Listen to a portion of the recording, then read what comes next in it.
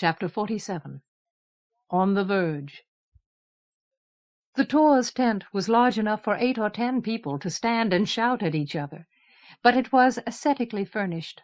1 bedroll for the lord, 1 for the guard at the tent flaps, a brazier for warmth, 3 lanterns hanging around the pole, the Tor's camp chair, a few other stools.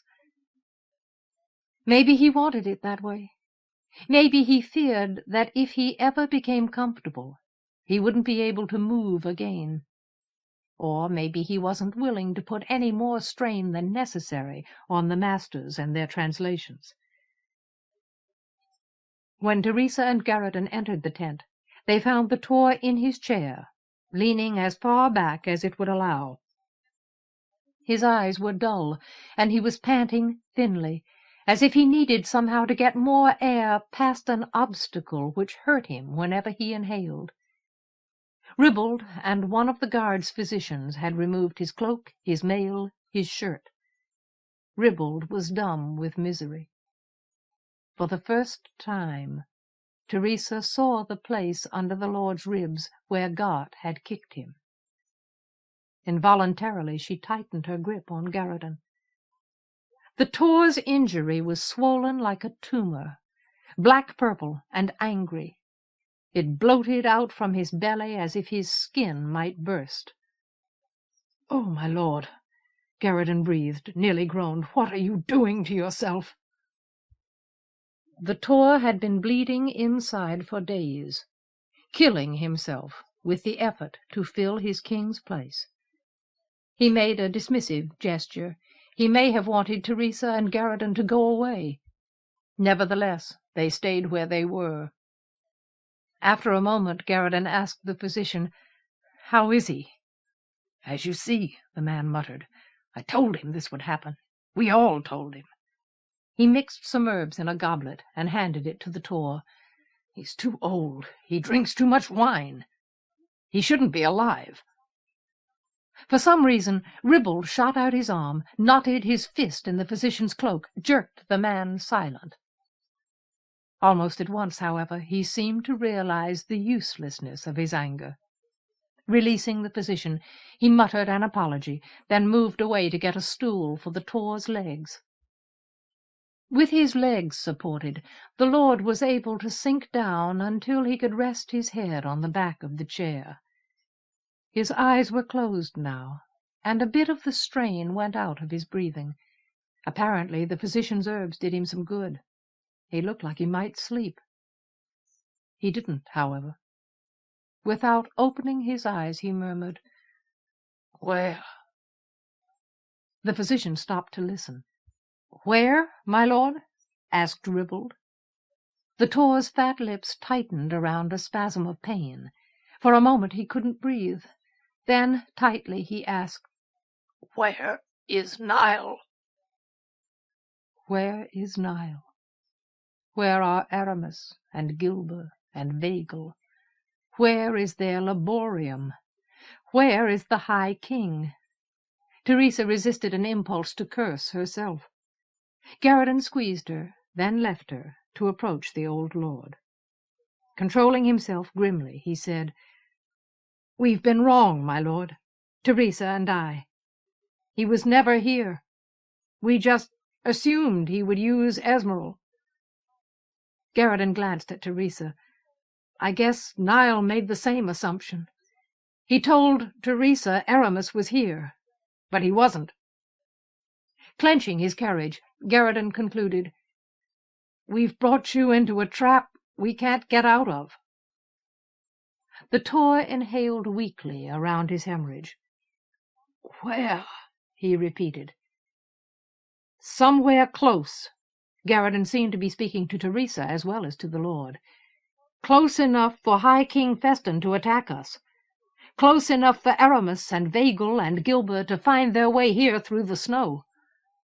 If I had to guess, I'd say the first thing Aramis did, after he decided he wanted to rule the world, maybe even before he found Vagel, was build a secret stronghold for himself.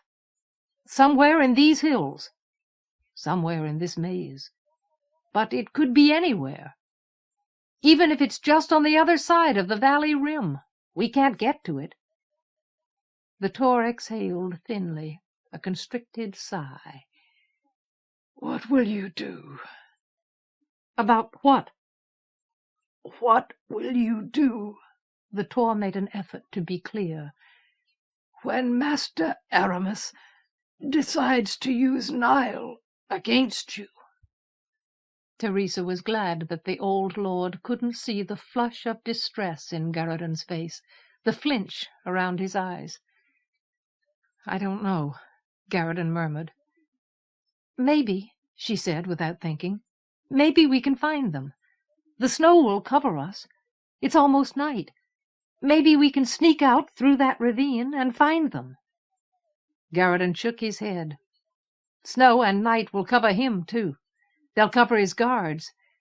If we don't get lost and freeze to death, we'll probably be captured. All right, it wasn't a good idea. But we've got to do something. We can't just sit here and watch. Watching the lords struggle to breathe made Teresa feel sick and wild. At that moment she heard voices outside the tent, a bark of command, a muffled acknowledgment. The tent flaps were swept aside, and King Joyce strode in. He startled Teresa so badly that she nearly stumbled to her knees. He was filthy. Clots of mud clung to his battle gear, his breastplate and mail leggings, the protective iron pallets on his shoulders, the brassards strapped to his arms. His mail had been cut, hacked at, by swords. Blows dented his breastplate. Blood stained his thick cloak and the leather under his armor. Black streaks marked the tooled scabbard which held his longsword. Grime filled his beard, caked his hair to his scalp. Nevertheless, he entered the tent like a much younger man. He strode forward with strength in his legs, authority in his arms, and his eyes flashed a blue so deep that it was almost purple. When he saw Teresa and Garridan, he grinned like a boy. "Well met! Better to come late than not to come at all, I always say." "My Lord King," Garridan breathed, gaping. He was too surprised to bow, almost too surprised to speak. "Are you hurt?" "A few scratches." The king's grin broadened into the smile Teresa remembered, the smile of innocence and pleasure, the sunrise which lit all his features and made him the kind of man for whom people were willing to die. "Nothing my enemies can pride themselves for." He might have gone on, but the Tor stopped him. Hearing King Joyce's voice, the old lord jerked up his head, snatched open his eyes. Urgently, almost frantically, he hauled his legs off the stool and blundered to his feet like a surfacing grampus. Around the vivid bulge of his hemorrhage, his bare skin looked as pale as disease, tarnished with frailty and need. Tottering, he caught a hand on Ribbald's shoulder. "Prince Cragen," he gasped. "Summon the prince." Then he plunged to his knees as if the ground had been cut out from under him. Ribbald started to help the lord, but King Joyce's presence daunted him. Bowing his face to the canvas, retching for breath, the Tor panted, "My Lord King, I beg you." King Joyce's smile turned to ashes on his face. "I beg you. I have brought your God and your Congery and all your friends to destruction. Tell me I have not betrayed you." "Betrayed me?"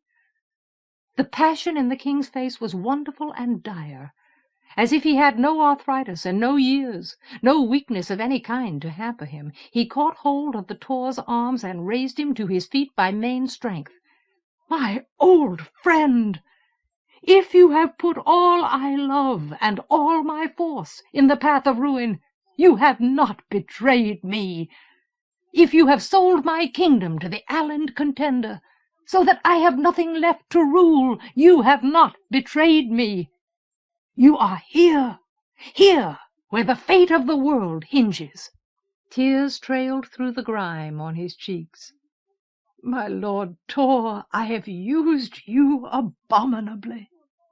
I considered you an obstacle, your loyalty a stumbling block, and you have served me better than my best hope."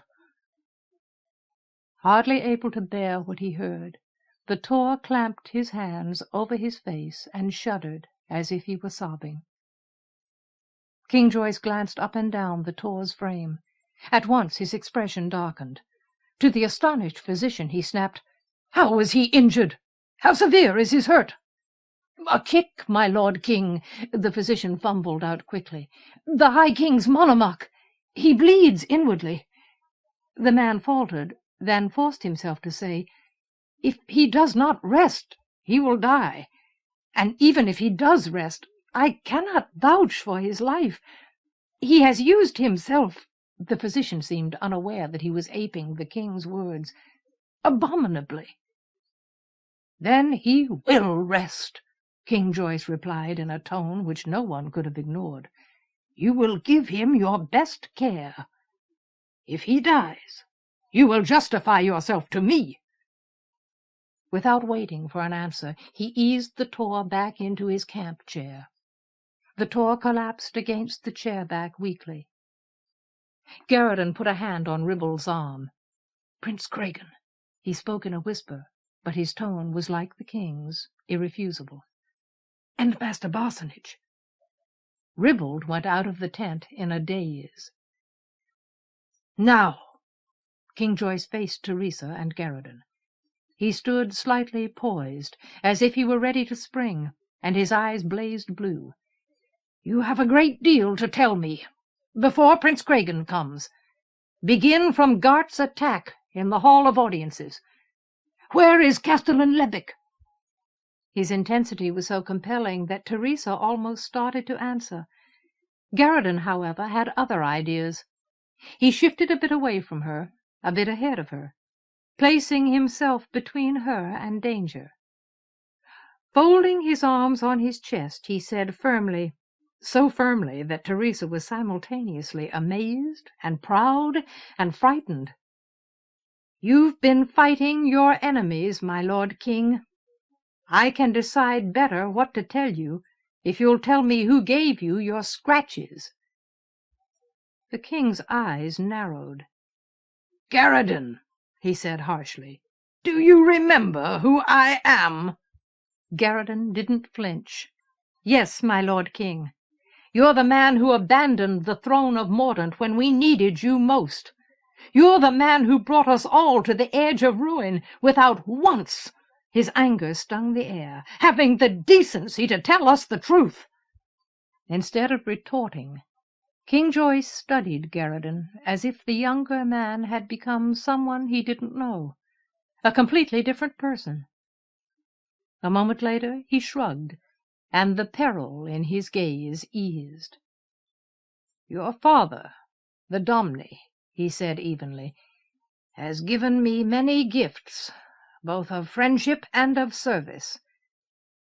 His greatest gift to me, however, is the loyalty of his sons.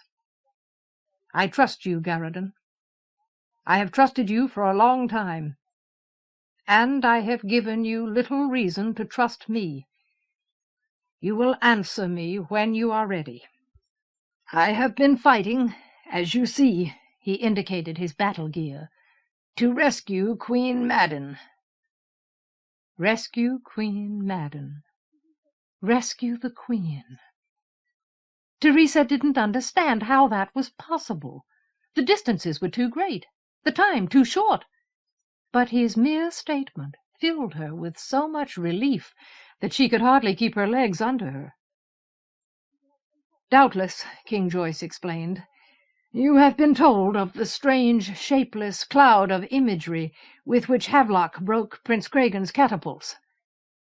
That shape is a creature, a being with which Havelock has contrived an improbable friendship.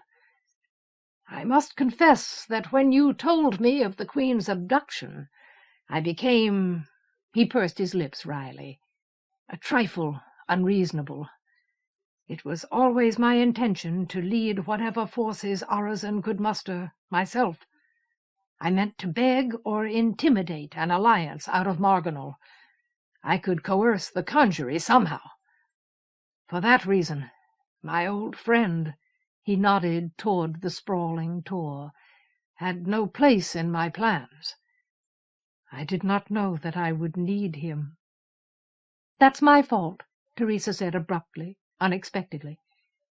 Garridan had placed himself between her and the king for a reason she ought to respect. Nevertheless, she couldn't keep still. "You were doing what you had to do. You hurt the Tor and Castellan Levick and Elliger and everyone else so they wouldn't realize your weakness was only a ploy, so they wouldn't betray you. But I already betrayed you. I told Aramis." The thought of her own folly choked her. "Told Aramis you knew what you were doing. That's why he took the Queen." King Joyce looked at her hard, so hard that she blushed in chagrin. Yet his gaze held no recrimination. After a brief pause he said, "My lady, you were provoked," and returned his attention to Garridan. "As I say," he continued, "I became unreasonable. I abandoned you. Though he pleaded with me to reconsider, I forced Havelock to translate his strange friend for me, and that shape bore me to the care of Fail, as swift as wings. At the debris of Vale House I found the trail of a motley collection of the Fail's old servants and soldiers attempting to pursue Torrent and the Queen. That trail led me eventually to Torrance. Eventually, I say, or I would have returned to you a day or more sooner, and so to Torrent herself and the Queen. At the cost of so much hardship and privation and danger," his eyes hinted at pride, "my demure and retiring daughter saved her mother. She enabled me to find the Queen and set her free.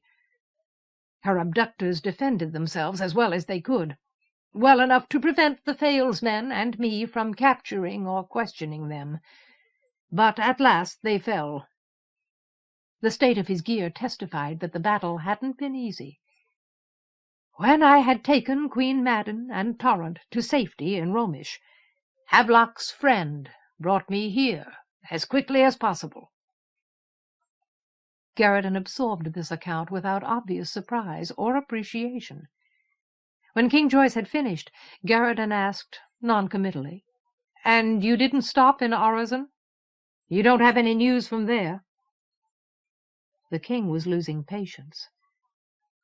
"Do I look like a man who has spent time on social amenities and conversation?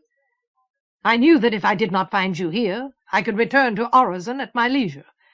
But if I had stopped there first and failed to find you, the delay might have made me too late to join you. I have learned nothing, heard nothing, since the moment I left the Hall of Audiences. Garridan," he concluded warningly, "I must know what has happened in my absence. I must hear the tale you brought to Urizen with Prince Cregan. I cannot go into battle without that knowledge." "My Lord King," Garridan responded, as if he were immune to Joyce's impatience, "Aramis is holding my brother Niall hostage somewhere near here. A stronghold of some kind, probably. Aramis is going to use him against us, against me, and it's my doing. If I hadn't been so determined to stop him from betraying you for Elliger and Prince Cregan, he never would have been vulnerable to Aramis. He wouldn't have been locked up where Aramis could get at him. But it's your doing, too. You've always been such a friend of the Domni. You welcomed Article. You went out of your way to draw me to you. And yet you always ignored Niall. His yearning was as great as mine. He has plenty of ability, and he was raised from the beginning on Article's stories about you, the Domni's stories. He would have been willing to kill for you by the time he was 6. "Garridan," King Joyce growled, Nevertheless, Garridan went on. Why didn't you value him at all? Why didn't you give him something to save him while he was still young enough to save? You exceed yourself, snapped the king. I have not come all this way to answer such questions. But you're going to answer this one, Garridan replied, as if he was sure, as if he had the capacity to make King Joyce do what he wanted. The hint of authority in his voice was so subtle that Teresa scarcely heard it. He meant to wrest some kind of truth from his king. And the king did answer. To her astonishment, he retreated, visibly, with a crestfallen air, a look of embarrassment. Garridan had touched an odd shame. Yes, he muttered. All right. You are right. I always did ignore him. There was always a quality in his dumb need which I disliked. He pitied himself before I could pity him, and so I had no desire to pity him. But that is not the reason. Artegall was another matter altogether. His talent with the sword was obvious. Anyone would have welcomed him. But you, Garridan.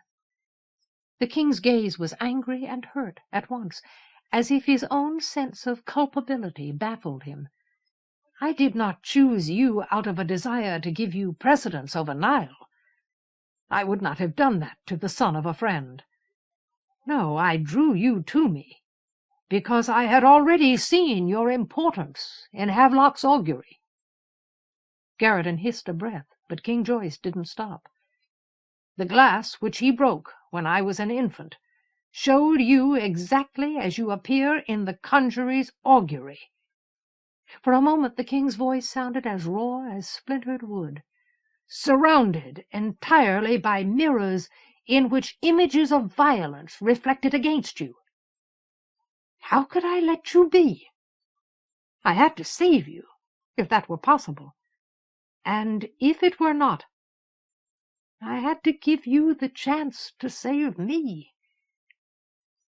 Garridan, King Joyce admitted in frank pain, on your father's love, I swear to you that I slighted Niall's yearning only because I was not wise enough to see where it would lead him.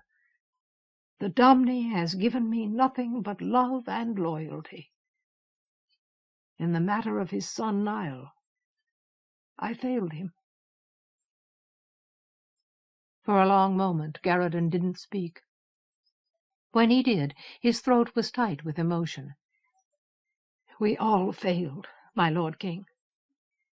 For my part, I swear to you, on my father's love, that I'll save you if I can, no matter how many people you've hurt. You haven't been honest with us for a long time, and I hate that. But you're still my king. Nobody can fill that place but you. Teresa couldn't keep quiet any longer. Castellan Lebic is dead, she put in cruelly, to get the king's attention. She needed answers of her own. Gott killed him. All he managed to do before he died was save the Tor. That made Garridan turn toward her, made King Joyce face her again. The two men looked unexpectedly like a match for each other, suited to meet each other's demands. I defended you, she said, with Lebic's body vivid in her mind, and the Purdons, with the Tor's hurt displayed under the light of the lanterns. I stood up in front of everybody and told them what Master Quillen told me. You made yourself the only reasonable target. So the enemies you hadn't been able to identify would attack you instead of someone else, somewhere else. I told them. That's why we're all here. We decided to trust you even after you abandoned us. But Master Quillen is dead. Castellan Lebic is dead. The Purdon is dead. The Tor is dying. Her distress accumulated as she spoke. She thought that she would never be reconciled to all the different kinds of pain King Joyce had exacted from his friends. Niall is a hostage, and Houseldon has been burned to the ground, and Stonewall is sinking in lava, And the Fale doesn't even have enough men left to rescue his own daughter. And now we're probably going to be slaughtered because we don't know where Aramis's stronghold is. Oh, curse you, you crazy old man. And I want to know how you stand it. How do you live with yourself? How do you expect us to trust you? You can't help us now." Overwhelmed by unpremeditated bitterness, Teresa cried, "You can't even beat Havelock at hopboard." Despite her outburst, however, King Joyce faced her gently. Her accusation hurt him less than Garridan's had. Maybe he was readier for it. His face softened while she protested against him. His gaze was blurred by compassion. He waited until she was finished. Then, incongruously, he pulled an old handkerchief out of the seam of his breastplate and handed it to her so that she could wipe her eyes. Garridan stood now at the king's shoulder as if he had been won over. "Teresa," he began, but King Joyce touched his arm, stopped him. "No, Garridan. I must answer her." "My lady, I have already proved myself to you, after a fashion. You have seen atrocities in Mordaunt, yet it was not I who perpetrated them. If I had not, as you say, made myself a target, if I had not risked those I love most in the name of my weakness, those atrocities would be everywhere.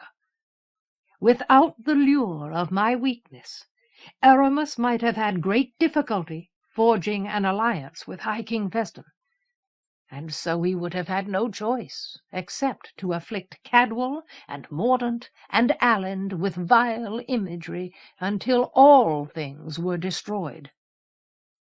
At the cost of Quillen's life, and Lebec's, and the Purdons, at the cost, yes, of my own wife's indignation, my own daughter's betrayal, I have procured my enemy's name as well as his attention, so that for Cadwal and Mordaunt and Aland there is still hope.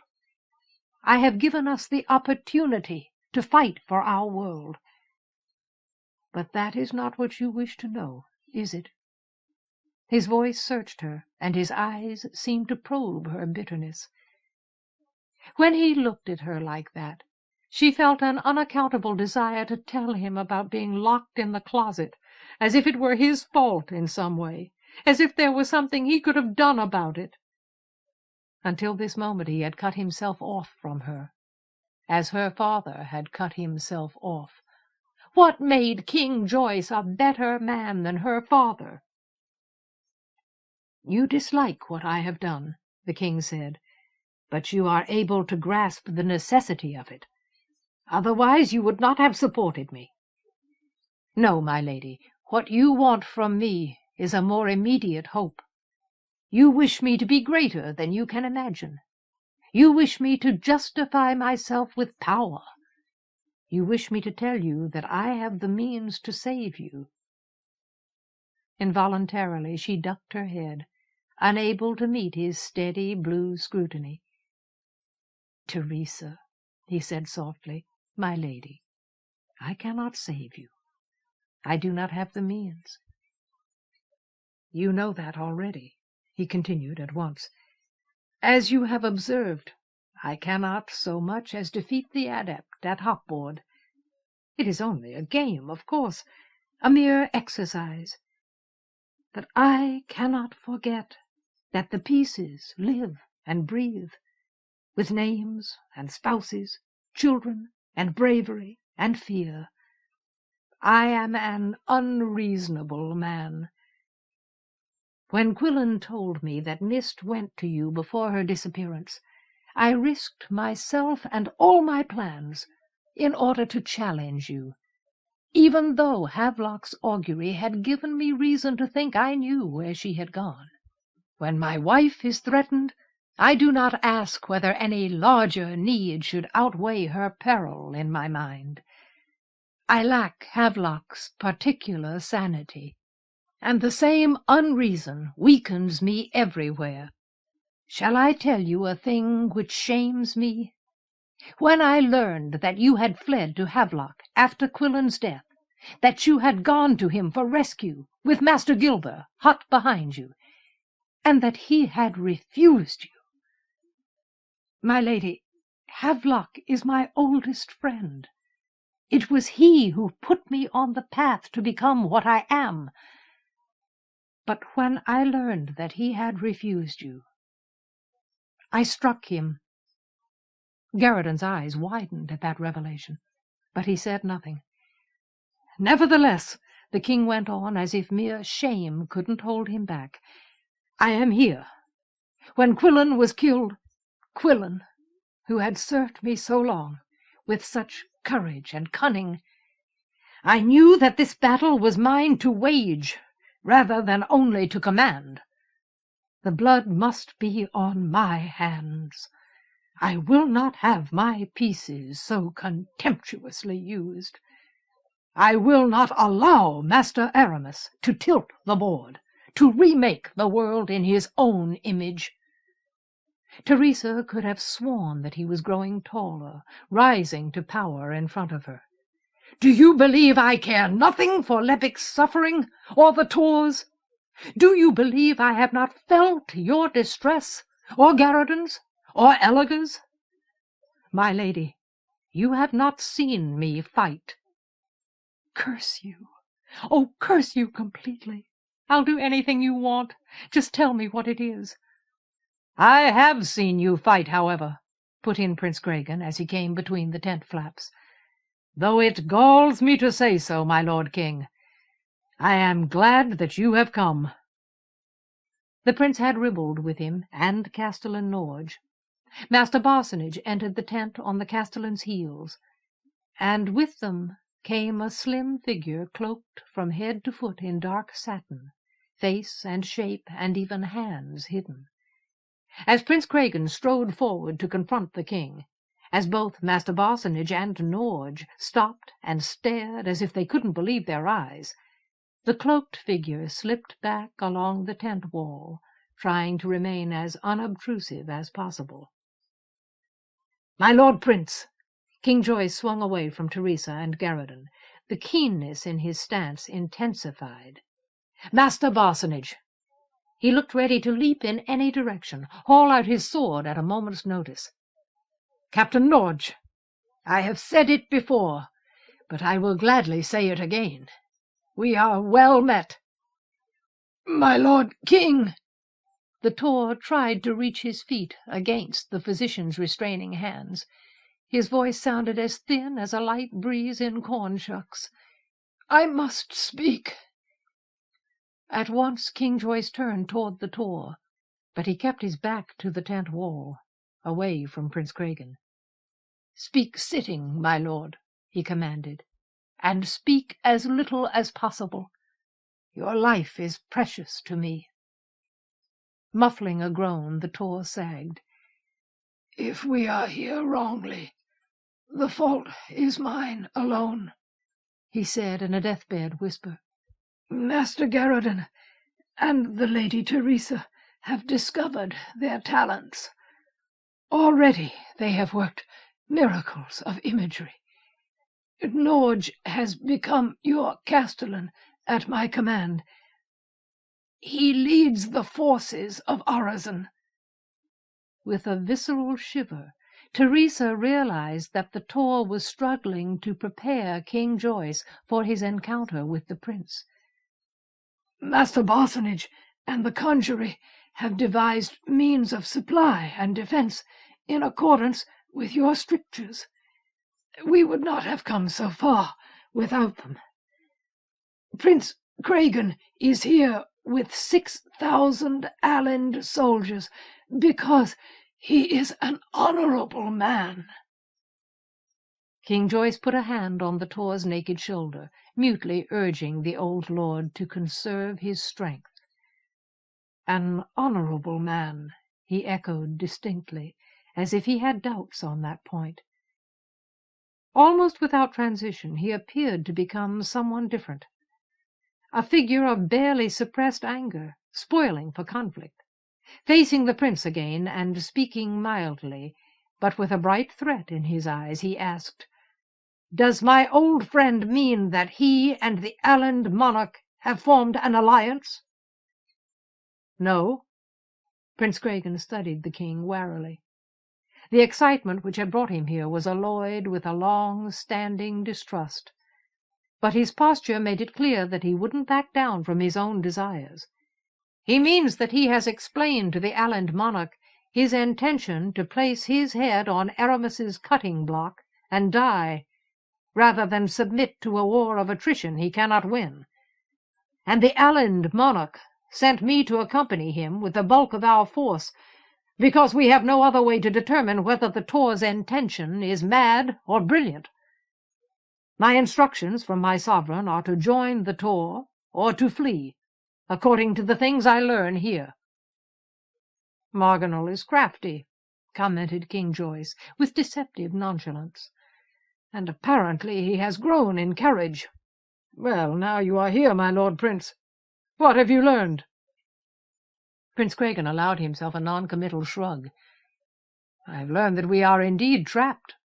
All our heads are on the cutting block, and Aland will stand or fall with Mordaunt, regardless of my instructions." "I think not," King Joyce retorted with the air of a man pouncing.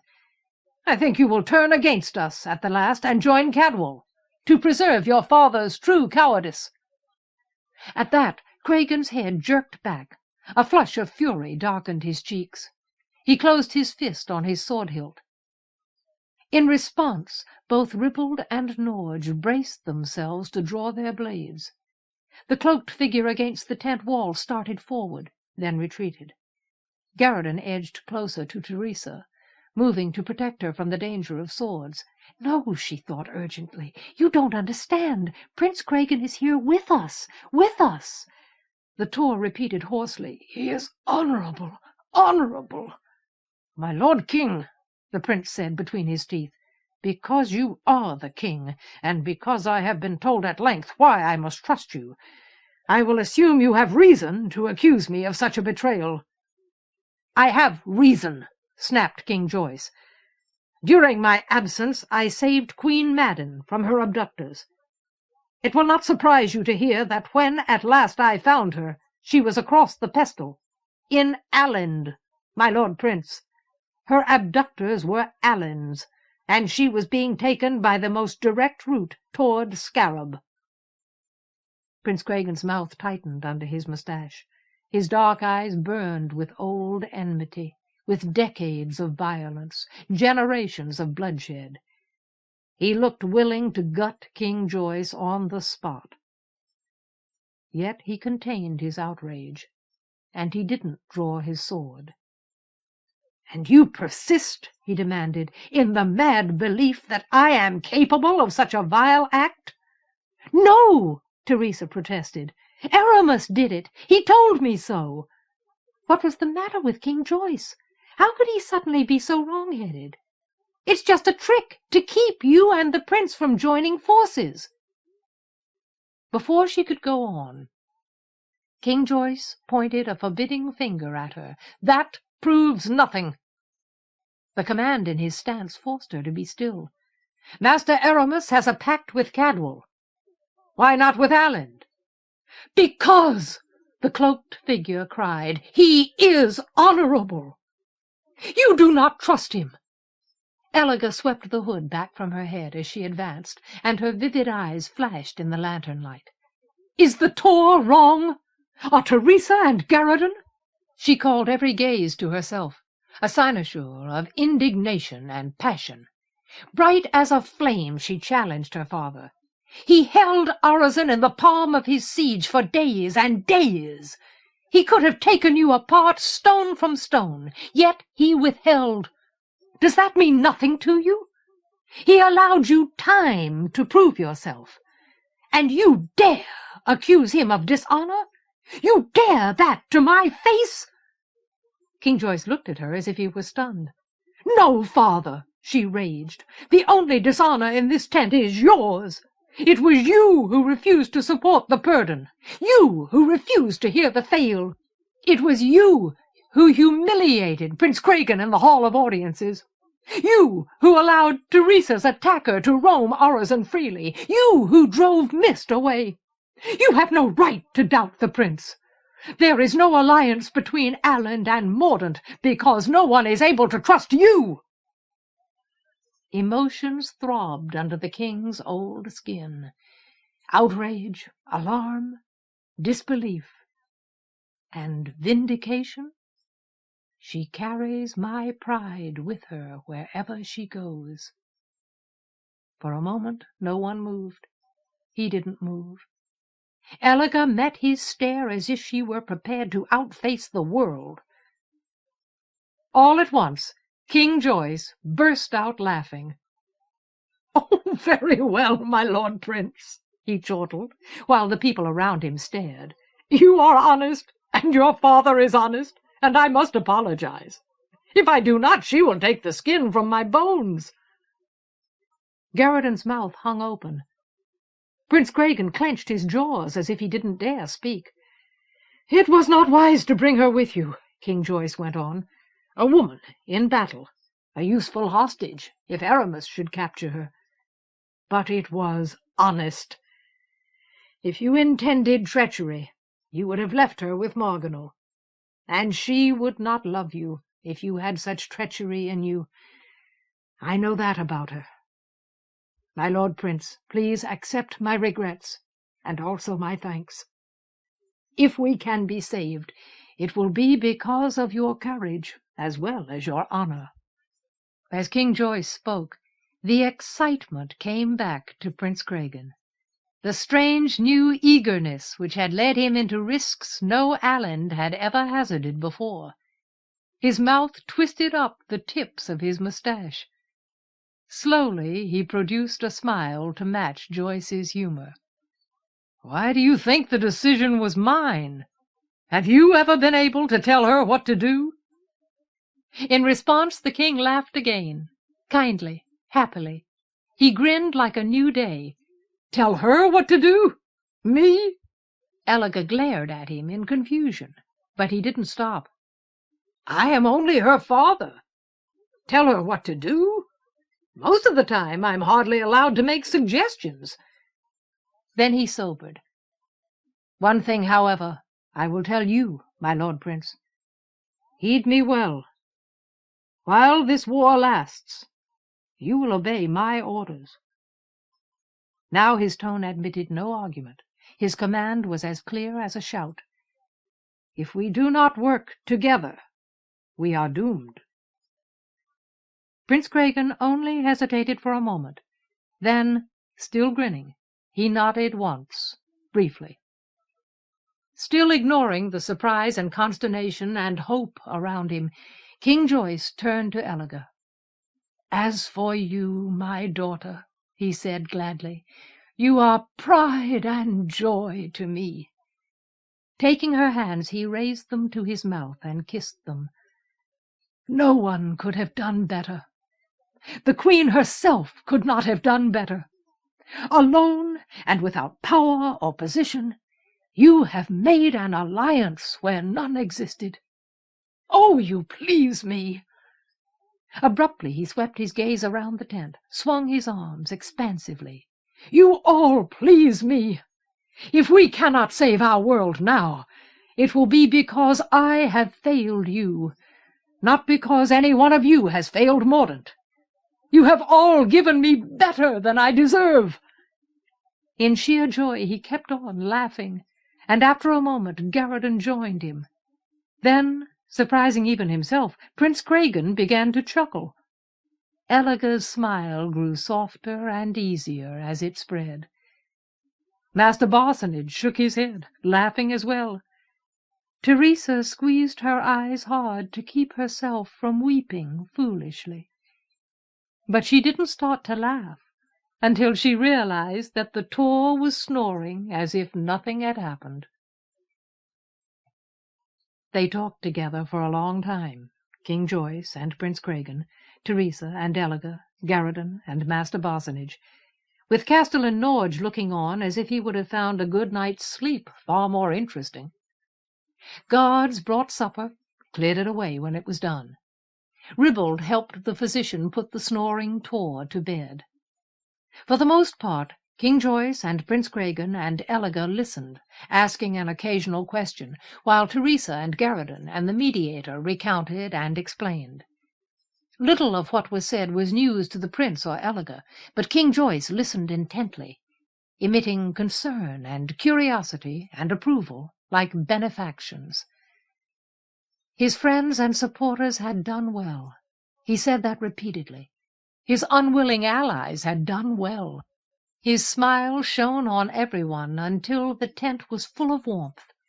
He seemed to take every sad or hurtful thing onto himself, so that no one around him felt blamed or criticized for confusion or distrust or failure. The time passed in a glow, and Teresa understood at last why so many people had loved and served him for so long. She no longer wondered why the Purdon had sacrificed himself and all his men for a king who had abandoned him, or why the Tor had come to her in the dungeon to beg her to save herself for the king's sake, or why the Domne was able to view the destruction of Houseldon without recrimination against his old friend, or why Queen Madden's first reaction on hearing of her husband's peril was to rejoin him. Teresa felt that way herself now, would have done those things herself. She felt that she had come through hate and defeat to something else, to a kind of settled commitment, a mood in which all things were possible. She wasn't exactly eager to face the coming day, but she wasn't afraid of it either. For his part, Garradon was eager. His eyes shone at his king, and he took every occasion he could find to look toward Teresa and smile, as if he wanted to say, "See, I told you he's worth serving." He didn't come down from happiness until the talk turned to battle plans. Master Barsonage described the Congery's resources, and King Joyce gave him instructions for the masters. The king and Prince Cregan devised chains of command, ways to convey messages. They made the best arrangements they could to treat the injured and feed the well. They deployed in their minds the forces of horse and foot, and gradually Garradon's expression turned somber. "What troubles you, Garradon?" asked Prince Cregan eventually. Garradon shook his head, staring at nothing. "Say it, Garradon," King Joyce urged mildly. "Words will not hurt us." "I'm sorry, my Lord King. My Lord Prince." Garradon tried to force a happier look onto his face, without much success. "Nothing's wrong.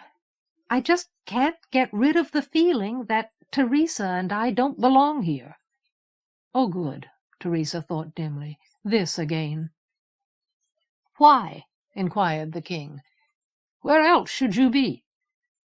Garradon grimaced in exasperation. "I have no idea." Almost at once, however, he added, "But it's obvious we're useless where we are. The Congery doesn't really have mirrors to spare for us, and if we had mirrors, what could we do?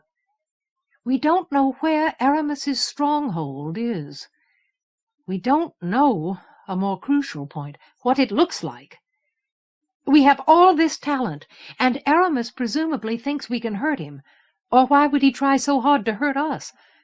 But there doesn't seem to be anything we can do." Prince Cregan frowned studiously. Elegor nodded, as if she understood the problem. But for some reason King Joyce seemed unable to take Garradon's concerns seriously.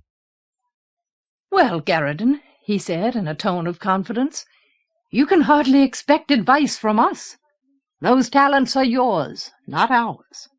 You are the only judge of what you can and cannot do." "True," put in Master Barsonage. He seemed glad that he wasn't responsible for whatever Garradon and Teresa did. "You will think of something in good time," concluded the king comfortably. Before anyone could object, he began to dismiss his companions so that they all could get a few hours of sleep. Teresa made sure that Garradon came with her when she left the Tor's tent. He wasn't actually reluctant to accompany her. He was simply so caught up in King Joyce that he had trouble tearing himself away.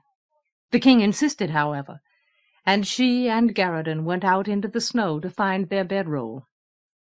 She had no intention of sleeping.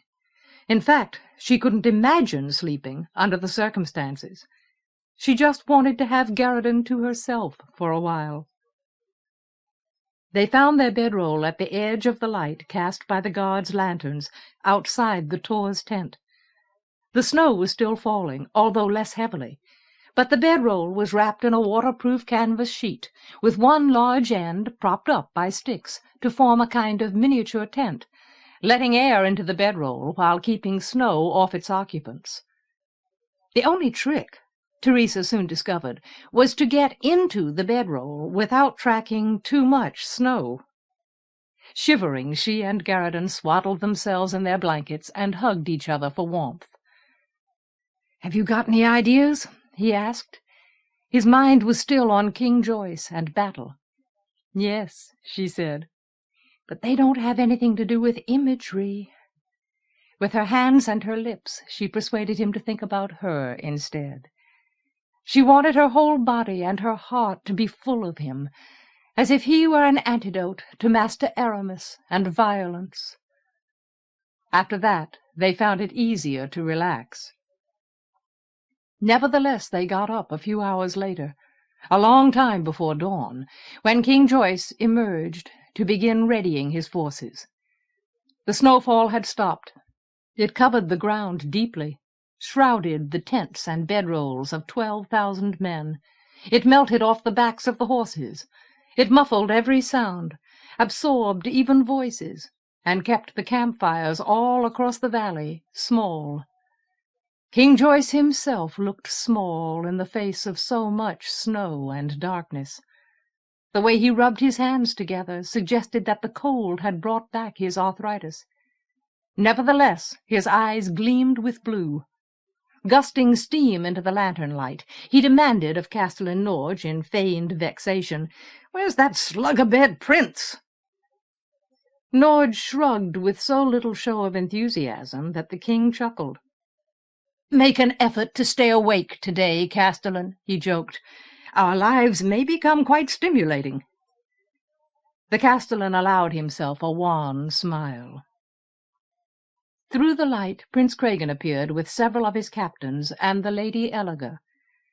Together he and King Joyce moved away to visit as much of their combined army as possible, ostensibly to explain their plans and reassure their men, but primarily to make King Joyce's presence and his alliance with Aland as widely felt as possible, to give every soldier and guard as many reasons for hope as possible. At the same time, Master Barsonage and the Congery began to unpack mirrors. The imagers needed time to get into position and to conceal themselves. Several hundred men went with them to defend them and their mirrors. At the tent flaps, Teresa and Garradin learned from Ribald that the Tor was still sleeping. They left the old lord. With Epilogue, they watched the army prepare. The mediator and his comrades translated more food from Orazon. Horsemen delivered supplies throughout the camp, and brought bedrolls and tents by the thousands back to the masters. Huge stacks of hay appeared and were carried away for the mounts. The entire valley seethed with motion, dimly seen by firelight from the higher ground where the Tor's tent had been pitched, as thousands of men visited the brook and the latrines and the cooking fires. "What do you think our chances are?" Teresa asked, to ease the cold anxiety gnawing inside her. "We're well bottled in this valley," Garradin muttered. "That's bad. On the other hand, it looks like we can only be attacked from one direction. The defile is too narrow. They can't send enough men through it fast enough to hurt us seriously. That's good. So what they'll try to do is drive us toward the walls. If we get too close, they can drop all kinds of things on us." "If Aramis has a mirror with Esmeralda in the image," Teresa said, "or any part of this valley—" "Then," Garradin finished for her, He can attack us any way he wants." Abruptly he turned and looked at her hard. "But he won't. He won't risk it. He'll be afraid of you. If you shattered his glass, he wouldn't be able to see what's going on. What you did back at the crossroads is going to save us. If you hadn't done that, we'd probably all be dead by now." She didn't know how true that was. Nevertheless, the fact that he said it loosened a knot inside her. "Thanks," she murmured to him privately. "And there are other hopes," the Lady Epilogue commented. While darkness still filled the valley, her indoor beauty clung to her, and in the lantern light her eyes seemed luminous with knowledge. "The world is full of strange things which our enemies do not understand. Master Aramis comprehends only fear and power. He is blinded by his contempt. He does not grasp how far valor may go against him." Teresa hardly heard the king's daughter. She was thinking, "Choose your risks more carefully." And she was thinking, "We're useless where we are." Garradon had the strongest feeling. Unfortunately, no flash of inspiration came to her. The sky began to grow pale.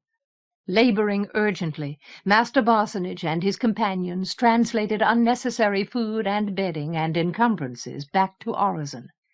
Scouts were sent to watch the foot of the valley. Shifting through the gloom, the army moved into its battle formation, wedge-shaped, like the valley, but reversed, so that an attack from the foot of the valley would meet the point of the wedge and split, be forced against the walls itself, a wedge with mounted troops at the edges for mobility, and a corps of foot soldiers for strength. When the sky grew pale enough to cast the valley rim into stark relief, everyone saw that during the night siege engines had been pulled into place. Catapults, black against the pearl heavens, 9 of them around the valley, ready to pitch rocks or boulders onto the heads of Mordaunt's defenders. Teresa groaned uselessly. A murmur rose from the army. At first she thought it was a reaction to the catapults, but then she saw King Joyce striding toward her from among the troops, holding his standard high in his fists. On the hillside leading up to the Tor's tent, he fixed his plain purple pennon, drove the butt of the standard into the snow and the ground. The flag rose and fluttered there, as if he had brought it straight from the master's augury. "Here we stand!" Teresa had the impression that King Joyce wasn't shouting, yet his voice carried as if it could reach every corner of the valley. "Let them come against us if they dare!" No one cheered. No one got the chance. Without warning, the beat of a war drum throbbed in the air. The sound came from far away, down below the foot of the valley. Yet, like the king's voice, it carried a flat, fatal pulse, so visceral that Teresa seemed to hear it with her throat and chest rather than her ears. And from below the foot of the valley, the darkness gathered into motion. Chapter 48. The Congery at Work. The beat of the drums didn't waver. It continued to labor up the valley like the march of doom. During the night the sky had blown clear. Now, as the sun rose, the heavens modulated from pearl to an ineffable purple blue, transforming to vastness the mere scrap of King Joyce's pennon. Although the valley remained in a clenched gloom, enshadowed by its walls, the effect of clear daylight around the ramparts was to make the catapults look smaller, less imposing. According to the sun, those siege engines were only sticks of wood lashed together, as capable as toys of throwing a few rocks at irregular intervals. And the snow gave the ramparts themselves an aspect of enchantment and play. Teresa didn't believe it. King Joyce's men were vulnerable to toys which threw rocks. King Joyce obviously didn't believe it either. After he had set his standard and cast his defiance, he called together Castellan Norge, his captains, and Prince Cregan, as well as all the masters who weren't already deployed. Teresa, Garradon, and the Lady Epilogue joined him in time to hear him say, "We are readier to meet the High King than he thinks, thanks to the forces of the Aland monarch, and to the dedication of the Congery. Nevertheless, he has sprung his trap well. We must find a reply to those catapults. Men who must dodge danger from the sky will not fight well on the ground." "The best thing," Norge observed, "would be to circle around behind them. But we can't do that. I'm willing to wager Feston has the defiled sealed." "Find out," commanded the king. With a nod, Castellan Norge sent one of his captains to lead a scouting party. "Do you have any ideas, my Lord Prince?" King Joyce asked. Prince Cregan squinted up at the walls. Slowly he said, "There are regions of Aland, especially among the lieges, where the villagers cannot get to market without scaling cliffs as bad as these. I have men who are good with ropes and rock." "My Lord Prince," one of the captains objected, "Cadwal isn't going to leave those catapults unprotected. Anybody who climbs those walls is going to be defenseless on the way up, and outnumbered at the top." "We must make the attempt in any case," King Joyce pronounced. He wasn't looking at Prince Cregan or the captains. He was looking at the gathered masters. "Any harm we can do to those catapults will be worth the cost." Several of the masters shuffled their feet. Some of them studied the ground. In their robes and chasubles they seemed decidedly unadventuresome. Without the mediator to lead or goad them, they had the air of men who would have preferred to be at home doing research. After a moment, however, Master Vixix cleared his throat. "My Lord King," he rubbed a nervous hand through his thatch of hair, "I have a small glass I shaped as an apt. It shows little more than a puddle of dank water, but when I translated a bit of that water, purely as an experiment, it ate a hole in my work-table. I carry it to defend myself." King Joyce nodded sharply. "Very good, Master Vixix. Can you climb?" The master shrugged, showing as much discomfort as his bland features allowed. "I fear not, my Lord King." "He can be carried," said Prince Cregan. Vixix faltered for a moment. Then he took a deep breath. After all, he was old enough to remember Joyce's years of glory. "I will do whatever I can, my Lord King." "Very good," King Joyce repeated, and turned his attention to the other masters. Eventually 3 more imagers admitted that they carried personal mirrors which might be useful against a catapult, or a catapult's defenders. With Master Vixix, they were hustled away by one of Prince Cregan's captains. Garradon met Teresa's gaze and shrugged ruefully. Epilogue studied the lower end of the valley as if she expected some kind of alteration to take place when the sun rose high enough, changing the churned and clotted snow until it became a setting for wonders.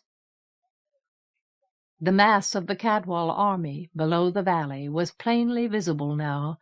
Sunlight, blocked from the valley itself, caught the standards and armor of High King Feston's forces and made them shine. 20,000 men? Teresa wondered.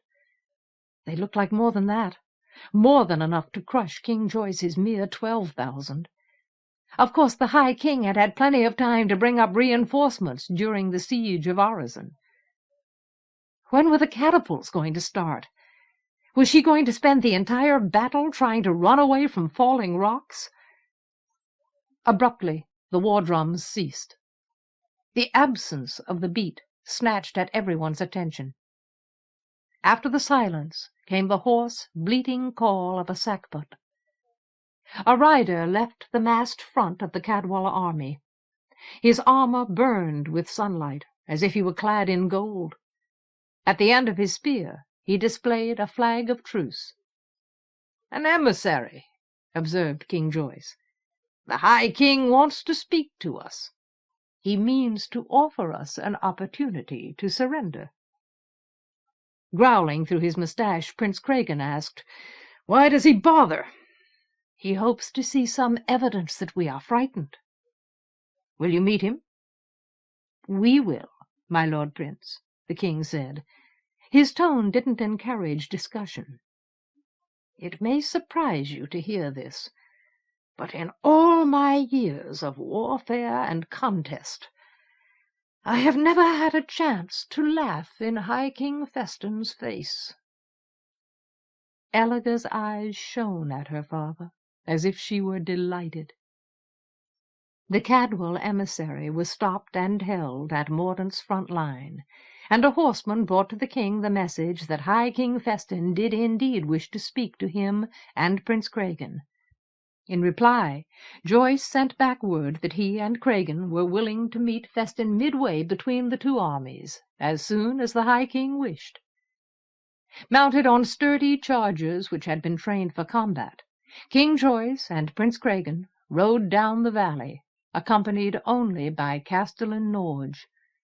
Before them stretched the Cadwal army, as unbreachable as a cliff, and above them, on the ramparts, the catapults watched and waited, apparently oblivious to several hundred men with ropes and 4 masters who were already attempting to scale the walls at a number of different points.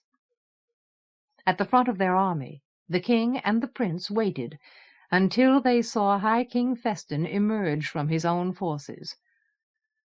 "Watch for treachery," Norge warned, stifling a yawn. "Treachery?" King Joyce chuckled grimly. "The High King only betrays those he fears. At the moment I feel quite certain he does not fear us. That is his weakness." At once he amended, "one of his weaknesses." "My Lord King," Prince Cregan said, like a salute, "I admire your confidence." King Joyce gave his ally a fierce grin. "You justify it, my Lord Prince." When they saw the High King leave his guards behind, they rode out alone to meet him, crossing clean white snow, unmarked except by the emissary's passage. At the agreed spot, a long bowshot from both armies, the 3 men came together. No one offered to dismount, and High King Feston kept some distance between himself and his enemies, as if he expected them to do something desperate. The stamping of the horses raised gusts of dry snow around the riders. He was a short man, too short, really, for all the power he wielded. He compensated for his shortness, however, by wearing a golden helmet topped with a long spike and an elaborate plume. Between the cheek plates of his helmet his eyes were stark, as if he had outlined them with kohl to give them force. His beard, as it curled against the gold breastplate of his armor, was dark and lustrous, probably dyed. Only the lines and wrinkles hidden under his whiskers betrayed that he was older than King Joyce, and dedicated to his pleasures. Ignoring Prince Cregan, he said, "Well, Joyce," as if he and the king were intimately familiar, despite the fact that they had never met. "After years of success, you have come to a sorry end." "Do you think so?" King Joyce smiled a smile which held no innocence at all. "I am rather pleased with myself. At last I have a chance to deal with all my enemies at once. It was only with the greatest reluctance that I allowed the Allind contender to persuade me to offer you this one last chance for surrender." If this remark surprised Prince Cregan, he didn't show it. "Surrender?" spat the High King. Clearly King Joyce had caught him off balance. "You wish me to surrender?" King Joyce shrugged, as if only his sense of humor kept him from losing interest in the conversation altogether. "Why not? You cannot win this war. The best you can hope for is the chance to save your life by throwing yourself on my mercy. You may be unaware," he went on, before High King Feston could sputter a retort, "that your master Aramis has offered me an alliance against you, which I have accepted." "That is a lie!" the High King shouted, momentarily apoplectic. Quickly, however, he regained control of himself. In a colder voice, a tone unacquainted with pity, he said, "Master Aramis is mendacious, of course, but I have not trusted him blindly. Gart is with him, and he knows that I have commanded Gart to gut him at the slightest hint of treachery. Also, he is aware that I no longer need him. I can crush you now." He knotted his fist in the air. "Without imagery. You have no alliance with him, and the strength of Aland is as paltry as your own. No, Joyce, it is you who must surrender, and you must surrender now, or the chance will be lost. You have thwarted me for years, denied me for decades. The rule which is my right you have cut apart and dissipated and limited. You have opposed my will, killed my strength. You have denied me imagery. There is no day of my life which you have not made less. If you do not capitulate to me here, I will exterminate you and all you have ever loved as easily as I exterminate rats." At that, King Joyce looked over at Prince Cregan. Mock seriously, he said, "Come, my Lord Prince, this discussion is pointless. The High King insists on jesting with us. In all the world, no one has ever succeeded at exterminating rats." Casually, he turned his horse away. His dark eyes gleaming, Prince Cregan did the same. Together they rode back to their troops. The High King was left so furious that he seemed to froth at the mouth. That was Joyce's way of laughing in his face. Behind them the sackbut blared again and again. With a palpable thud, the war drums resumed their labor. Around the valley rim, all the catapults began to cock their arms. "Now," said King Joyce to the Prince and Castellan Norge, "if Master Barsonage is ready, we are ready.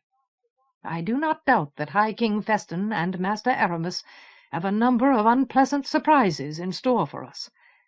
For the present, however, we will stand or fall according to our success against those engines." Prince Cregan considered what could be seen of the men climbing the walls.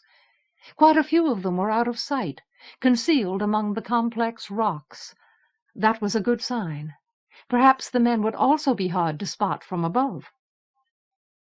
Grimly, the prince reported, "Each catapult will be able to throw at least twice before it is threatened." King Joyce nodded. "Castellan, only the front lines are required for battle. Say 3,000 men. Unless Master Barsonage miscalculates.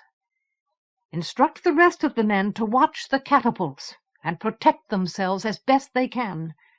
Oh, and ready the physicians," he added before Norge could ride off. "Provide horses for litters. Tell them we will use Esmeralda as our infirmary. It is unpleasant, but we have no other shelter to offer the injured." "Yes, my Lord King." Castellan Norge spurred away. The king and Prince Cregan returned to the pennon, where Teresa, Garradon, and Epilogue waited, fretting. The massed front of the Cadwal army was in motion, marching to the insistence of the war drums. As that army approached the foot of the valley, it took on its attacking formation. A corps of horsemen, like the shaft and point of an arrow, flanks of foot soldiers on both sides to provide the cutting edges of the arrowhead. The pulse of the drums quickened slightly. The army increased its pace. All the catapults were cocked. Now they took on their loads. Apparently, High King Feston wanted to time his charge so that it coincided with the first throw of the engines. King Joyce remained on his mount to improve his view down the valley. From horseback he looked tall and sure, capable of anything. "Sound my call," he said to his standard-bearer, who stood guard at the pennon. Putting his trumpet to his lips, the standard-bearer raised a blast like a shout into the morning. The sackbut bleated in response, 3 hoarse bursts. With their spears set, the Cadwal horsemen kicked their chargers into a controlled canter, an attacking stride. The king's forces braced themselves to receive the assault. Castellan Norge had gone to join them, so that his orders wouldn't need to be relayed down the length of the valley. "Now," King Joyce commented to no one in particular, "we shall see if Master Barsonage is as good as his word." Teresa's chest hurt as if she were holding her breath. Involuntarily she clasped Garridan's hand, gripped it hard. He tried to murmur something reassuring, but she didn't hear him. She was focused on the drums and the horses, the coming thunder of hooves. Over the heads of Mordaunt's defenders she saw the Cadwal horse charge into the valley. At that moment all the catapults threw. The brutal sound they made as their arms hit the stops caught at her, jerked her head up. Boulders this time, 9 of them, imponderably graceful as they arced against the sky's blue, stones as big as ponies, just to show what the engines could do. A chaotic yell went up from the army, shouts of warning, cries of fear, urgent commands.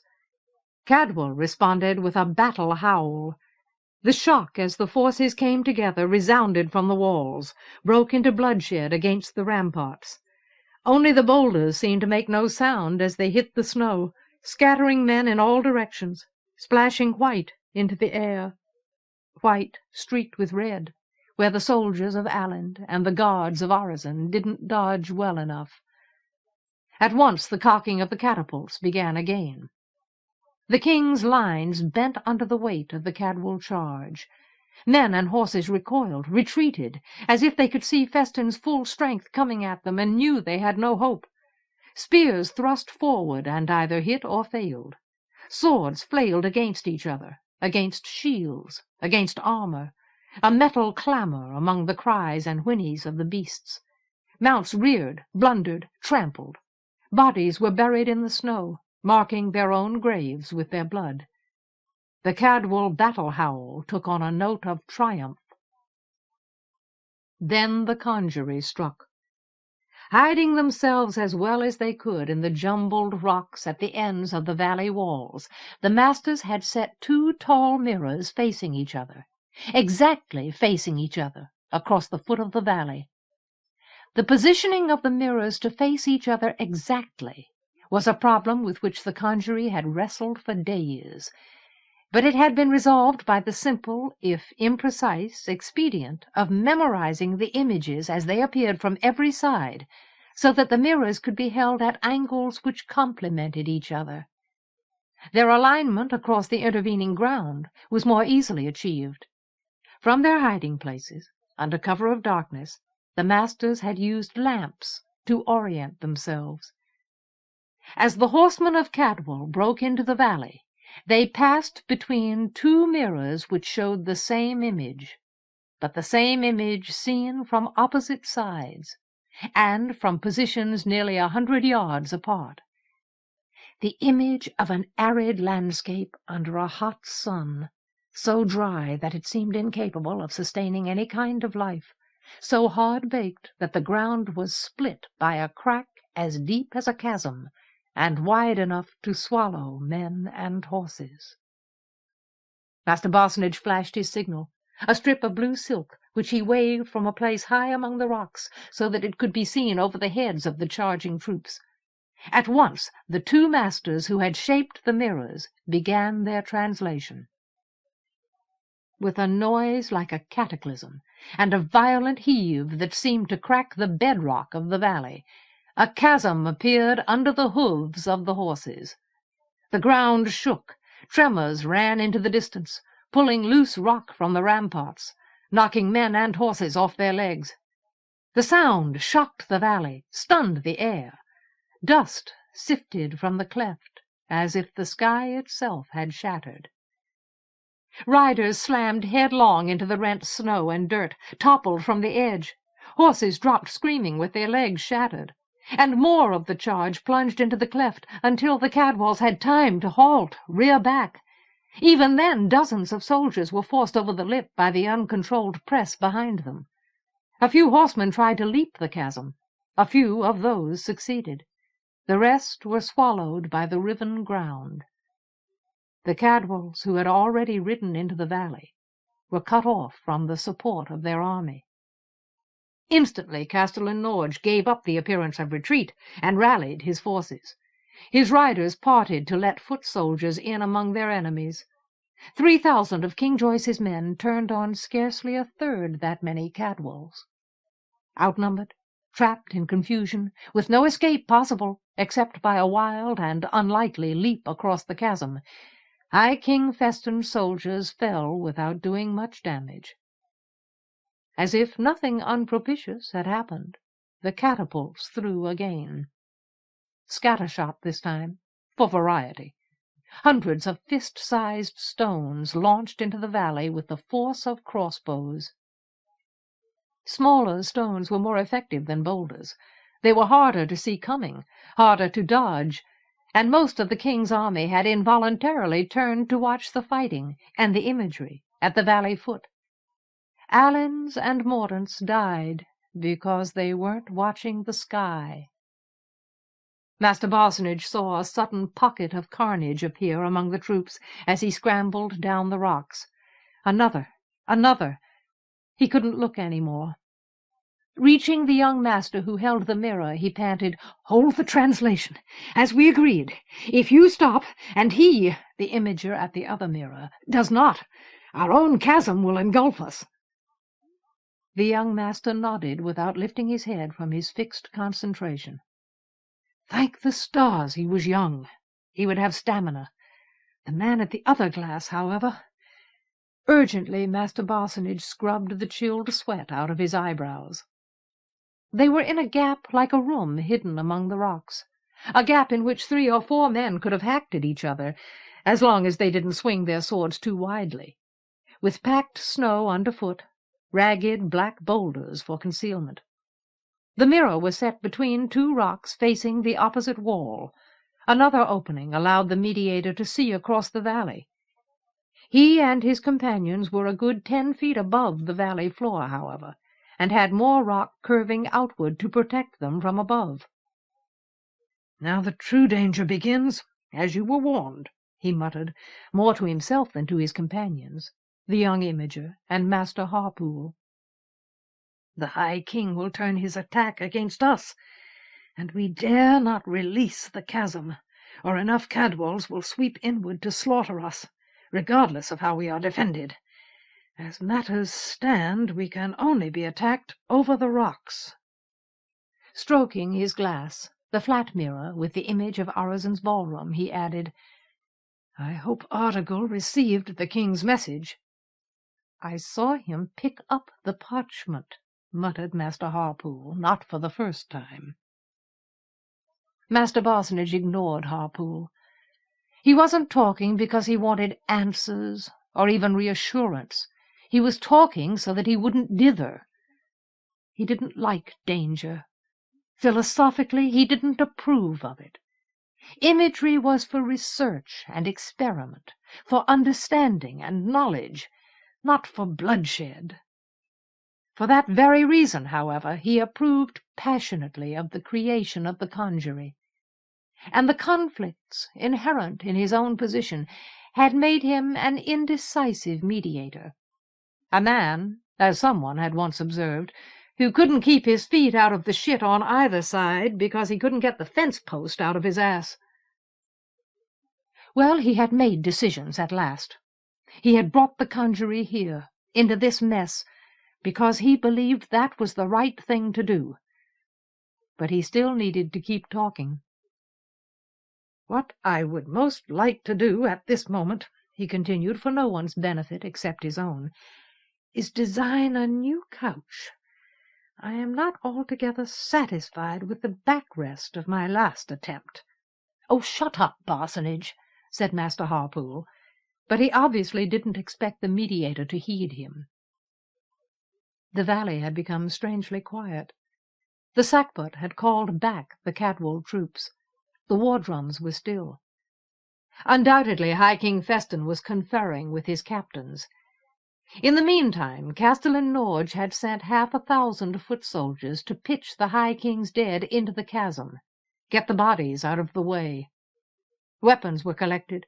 Uninjured horses were appropriated. Wounded men were unceremoniously clubbed senseless and taken to the infirmary. Everything else had to go. "If you were the High King, Master Harpool," Master Parsonage asked pointlessly, "how much time would you require to get 500 men into the rocks above us?" The two imagers were old friends. "Oh, shut up, Parsonage," Harpool repeated. Most of the catapults were ready to throw again.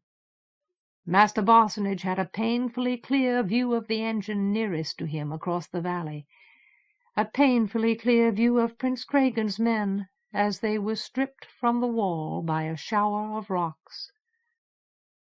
As far as he could see, none of them survived the fall. In contrast, the next catapult, cocked ready to throw, abruptly twisted itself into a wreck and collapsed, as if some of its crucial lashings had been cut or burned away, so that it was destroyed by its own force. Consumed by vexation, the Cadwals around the wrecked engine hurled a number of bodies off the rampart. Master Parsonage distinctly saw a chasuble flutter to the valley floor. "Vixix," he muttered. "May the stars have mercy on you, Master Aramis, for I will not, if I ever get the chance." He did his best to tally the next throw, but he wasn't sure of the results. He thought he saw 7 boulders thud into the army. One of them smashed a squad of injured Cadwals on its way to the infirmary, no great loss, killing at least one physician, a serious blow. 7. Had some of Prince Cragan's climbers succeeded? They must have. "The difficulty of backrests," he said through his teeth, "is that they must suit such a variety of backs." The young master at the mirror was beginning to breathe like a poorly trained runner. Sweat trickled from his beardless chin to the ground at his feet, where it grew slowly into ice. Shaded from the sun, the air in the gap was cold. One of his hands was clenched too tightly on the frame. The other rubbed the mimosa wood too hard, threatening the focus of the image. Master Parsonage was absolutely sure that he heard boots and armor among the rocks above him. The chasm was vital now, vital. The masters were prepared to release it if necessary, close it. If, for instance, the Cadwals threw a bridge across the cleft, the chasm could be erased and then replaced, destroying the bridge. Nevertheless, for the sake of the mirrors themselves, the translation had to remain steady. If the chasm wavered or failed, nothing could stop the Cadwals from shattering the mirrors or killing the imagers. In theory, at least, King Joyce's men and the masters were ready for any attack which came at them over the rocks. "Gently," the mediator breathed into the young imager's ear. "Gently. You are a master. A master. Translation has become a simple matter for you, an easy matter. You do not require such effort. Only relax. Hold the translation in your mind. Let your arms rest." The young master didn't nod or speak. His eyes were shut in strain. Nevertheless, he managed to soften his grip, ease his rubbing. Some of the exertion left his shoulders. "Good," Master Parsonage whispered. "You are doing well. Very well indeed. He was sure he heard boots and armor in the rocks. He was right. From a hiding-place 20 yards away, one of Norge's bowmen loosed a shaft, and a Cadwal with an arrow in his throat dove head-first down the wall, gurgling audibly as he fell. Past the young master's shoulder, Barsonage saw soldiers of all kinds clambering toward the opposite mirror. "Be ready, Harpool," he breathed. "Cover yourself with your glass. Remember that a mirror open for translation cannot be broken from the front." For some reason Master Harpool chose this moment to say, "You know, Marsonage, my wife begged me to stay at home. Said I was too old for such goings-on. If I failed to return, she promised to curse me." Without warning, his old eyes spilled tears. "Look out!" yelled a guard. Arrows flew. Cadwal staggered down the rocks, spilling blood everywhere. "Cover yourself, you old fool!" Master Barsonage cried in desperation. He himself was set to protect the opening through which he watched the valley.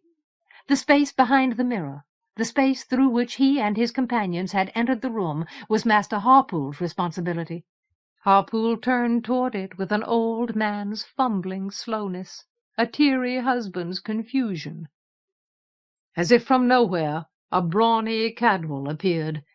He wore a helmet spiked like a less assertive version of the High King's, a brass breastplate rubbed to resemble gold. The longsword in his hand looked heavy enough to behead cattle. "Here!" he roared when he saw the masters. "Found 'em!" So quickly that Master Barsonage had no chance to do anything except flinch. The Cadwal drove his sword straight at Master Harpool's glass.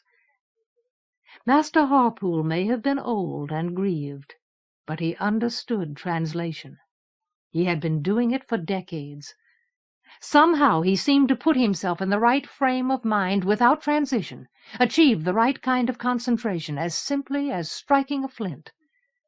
The sword passed into the glass. Carried forward by his own momentum, the Cadwal stumbled into the image and vanished. Into the ballroom of Orozen, where, the mediator devoutly hoped, Artegall was ready to receive such gifts. Another Cadwal came after the first. He fell into the mirror with an arrow in his back, already dead. Master Barsonage was too busy watching Harpool. He missed the rope as it uncoiled across the opening he was supposed to guard.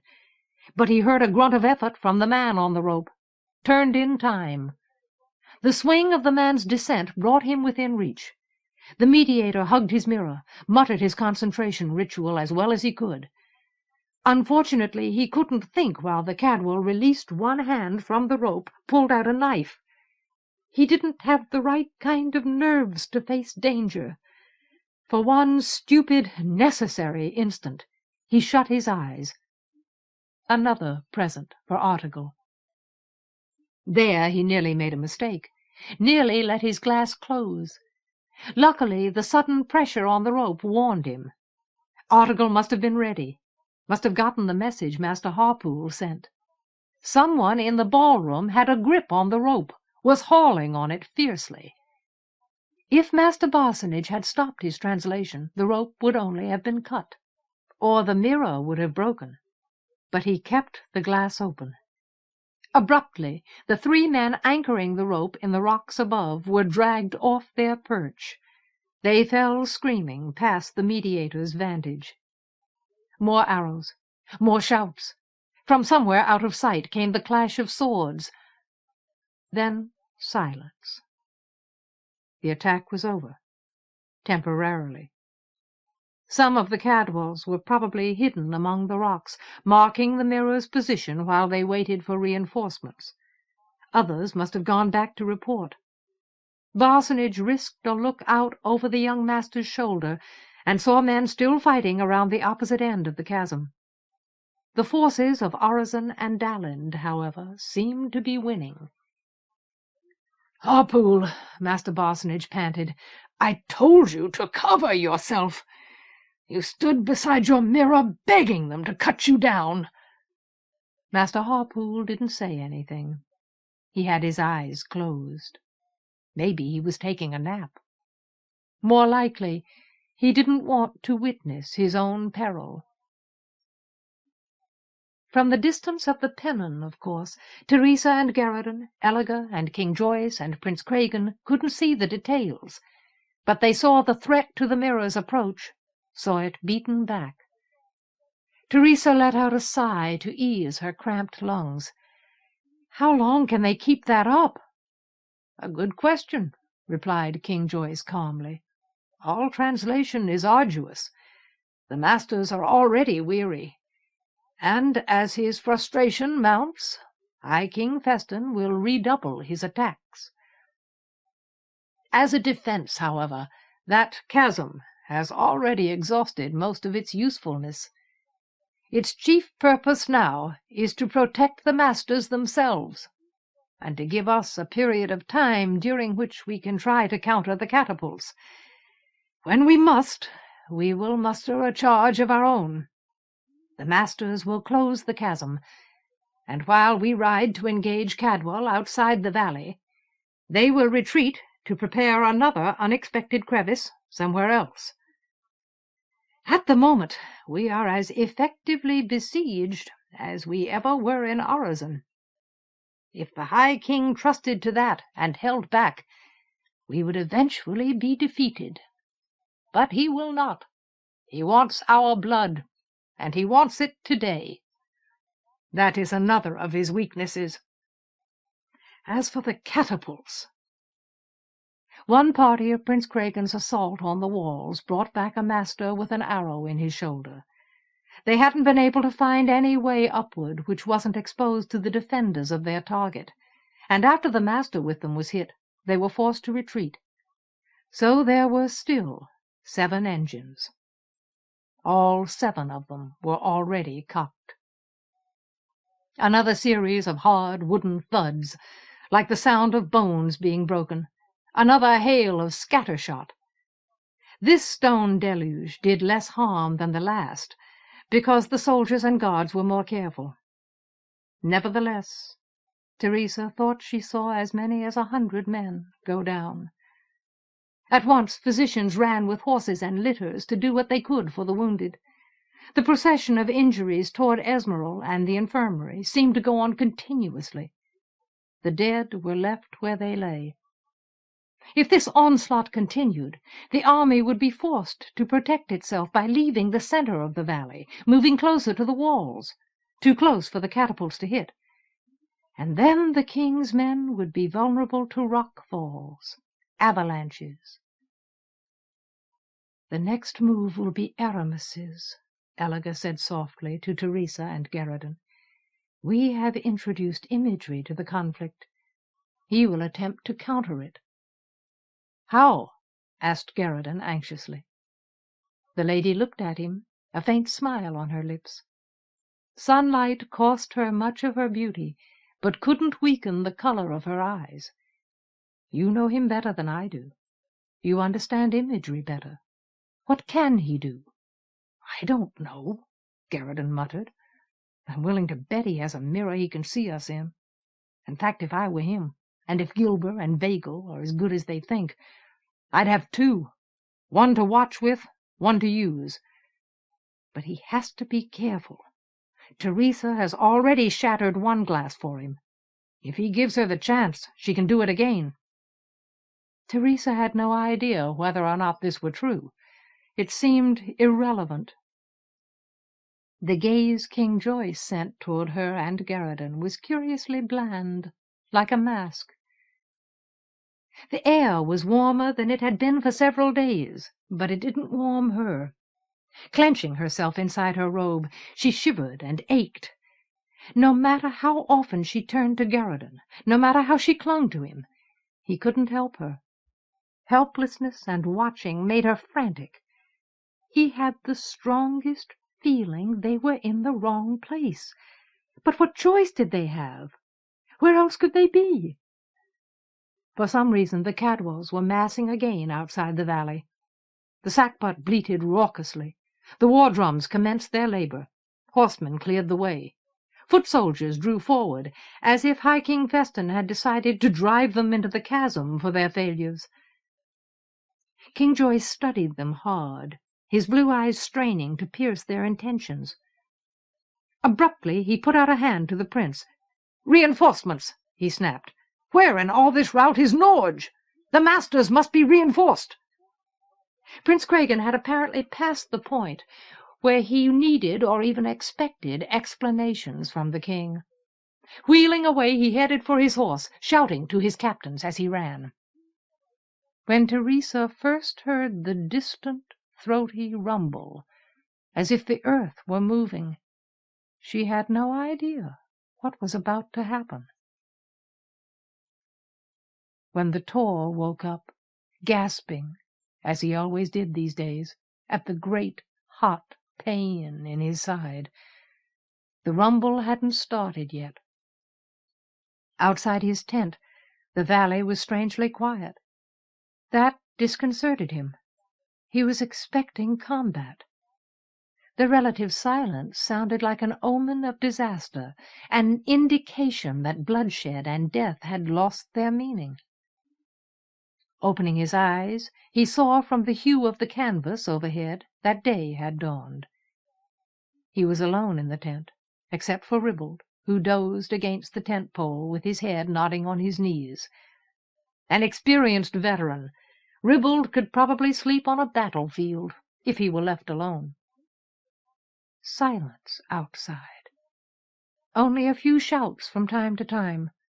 The mortal sound of catapult arms against their stops, and a few daring or oblivious birds following their calls among the rocks.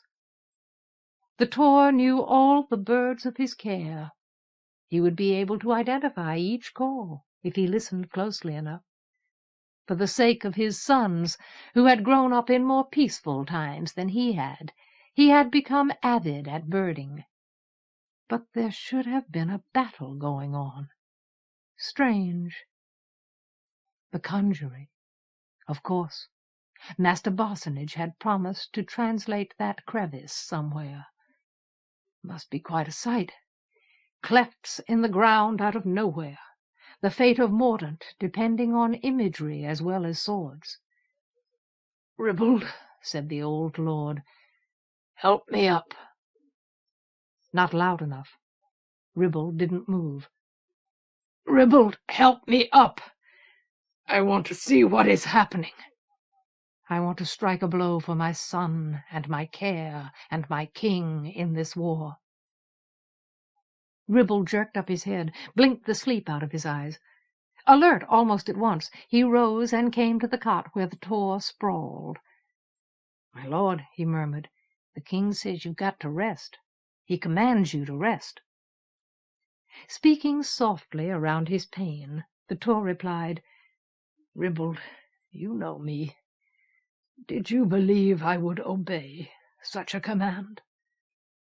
The guard shifted his feet uncomfortably. "I'm supposed to make sure you do." The Tor managed a thin chuckle. "Then let him execute us both when this war is done. We will share the block with Master Aramis for our terrible crimes. Help me up." Slowly a grin tightened Ribble's scar. "As you say, my lord. Disobeying the king is always a terrible crime. Anybody fool enough to do that deserves what he gets." Bracing himself on the sides of the cot, Ribald helped the lord roll into a sitting position. Agony threatened to burst the Tor's side. He took a moment to absorb the pain. Then, hoping he didn't look as pale as he felt, he said, "Some wine first, I think. After that, mail and my sword. May it please the stars that I am able to strike one blow for my son and my care and my king." Ribald produced a flagon from somewhere. The sound of catapults came again, followed by cries and curses, yells for physicians. "May it please the stars." Some time passed before the Tor realized that he was staring into the flagon without drinking. Gritting his courage, he swallowed all the wine. Before he could lapse into another stupor, he motioned for his undershirt and mail. With gruff care, Ribald helped him to his feet, helped him into his leathers and mail and cloak, helped him belt his ponderous and unusable sword around his girth below the swelling in his side. Several times the old lord feared that he would lose consciousness and fall, but each time Ribald supported him until his weakness went away, then continued dressing him as if nothing had happened. "If I had a daughter," the Tor murmured, "who obeyed me better than the Lady Epilogue obeys her father, I would order her to marry you, Ribald." Ribald laughed shortly. "Be serious, my lord. What would a boozing old wencher like me do with a lord's daughter?" "Squander her inheritance, of course," retorted the Tor. "That would be the whole point of marrying her to you, to give you that opportunity." This time Ribald's laugh was longer. It sounded happier. "Now," grunted the lord when Ribald was done with his belt, "let us go out and have a look at the field of valor." He managed 2 steps toward the tent flaps before his knees failed. "My lord," Ribald murmured repeatedly, "my lord," while the Tor's head filled up with black water, and he lost his vision in the dark. "Give this up. You need rest. The king told you to rest. You'll kill yourself." "Precisely what I have in mind, friend Ribald." "Nonsense." Somehow the Tor found his voice and used it to lift his mind above the water. "I only want to watch King Joyce justify the trust we have placed in him.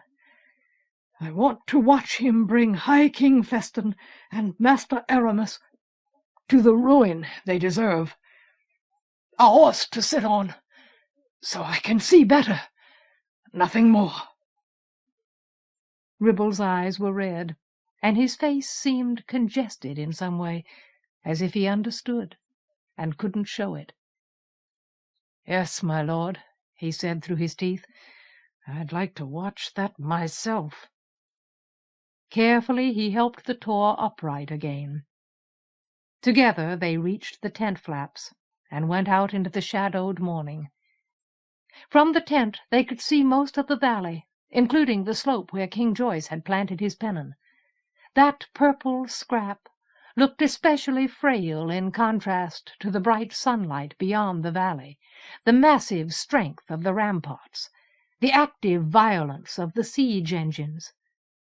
Around the standard stood King Joyce and his daughter, Prince Cregan, and Teresa and Garradin.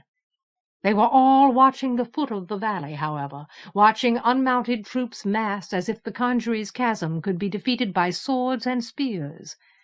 They didn't notice the Tor and Ribald, and neither the Tor nor Ribald called attention to themselves. Ribald moved the Tor a little to the side, a bit out of sight. Then the guard went looking for horses. The Tor did his best to estimate the damage the catapults had done. As a younger man, he had fought his share of battles. He was accustomed to carnage. But King Joyce possessed a quality he himself had always lacked. Perhaps it was an instinct for risk. In his bones he counted loss instead of gain. That, really, was why he had given Joyce only 200 men all those long years ago, when Joyce was hardly more than a boy, and Mordaunt was nothing more than a battlefield. Not cowardice, and certainly not deafness to Joyce's bright, hopeful promises. No, he had simply given his future king as many men as he could bear to lose. The lord fell into reverie, thinking about loss. Friends of many years ago, valiant fighters, precious villagers and farmers and merchants who didn't deserve to be slaughtered. the old Armiget, who hadn't earned a foppish son, and now the Tor's own firstborn. His tough good comrade, the Purdon, the tormented Castellan, sick and honourable Lepic. Too many, all of them. The cost was too high. He shook his head, as if his pain were an anchor, a gift from the High King's monomach. He used it to steady himself, so that he could watch what happened in the valley. Why was the High King massing his men? An interesting question. Well, obviously he intended to attack something. Someone. I need a mount. The Tor looked around for Ribald. There, he was coming. He had 2 horses, his own roan and the Tor's familiar bay. Now all the Lord had to do was surmount his hurt one last time. Distinctly he heard King Joyce speak. In that carrying voice which required obedience, the king snapped, "Reinforcements! Where in all this rout is Norge? The masters must be reinforced!" Frantic with pain, the Tor lunged at the bay and struggled into the saddle. He could have fainted then, but he was desperate, and his desperation held the darkness back. He was already moving, already kicking the bay into a gallop, when the rumble began. The sound was a distant, throaty growl, as if, by translating their chasm, the masters had given the earth a mouth with which to utter its distress. But this wasn't the earth protesting. Oh, no. The Tor saw that almost immediately, as he goaded his horse faster, away from people who wanted to stop him, out of the center of the valley to the less occupied ground closer to the wall. This rumble had another meaning entirely. As if someone had opened a window in the empty air, rock began to thunder downward. Across the gap between worlds, an avalanche rushed roaring into the chasm. Broken rock in tons, hundreds and thousands of tons, enough rock to build a castle, a mountain, all slamming down out of the sky directly above the chasm, all howling torrentially into the master's crevice. Enough rock to fill the rift, plug it, make it passable. And behind the translated collapse of the mountainside came High King Thestin's men, pressing forward to breach the valley as soon as the rockfall ended. The avalanche moved along the chasm, distributing rubble as evenly as possible. Then, while the whole valley watched in shock, the plunge of stone began to thin. Quickly, too quickly, the tons of rock became dirt and pebbles. The dirt and pebbles changed to dust. The dust billowed everywhere, as light and swirling as snow. Raising their battle howl, High King Thestin's men charged. The crevice wasn't perfectly filled. In some places the rock piled too high. In others the dirt sank too low. Nevertheless, at least a third of the chasm could be crossed now. Cadwal's troops rushed forward, while Castellan Norge and Prince Cregan were still straining to rally their forces. Within the valley, Thestin's men split into 2 groups, curving around the inside of the chasm, to attack the masters hidden in the ends of the walls. The Tor saw the Cadwals come as he rode, lashing his horse for more speed than it could give him. He had forgotten his pain. He had forgotten loss. He only knew that he was too late to help break the first shock of the assault. Norge had hundreds of archers and bowmen hidden around the masters, and the masters had mirrors. That would have to be enough, until help could come. It wasn't enough. It was never going to be enough. Already there were 1,000 Cadwals in the valley, 2,000. More came as fast as they could cross the chasm. Forgetting all the things he couldn't do, the Tor unsheathed his longsword. In the rocks ahead he saw Master Bossonage. The mediator had climbed to his signaling place above the mirrors. He looked small and doomed there, his chasuble fluttering. As if he had lost his mind, he yelled through the Cadwal battle howl, waved a blue cloth wildly at the opposite wall. The Tor didn't understand what happened next until it was over. But somehow, by luck or inspiration, Master Bossonage achieved his aim. Both masters ceased their translation at the same moment. The chasm blinked out of existence. Now there was solid ground where the avalanche had fallen. Stone and soil occupied the space which the rockfall had filled. In the convulsion, the Tor's horse stumbled, nearly lost its footing. With a spasm like an eruption, the closed earth spat the entire rockfall straight into the air. Without transition, the battle howl changed to screams and chaos. Hundreds of Cadwals died in the blast, while they tried to cross the vanished chasm.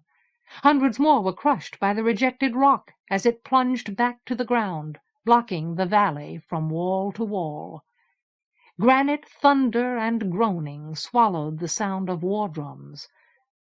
Unfortunately, the High King still had as many as 2,000 men inside the valley, men still charging to kill the masters, shatter the mirrors, and King Joyce's reinforcements were still too far away.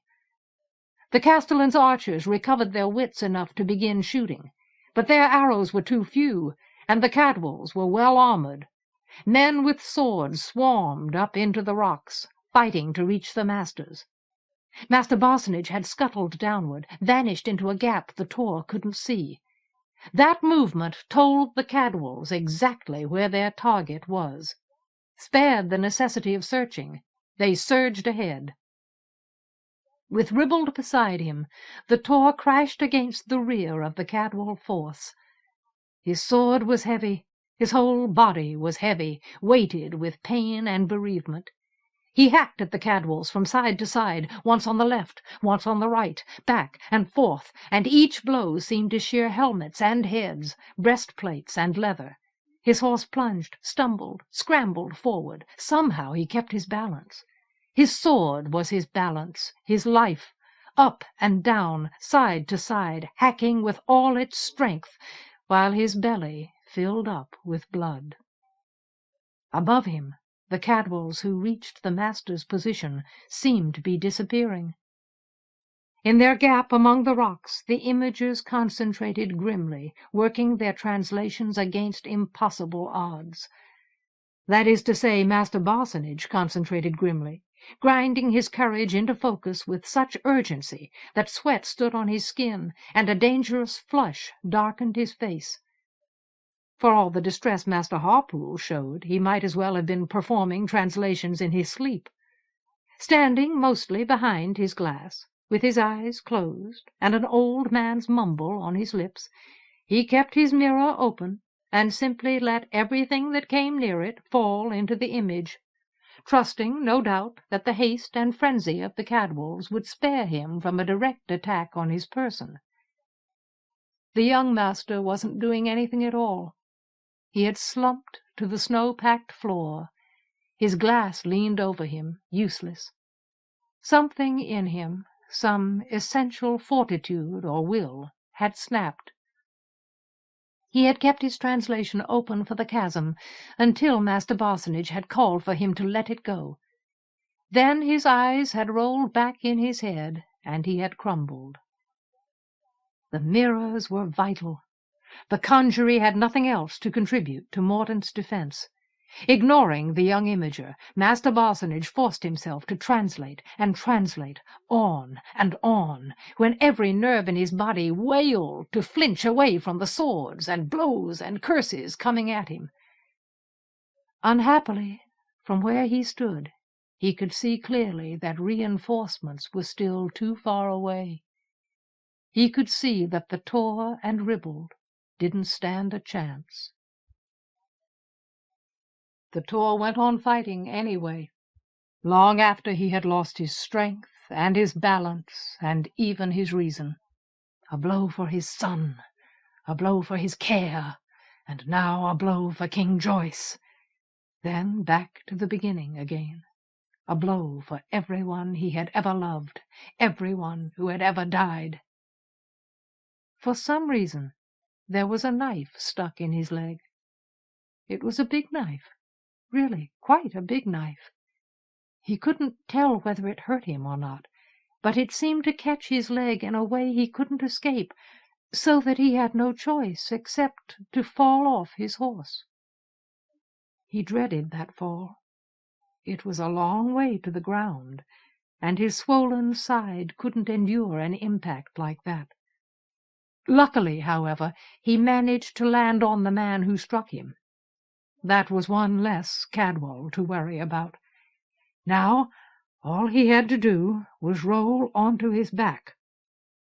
He knew he didn't have the strength to stand again, but from the ground he would be able to cut at the legs of the men around him. He rolled onto his back. Unluckily, he had lost his sword. He didn't have anything left to fight with.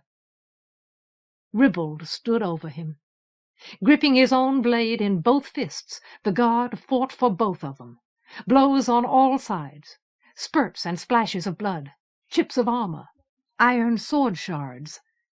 Ribald's scar burned as if his life were on fire in his face, and his teeth snapped at the air. Someone shouted, "My Lord Tor! Watch out!" The voice was familiar, but the old lord couldn't place it.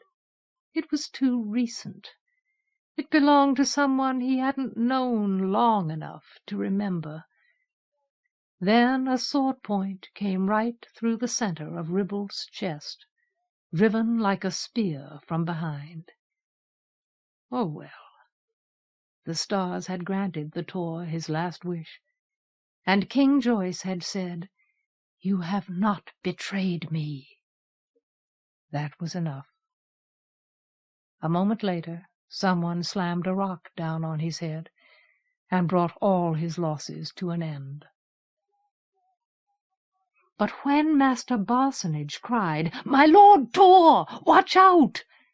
the young Imager sprang to his feet as if he had been galvanized. Like Ribald's, the young master's home was in the care of Tor, in Marshalt. In fact, he was distantly related by marriage to the Tor himself. That familiar name, and the mediator's alarm, wrenched him out of his stupor, brought him to his feet, crying madly, "The Tor! The Tor! Oh, my lord!" He had no idea what was going on. His eyes held nothing but exhaustion and distress. The broken part of him only made him urgent. It didn't make him sane. Sobbing, "Save the Tor!" he grabbed up his mirror.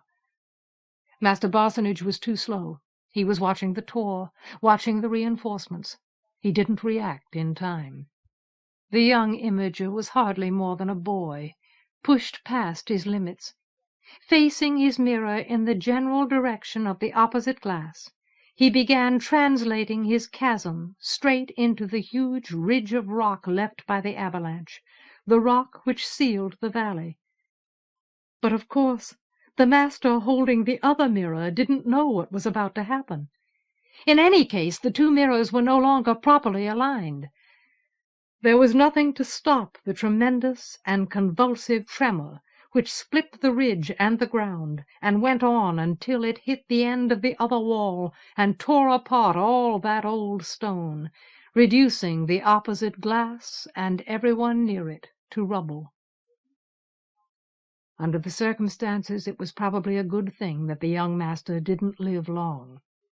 There was no way to tell how much damage his chasm might have done if the translation had continued unchecked, and there was no way to tell how he would have endured the consequences of his action.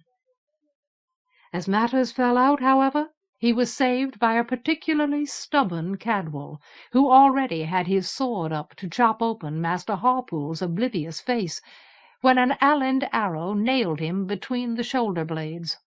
Falling forward, his upraised arms hit the top of Harpool's mirror. That impact made his fingers release his sword.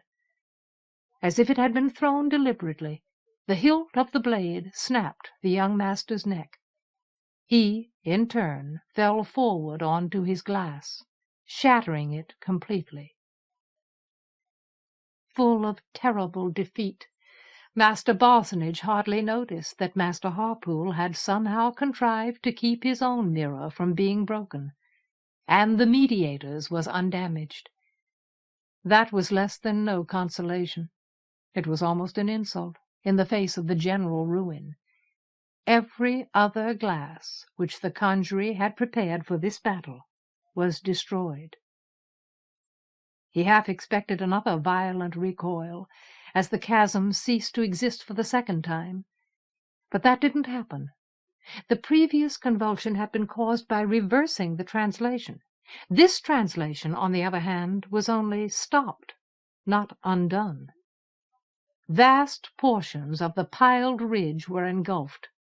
Most of the end rock of the opposite wall disappeared into the new crevice. Then the rending and spitting of the earth was over. As a result, the High King's forces once again had access to the valley, a ragged and constricted access, treacherous to cross, like the spaces between rotting teeth, but access none the less. When he saw that there were already men riding at full career in through one of the farther gaps, he covered his face with his hands. Chapter 49. The King's Last Hopes. Standing near the King's pennon with Teresa, Garradon, and her father, the Lady Epilogue didn't know where to look or what to feel.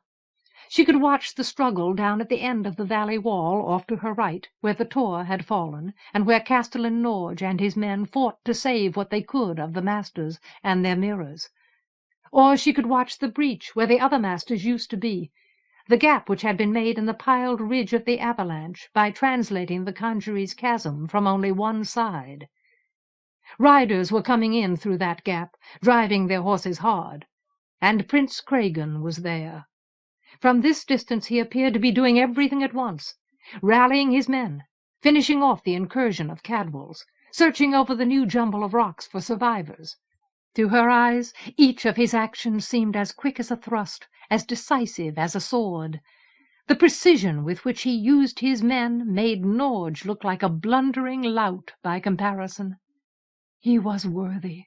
Oh, he was worthy! Surely King Joyce could see that.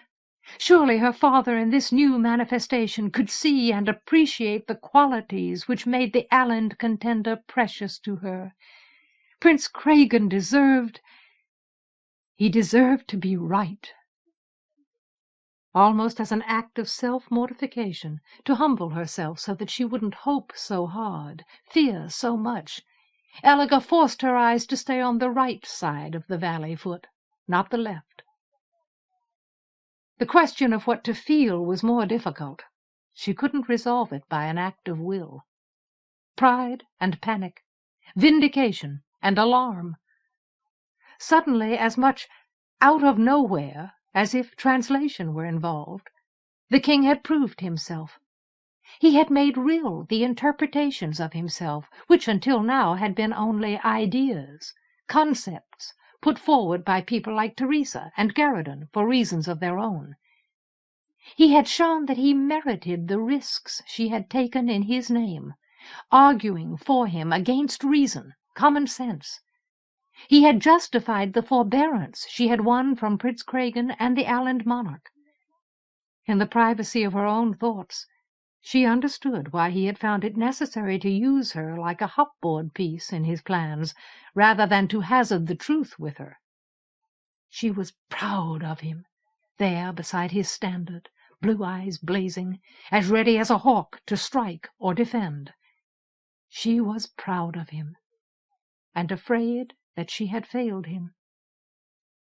In a sense, she was playing his own game against him. At her urging, Prince Cregan and the Alland monarch had made decisions concerning this war on the basis of knowledge and speculation which they hadn't shared with any representative of Orizon. Her purpose, as distinct from Cregan's or Marganul's, had been twofold: to make the forces of Alland withhold their siege, long enough for King Joyce's plans to ripen, and to put pressure on the king, pressure which would force him to accept an alliance with Aland. By keeping secrets from her father, she reinforced Prince Cragan's position. Now, today, here, what she had done came to the test. She would be right, as the prince deserved, if for no other reason than because he had trusted her. Or she would be wrong. Mordaunt itself might stand or fall on the outcome. She could choose to keep her eyes away from Prince Cragan, away from the riders boiling into the valley on the left. But she couldn't choose to ignore her fear. The more pride she felt in King Joyce and the prince, the more she dreaded the possibility that she had helped bring them both to ruin. Maybe that was why she looked her worst in sunlight. The sun couldn't expose her secrets, of course, but it seemed to lay bare the fact that she had them. Under the circumstances, she considered it fortunate that no one was paying much attention to her. Unconscious of himself, Garradin muttered, "Get up! Get up!" Everyone had seen the Tor go down. No one had seen the old lord regain his feet. For that matter, no one had seen any of the masters emerge from the rocks. "Get up! We need you!" Teresa held his arm with both hands, clung to him. Nevertheless, she kept her eyes averted, as if she couldn't bear to watch what he was seeing. Facing to the left of the valley's foot, she asked softly, "Who is that?" Garradin apparently had no idea what she meant, and Epilogue was determined not to look. She needed a way to live with her fear, a way to endure her failure when it came. Abruptly it became obvious that Castellan Norge was done with the Cadwalls attacking the masters. Shouts were raised, and some of the men relaxed. Bowmen hurried out of the rocks to retrieve their shafts. Riders sped away, some to deliver messages, others to help the prince. Master Barsonage appeared, holding a glass nearly as tall as himself. Behind him came Master Harpool, doddering painfully. 2 guards carried the old image's mirror for him. Together 5 or 6 men picked up the Tor's corpse. As gently as they could, they set it in a rude litter. Then they lifted the litter to other men on horseback. Ribble's body was also put in a litter to accompany the Tor's. Castellan Norge mounted his horse, placed himself at the head of his riders. In procession, like a cortege, the Castellan and his men came up the valley toward King Joyce. "My lord," Garradin sighed, an exhalation with his teeth clenched down on it hard enough to draw blood. "My poor lord." Teresa shook his arm. Maybe she was trying to distract him. "Garradin, look! Who is that?" Involuntarily the Lady Epilogue turned. At once she saw that the horsemen attempting to enter the valley were fighting for their lives. Fighting for their lives against the forces of Cadwal outside. She had assumed that they too were Cadwals, but she was wrong. High King Feston opposed them bitterly. Seen through the breaches in the piled ridge, it appeared that he had sent his entire mounted strength to destroy them. She saw Prince Cragan spur his charger into a gallop, leading several hundred Alans to the defense of the riders, headlong against thousands of Cadwals. At the same time, King Joyce shouted to the nearest captain, "Get archers down there! I want bows up in those rock piles! I want an ambush in each of those gaps! We cannot keep Cadwal out, but we can make the High King cautious. We must not allow him to mass his men inside those piles." Cupping his hands on either side of his mouth to make his voice ring, he added, "Support the prince!" With her jaw hanging down like a madwoman's, Epilogue saw that one of the riders Prince Cragan was risking himself to help bore the dull grape-on-wheat colors of the Termagant. The Termagant? What in the name of all sanity was he doing here? The Termagant! Garridan breathed to Teresa. "I don't believe it. He came after all." Epilogue was too surprised to notice that the catapults were ready to throw again, and she certainly didn't notice that one of them behind her had been re-aimed toward King Joyce's pennon. She hardly heard the flat thudding of the arms or the thin, high scream of scattershot through the air. At the moment her only concern was that none of the engines could strike at Prince Cregan or the termagant. She didn't know how lucky she was when the catapult behind her failed to throw. Instead of attacking, it leaned forward and toppled crookedly off the rampart, tearing itself to scrap on the rocks as it fell. From the valley rim, a group of Prince Cregan's climbers raised an inaudible cheer, then turned to defend themselves from Cadwalls arriving too late to save the engine. King Joyce, however, seemed to notice that as he noticed everything else. With a glance upward, he said to himself, "6 left. Progress is made, friend Feston. Be warned." Unfortunately, the siege engines had already cost him hundreds of men, dead or hurt. Epilogue held her breath, watching Prince Cregan hurl himself against High King Feston's horsemen. Hadn't Garridan said that the termagant refused to come? She gnawed the inside of her cheek. Yes, that was what Garridan had said. Yet he was here. She felt a chill, despite the air's relative warmth.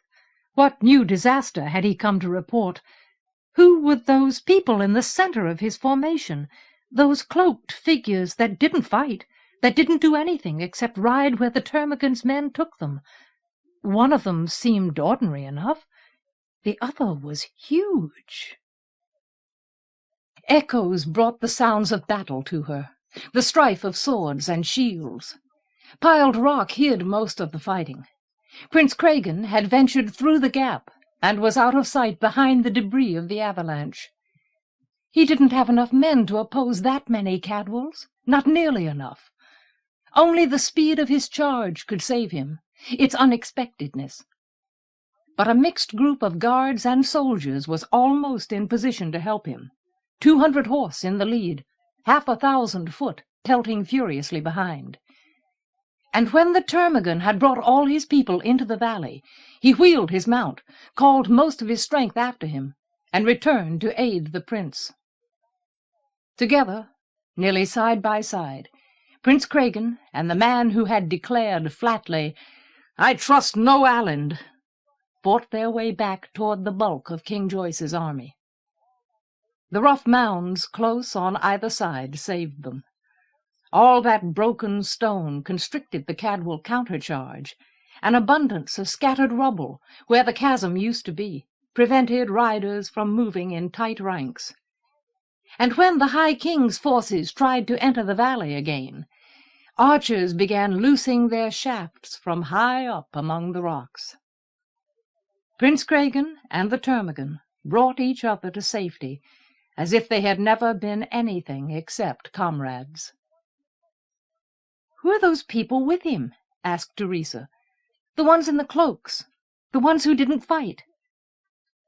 Epilogue's heart began to soar. Who dared to speak of failure where King Joyce and his daughters were at work? The men bearing the Tor's body and Ribble's arrived at King Joyce's pennon before the termagant did, and King Joyce met them as if he weren't in the midst of a war, with catapults and unexplained arrivals to worry about. Met them as if, for that moment at least, nothing was more important to him than the burden they carried, his old friend's corpse. "He saved us," said Master Barsonage.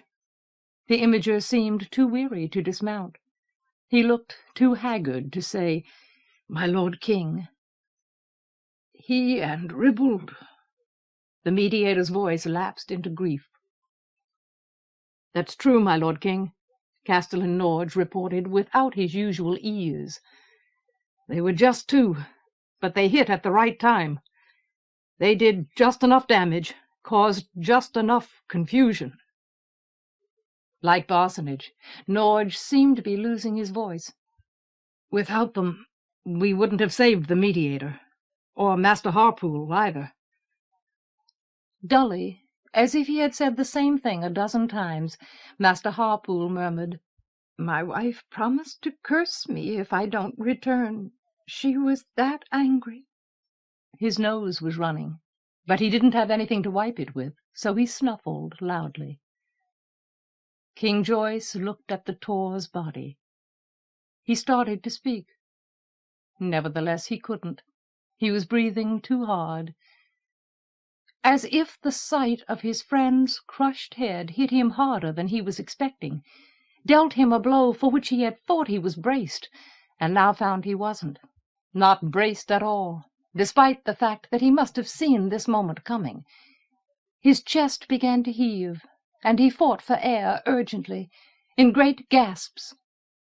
To stifle the sound, he clamped his hands over his mouth, against the sides of his nose, but he couldn't restrain his harsh respiration, his labor against grief. After all, he wasn't young any more. He had been alone for a long time, comforted, or at least understood, by only Mad Havelock and lost Quillen, and the cost of his efforts to save Mordaunt kept growing. Without the Tor, there would have been no Mordaunt, no kingdom to defend, no king to be so profligate with the blood of those who loved him. Fiercely he pulled his hands down from his face, gripped the side of the Tor's litter. He seemed to want to lift his old friend in his arms, pick the Tor's body up out of death. But of course the corpse was too heavy. 4 men were needed simply to support its slack weight. Involuntarily, King Joyce sank to his knees in the trampled slush. Teresa and Garradon started toward him without thinking. Their desire to console him somehow was obvious in their faces. The Lady Epilogue stopped them, however. She put a finger to her lips. Then, smiling, despite the Tor's end and her father's sorrow, she pointed toward the riders approaching the pennon. Prince Cregan, the Termagant, and the 2 cloaked figures, with everything about them except their size, wrapped and hidden, kept secret. Prince Cregan had a few battle marks on him, some blood, plainly not his own, lines like galls across his mail. He looked worthy to Epilogue, worthy beyond question, like a man who had met the consequences of his most hazardous decisions and deserved his victory. The Termagant was in worse condition, gaunt from hard travel, strained and bitter around his eyes.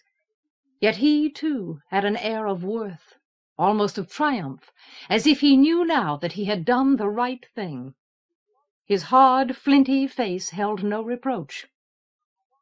"My Lord King," he said, "I've come to help you. I've only got 200 men, all I could spare, but they're enough." "Enough and more," put in Prince Cregan, kinder toward the king's grief. "Is it not true that Mordaunt itself began with only 200 men?" "Father." Mist pushed her hood back from her face, raised her strong gaze and her scarred cheek into the sunlight reaching past the valley rim. "Mist!" Teresa was at once so surprised and so thrilled that she nearly shouted. Her whole body seemed tight with pleasure. "You're all right!"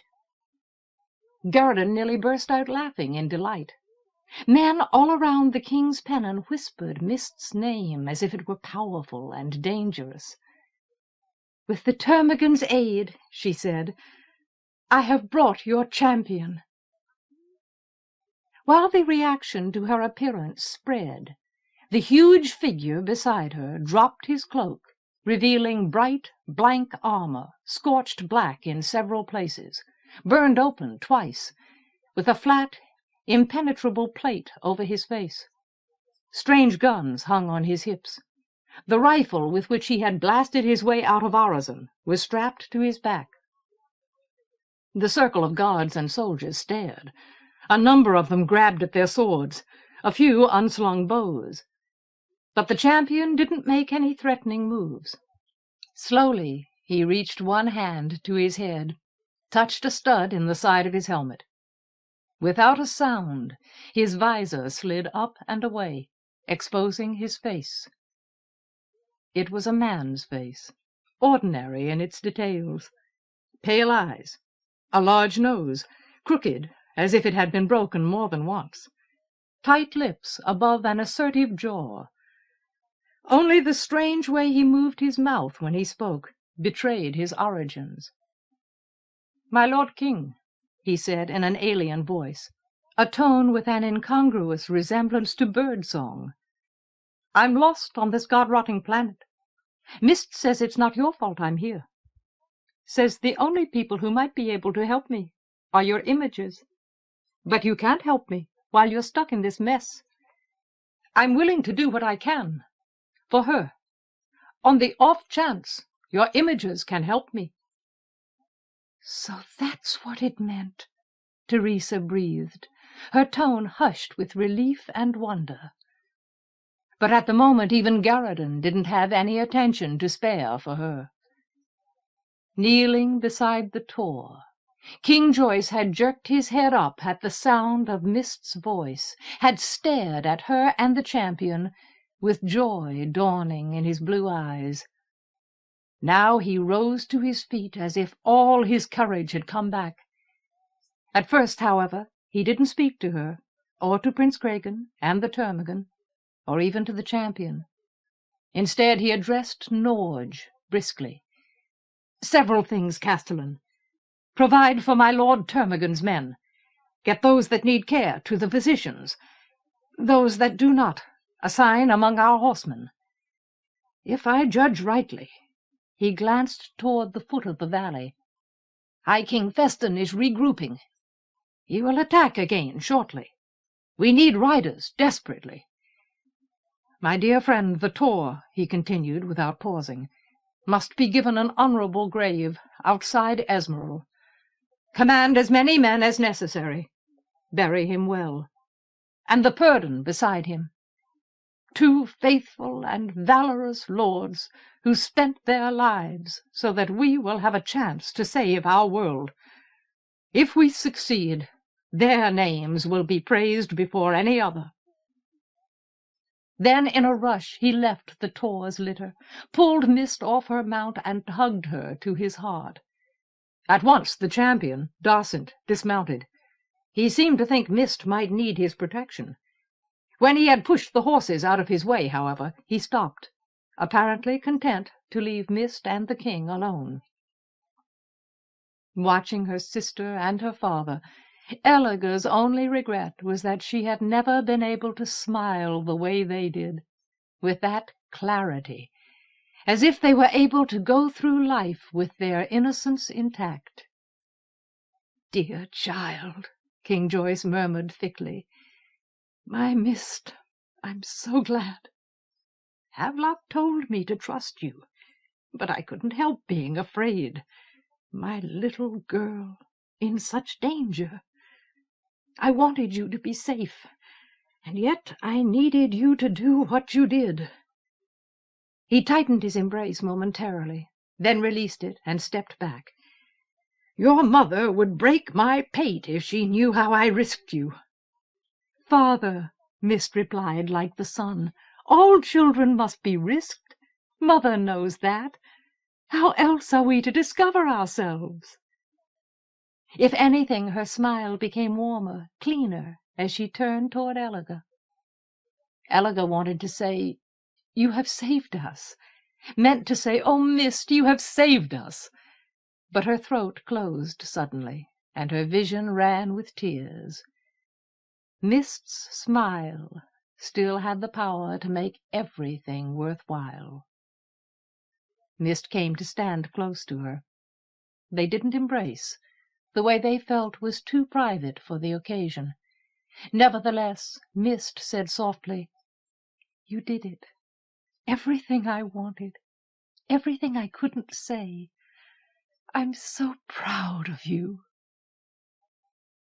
Eliga looked up at Prince Cregan, still on his horse, and held his gaze happily, while Mist went to hug both Teresa and Garridan, then moved back to King Joyce. "Now that the truth is revealed, my Lord King," the prince said, speaking dryly to cover his pleasure, "I suppose I must admit that the Allied monarch's motives, and my own, have not been entirely disinterested recently. We withheld the siege of Orizon to give you time in which to mature your plans. We kept open the possibility of an alliance, even when we had refused it, so that we might be able to aid you at need. But we also did those things," he grinned under his moustache, "because the Lady Mist threatened to bring the champion's fire down on us otherwise." There. It was acknowledged in front of everyone that he and Elliga had known Mist was alive, known she was with Darcent. The information brought a speculative frown to Garridan's face as he drew inferences. It turned Teresa's cheeks alternately pale and hot, relief at Mist's safety, anger that Mist's safety had been kept secret. King Joyce wasn't offended, however. "In other words, my Lord Prince," he retorted, suppressing a desire to laugh, "you decided to respect my position because you were given reason to believe it might be stronger than it appeared." Away from Mist, he had resumed his more formal style of speech. "That was wise, as well as courageous. While honest admissions are being made, I will admit in my turn that I have often suspected your father of wisdom." His eyes glinted with momentary mischief. "His courage, however, came as a pleasant surprise. Unfortunately," he went on promptly, speaking now to the group around his standard, "we will be in battle again at any moment, and before that moment comes, I must say that my position is also weaker than it appears." Facing the champion, he asked, "How should I address you?" The champion frowned. "You mean name or rank?" "I'm Darcent, first battle officer, Unified Expeditionary Force cruiser, Scourge." "Darcent," King Joyce pronounced. "Your offer of aid is very welcome. I need it badly. I doubt, however, that I will ever be able to help you." Darcent's frown deepened. Instinctively, Elliga caught her breath. What was her father doing now? Yet a glance at Mist reassured her. Mist appeared grave, but undistressed. Garridan was nodding slowly, as if to confirm what King Joyce said. Teresa seemed to be watching the foot of the valley distractedly, expecting harm. "I am sure," King Joyce explained, "my daughter has told you that you were brought here by translation, by mirror, but the glass responsible for your presence was broken." Perhaps, tactfully, he didn't mention that Darcent himself had broken it. "In addition, the only mirror we had which resembled that glass has also been shattered by the enemies we now confront. As a result, I have no immediate aid to offer. I doubt that Master Gilber can be persuaded to reveal how your mirror was made. Garridan is therefore our only hope." King Joyce didn't look at Garridan. "And I do not doubt that he will be able to reshape his mirror exactly, if we are victorious, if he is given time and peace." Garridan continued nodding. "But that only raises another difficulty," went on the king, "which is time itself. Our mirrors show images of place, not of person, and the images can be adjusted only over relatively small distances. Once Garridan has reshaped his glass, we will have the power to return you, not to your people or your home, but only to the place where you were found. How many days have passed since you were forced among us? And how many more will pass before Garradon is given time and peace? Will your cruiser, will this scourge, remain where it was, waiting for you?" "Pithus," Darcent muttered darkly. "God-rotting piece of real estate. Should have left it alone while we had the chance. UEF needs a staging area in that sector, but nobody needs a staging area that bad." King Joyce pursued his point. "Is it not more likely that your scourge will be gone? That we will consign you to death among your enemies if we return you after so many days?" "Shit, yes."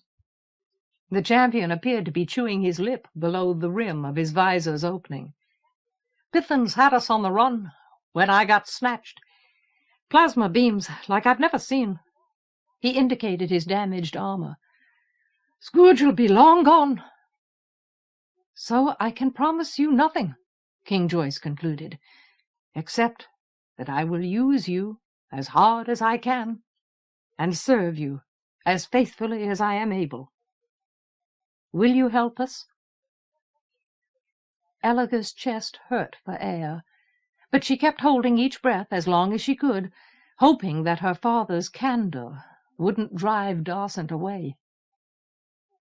The champion didn't take long to make up his mind. "Oh, well," he sighed like a disappointed nightingale. "Mist warned me. She's still the only friend I've got, and you're her father. She thinks you're worth saving. Too bad I can't do it." The twisting of his face resembled a grin. He may have been indulging in a piece of UEF humor. Elaga wasn't sure. His features were as hard to read as stone. "Weaker than I look, like you. Handguns don't have the range you need, or the capacity. There's a limit to the number of people I can strangle personally. Can't stop what you've got coming." Inside his helmet he nodded toward High King Feston's army. "And my rifle's about discharged." The blaring of the sack-butt interrupted him. At once 6 catapults started winding back their arms. Simultaneously the war drums began to beat their rhythm into the valley. With a sharp look in that direction, Elaga saw the Cadwal front advancing, preparing itself to pour through the breaks in the ridge. Too soon! The king and his champion weren't ready, and she hadn't had a chance to learn how Mist and Darcent and the Termagant came to be here, how they came to be together. "But I'm not helpless." By degrees it became more obvious that Darcent's expression was intended as a smile. "Might have enough charge left to take care of those toys for you." He gestured up at the siege engines. "Might even put a little god-rotting fear into your god-rotting enemies." He stopped as if he were waiting for someone to catch the joke and laugh. After a moment, King Joyce did laugh, a short, hard chuckle, not of humor, but of recognition. "A little god-rotting fear. I like the sound of that. Some day you must explain god-rotting to me. I suspect it is a phrase Castellan Lebic would have enjoyed, if he had known it. Please do take care of the catapults." King Joyce considered the Cadwal position, the readiness of the engines. "As soon as possible." Still grinning that twisted, beaky grin, Darcent pulled his rifle off his back. Involuntarily, a number of the guards and soldiers retreated a step. Elaga wished that Prince Kragan had dismounted, that he stood beside her. Like the Termagant, however, he stayed on his horse, so that he could ride into battle at an instant's notice. The champion checked a blinking red light on his strange weapon, thumbed a button. "Range isn't a problem." When he spoke softly, his voice sounded more than ever like birdsong. "Not against wood. But I'd have to get closer, if I weren't such a good shot." Elaga distinctly saw him wink at Mist. For some reason his wink reminded her that he was responsible for the burn scar on Mist's cheek, the mark which seemed to transform Mist's expression from dreamy romance to decisiveness. The war drums picked up their pace. Abruptly, Darcent raised the rifle to his shoulder, sighted along it. During the space between one heartbeat and the next, his weapon let out a straight burst of fire. Elegor and Teresa and Garradon and everyone anywhere near the pennon turned in time to see one of the catapults catch the burst and fly to pieces. Chunks of timber and strands of rope sailed soundlessly off the rampart, shedding flames as they fell. Elegor thought she heard the hammering of the war drums falter. Maybe she had imagined it. "One," Darcent announced flatly. He aimed again, fired again. Its legs broken, his target leaned forward, started to topple. Then its arm snapped under the stress. 2. With some difficulty, Elegor restrained an impulse to cheer. Everyone else was silent, clenched in awe and suspense. Frowning, Darcent rechecked his rifle. He fired again. A blazing line sped as straight as a die toward the next catapult. Apparently the team of Cadwalls at the engine panicked. They tried to throw before their catapult was ready. A load of scattershot sprayed harmlessly down the wall as fire reduced the catapult to wreckage. 3. This time there was no question about it. The war drums faltered.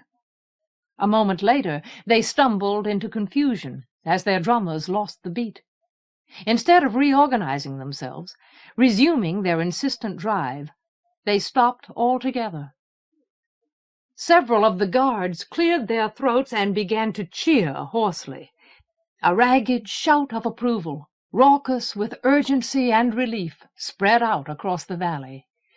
"Well done, Darcent!" Elegor crowed to herself. "By the stars, we will teach High King Feston what it means to oppose us!" The champion fired again. Another engine collapsed. 4. Frowning harder, Darcent peered at his rifle, pushed buttons, thudded the stock with the heel of his hand. Through the mounting cheers, Prince Cragen called, "Darcent, is it wise to empty your weapon now? This battle has hardly begun. You will need your strength." The champion gave another twisted grin. "It's never wise to take low ground and let enemies throw rocks at your head." He lifted his rifle. From its muzzle came another shot of flame. 5. Over the tumult came the sackbut's blare, sounding retreat. The Cadwal front began to withdraw. As if they were already victorious, the King's Guard and Prince Cragen's soldiers cheered more ferociously. Nevertheless, everyone around the pennon had seen how Darcent's fifth shot sputtered and fizzled. When he shrugged, aimed at the last catapult, and tried to fire, his weapon produced nothing except a spray of sparks, quickly gone. He shrugged again. Tried again. Nothing. Automatically, he reslung the rifle across his back. To no one in particular, he said, "Anybody got a portable cyclotron I can adapt to charge this thing?" Smiling, Mist moved close to him and put a hand on his armor, as if to congratulate or console him. By degrees the cheering died, as everyone realized that the last catapult wasn't going to fall. If King Joyce felt any disappointment, however, he didn't show it. "That was well done, Darcent," he asserted. "Well done indeed. Let the High King beware. His fortunes have begun to turn.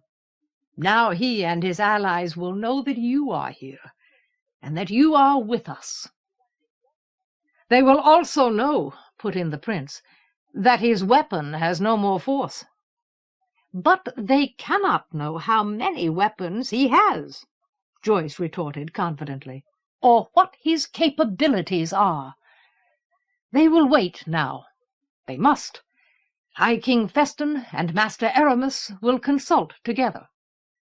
When they strike again, they will attempt something extravagant, a sign of growing desperation." Her father was amazing, really, Elegor thought. Trapped in this valley, hugely outnumbered, with Darcint's resources effectively exhausted, and the Congery's as well, he somehow made everyone who heard him feel that he couldn't be beaten. "In the meantime, my Lord Prince," he continued, "we have a good opportunity to strengthen our defences. We must make the best use we can of every obstacle to the High King's advance." Prince Cregan nodded once, grimly ready. "As you say, my Lord King." His manner was severe. Only the particular brightness of his gaze betrayed his pleasure in the things he and Elegor had planned and hoped for together, in the validation of the risks he had persuaded the Alland monarch to accept. "I will undertake the matter." Gripping his reins, he turned his horse. "I'll come with you," said the termagant, before anyone else could speak. His flat eyes and dour expression gave no hint that he had ever considered the prince an enemy. "I didn't ride all this way to sit around watching other people work." "My Lord Termagant." King Joyce's tone made both the Lord and Prince Cregan stop. "You have not yet told us how you happen to be here, or why, and I have not had a chance to thank you for bringing 200 men to my side. I am grateful. For bringing Darcint and my daughter here safely, I am forever in your debt." The termagant jerked at his horse's head. "Stonewall is lost," he snapped. For the first time, Elegor noticed the froth on the beast's mouth, the exhaustion in the beast's eyes. "I had no intention of coming. Garridan told you that. I held on as long as I could. But when I lost Stonewall, I didn't have anywhere else to go. You're the only hope my care has left. You and your images." He looked like he wanted to spit. "And your alliance with Alland." Forcibly he seemed to recollect that he was talking to his king. "My father practically built that city with his bare hands. I'm sorry I don't have better manners." His mount stumbled as he wrenched it around. Nevertheless, by simple willpower, he pulled the beast into a trot as he rode away toward the foot of the valley. King Joyce and Prince Cregan met each other's eyes. "Use him carefully," murmured the king. "I have lost 2 good lords already, and have no wish to lose another." The prince replied with a bleak smile. "In Alland, old soldiers still talk about what a terrible thing it was to do battle against the Lord of the Care of Termagant. I will use him carefully." Bowing to the king, waving to Elegor, Prince Cregan followed the termagant. Elegor wanted him back. The knowledge that he was in no immediate danger didn't comfort her. At the same time, however, she felt a small shiver of eagerness, because she knew that now she would get to hear Mist's story. While the forces of Cadwal waited, and Prince Cregan did what he could to shore up the king's defences, Elegor and Mist withdrew to the Tor's tent, looking for a quiet place to talk. Teresa and Garridan were with them, and King Joyce as well, which surprised Elegor, because she expected him to be busy with matters of battle, and pleased her, because it demonstrated that he trusted the Alland contender, son of an old foe. Darcint accompanied them also, in a way that made the mere idea of refusing him seem unimaginable.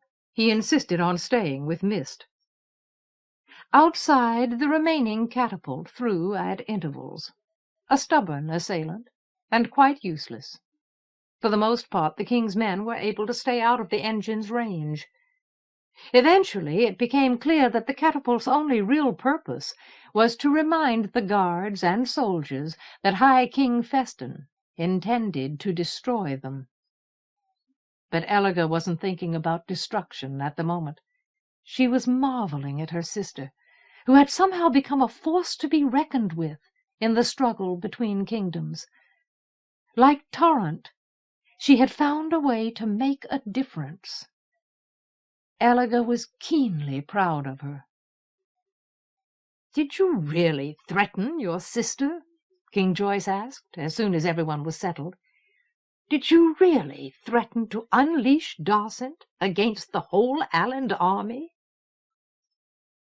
The light of lanterns dimmed Mist's beauty. Inside the tent she seemed less sure of herself, more easily embarrassed. A bit shamefacedly she answered, "I fear so. I made an effort to be careful, to say less than I meant, rather than more. But I am certain Elegor understood me." Happily Elegor nodded. "I was glad of it, however, when I recovered from the shock. I needed as many arguments as possible to set before the Alland monarch." No doubt about it, Mist was definitely blushing. "Still, I am relieved you did not put me to the test. My threats became hollow almost at once. As soon as we parted, as soon as you helped me from the Alland camp, Darcent and I left. We were not there to take any action against you." "No?" Elegor was surprised. "I would have sworn you were watching everything I did for days afterward." "Where did you go?" Garridan put in. Like Teresa, he appeared to have some special reason to be pleased by Mist's presence. Perhaps it was because he loved families. Not for the first time, Elegor noticed that he had changed enormously. The sense of ability in him was unmistakable. In retrospect, she was ashamed that she had ever treated him with scorn. Mist glanced a bit awkwardly at her father. "Elegor told me what I needed to know," she said slowly.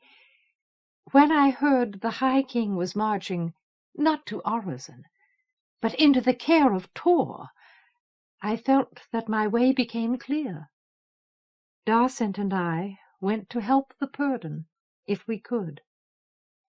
The Purdon, who fought a suicidal battle against the forces of Cadwal, because his king had abandoned him. I have always believed that problems should be solved by those who see them," Teresa said, quoting softly. Her eyes shone as if she, too, were proud of Mist. King Joyce didn't react to the implications of what Mist and Teresa said, however. He only smiled at them, and at Elegor, basking in their company. "That was well done, Mist," he murmured. "Go on." His attitude relieved Mist. "There is little to tell, really," she said more easily. "We travelled as best we could, but the High King's army was between us and the Purdon. We were saving Darcent's fire, since we knew it would soon be depleted. So instead of attacking High King Feston from the rear, we attempted to pass around him to the fore. By the time we succeeded, the Purdon had already been trapped and killed. That was a hard time for us." Seeing my distress, her eyes were wide with fondness. "Darcent wanted to assail the Cadwals, to hurt them as much as he could, alone." Darcent nodded. "But I felt certain that his force must not be wasted, and I required him to withhold. Together we waited and watched, gathering as much knowledge of the High King's movements as we could without betraying our presence. When your army came, we were once again on the wrong side, unable to reach you directly. This time, however, our position was fortuitous. Circling the High King's forces, first to the south, then to the west, We encountered the Termagant and his men. Without him we would not have been able to join you, except by a ruinous expenditure of Darcent's fire." Garridan interrupted again. "Did he explain himself? When Teresa and I asked him to come, he refused." He looked to Teresa for confirmation. "He was pretty convincing about it." Mist shook her head. "He told us only what he has already suggested to you. He held to Sternwall as long as he could, but at last the pits of fire in the ground left him nothing of his father's seat. With what fighting men he could spare from the care of his people, he set out across country to Esmeralda, intending—" She faltered momentarily, then resumed in a quiet, sad tone. "Intending, I think, to both use and end his hate in one swift blow against Master Aramis. I cannot truly vouch for the state of his mind," she added. "I can only say that he was not easily persuaded to join us, to join his purpose to ours." "I've seen that look before," Darcent muttered. "Had his death all planned, until he met us. Now, who knows?" The champion may have shrugged inside his armor. "It was not Darcent's presence that persuaded him," Mist continued. "He is savage against all imagery, and I do not think he was moved by the knowledge that you were here." She faced her father frankly. "He is another lord who believes he was abandoned by his king. But for some reason your alliance with Alan changed him. He finds— Father, I must say this. I fear he finds his old enemies easier to trust." A shadow passed across the king's face. "Who can blame him?" Awkwardly Mist finished her story. Once he was persuaded, however, he did not hold back. "Since then we have spent our time searching for a way past the Catwalls, which would spare Darcent's fire. Without the Termagant's aid, we could not have reached you as we did." As she spoke, King Joyce's expression cleared. "That is well," he said when she was done. "If we are defeated, my Lord Termagant will be able to do whatever he wishes with his hate. And if we are victorious, he will know that we could not have won without him. That may do much to heal him. In the meantime, daughter, you have brought us new hope. Did you know that your meeting with Darcent was augured?" Elliger looked at King Joyce sharply. "Augured?" Both Teresa and Garridan were grinning.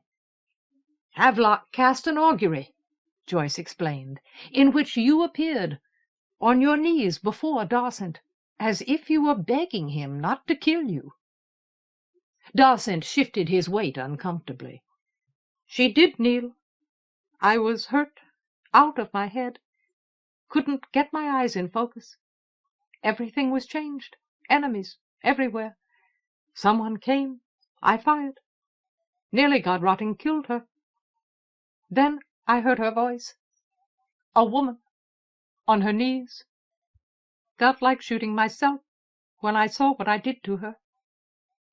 Distinctly, as if he wanted no mistake on this point, he said, "She saved my life."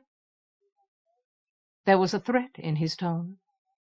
He had no intention of letting Mist be harmed again.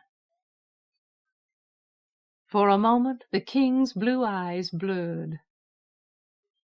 "When you disappeared from Orizon," he continued to Mist, "I knew in my heart where you had gone, and I was afraid. That is why," he explained to Teresa, "I was so harsh with you when I asked you to account for her absence. I could not resolve my fear of the truth. In fact," he went on, addressing Mist again, "when I first realized that the champion in Master Gilber's glass was the same as the figure in Havelock's augury. I almost decided to shatter that glass, to spare you, so that Darcent would not be translated. Havelock had great difficulty dissuading me, allowing that translation to take place, trusting the risks I had chosen. His smile was sad and relieved and strong all at the same time. That did not come easily. If I had let the fail urge me to stop the Congery, my determination might have faltered. Garridan cleared his throat.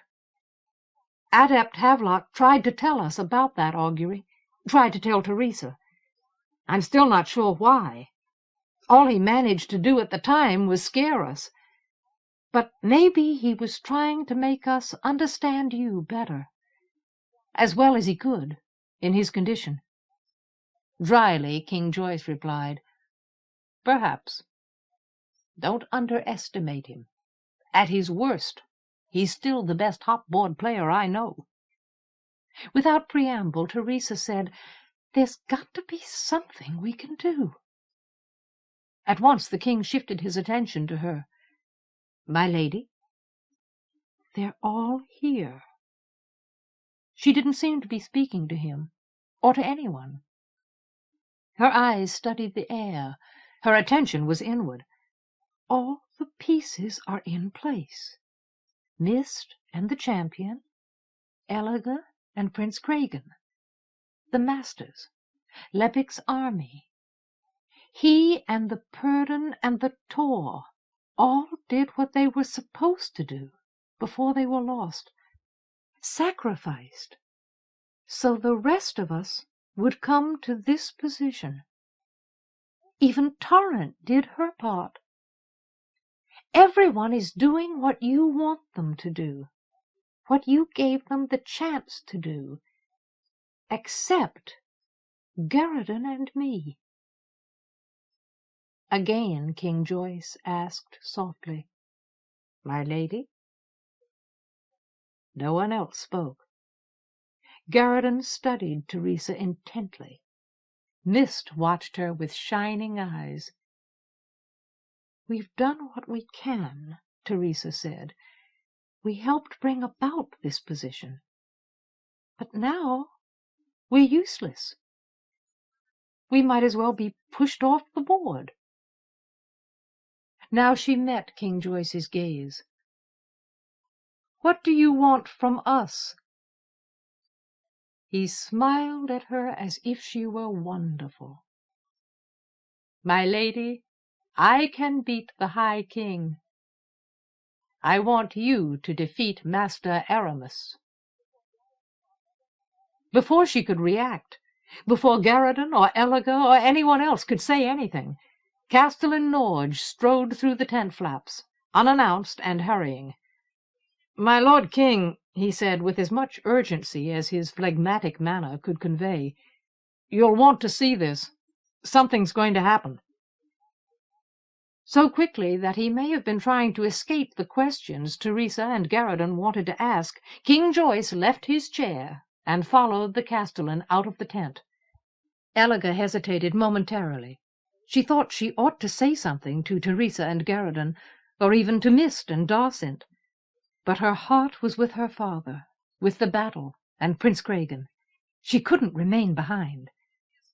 Outside, she hardly noticed that the rest of the people in the tent joined her only a moment later. The valley was full of mid-morning sunshine. Only mid-morning, after all that had happened. Above the ramparts, the sky was immeasurably blue, as clean and complete as springtime. The air was turning subtly but unquestionably warmer, and under the sunlight the night's thick snowfall had gone slushy.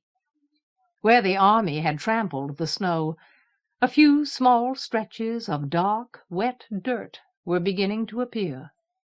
The stream down the center of the valley ran more loudly, taking in water from the snow-melt. Like King Joyce and his companions around the pennon, every mordaunt and alland from the valley foot to Esmeralda watched what could be seen of High King Feston's army. The Cadwal forces appeared to be withdrawing. No, not withdrawing, dividing. The High King parted his men into a new formation, half on either side, with a space of clear ground between them as wide as the valley itself. "Does he think he can lure us out there?" Norge inquired. "Does he think we're crazy enough to let him hit us from both sides?" "No," King Joyce snapped, unintentionally brusque. "He is making room." "Aramis is going to translate something," Teresa breathed to Garridan. "If I go down there, if I get close enough, if I can figure out the image the way I did at the crossroads, I might be able to break his mirror." She wasn't talking to the king, but he heard her anyway. "You will not, my lady," he said at once. "If you fail, you will be the first victim. That risk is too great, even for me." Garridan put his arm around her. He may have been trying to reassure her, or maybe he was making sure she didn't sneak away. Anticipation and dread knotted the atmosphere. King Joyce had said, "They will attempt something extravagant." Everyone who had ever heard stories of the old wars knew that imagers were capable of atrocities which could freeze blood in the heart. Nevertheless, when the next attack came, no one was ready for it. Because she was expecting something, concentrating hard, Teresa felt just a suggestion of the visceral cold of translation. Aramis's mirror was focused too far away to touch her strongly. She tightened her grip on Garridan. In the clear space between the sides of the Cadwal army, a monster appeared. She had seen it before. Every member of the Congery was familiar with it. Huge eyes, insatiable and raging, teeth dripping poison in a maw big enough to swallow houses, a vast slug-like body, slime-streaked sides. Once, during the old wars, that beast had destroyed an entire village, eaten it hut by hut.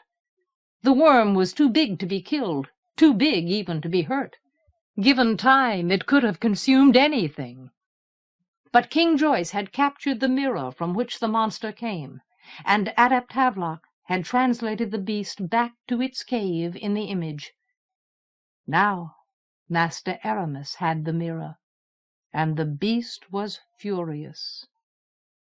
The creature gave a roar of hideous outrage, howling so fiercely that the walls of the valley rang. Then it slithered forward and began devouring the rubble that blocked High King Feston's approach, attacking the mounds as if piled rock offended it. In spite of training and experience, determination and courage, the king's army broke into panic. The monster's teeth among the rubble were as loud as detonations, inescapably destructive. Already the archers, hidden in the mounds, had to leap and run, risk snapping their legs or backs to get away. And when the rock was gone, the creature would enter the valley. It would consume the entire army itself. Or it would drive guards and soldiers to the walls, where High King Feston's men could crush them at leisure. Or it would force them out of the valley, where the Cadwal army could fall on them from both sides. Something extravagant. This was extravagant, all right. But it wasn't desperate. It was a masterstroke, completely unanswerable. Defeat as stark and terrible as the creature's teeth. Helpless to save themselves, the alland and mordaunt ranks came apart like water and began spilling in all directions.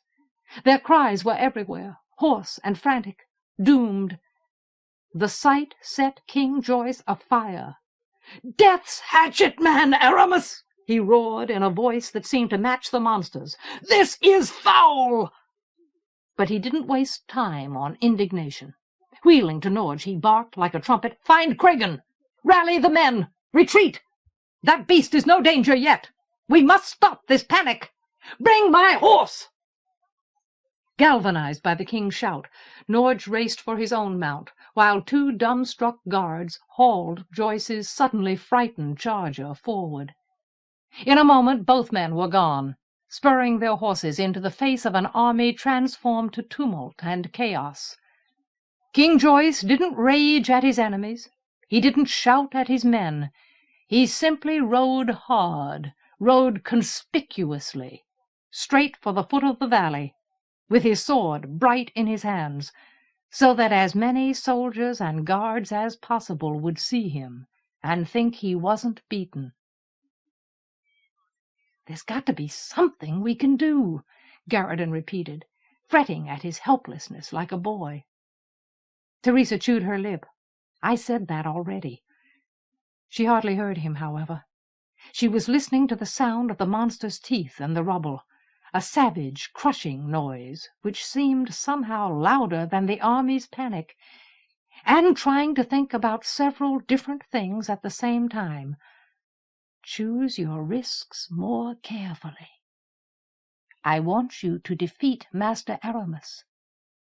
Problems should be solved by those who see them. I've got the strongest feeling.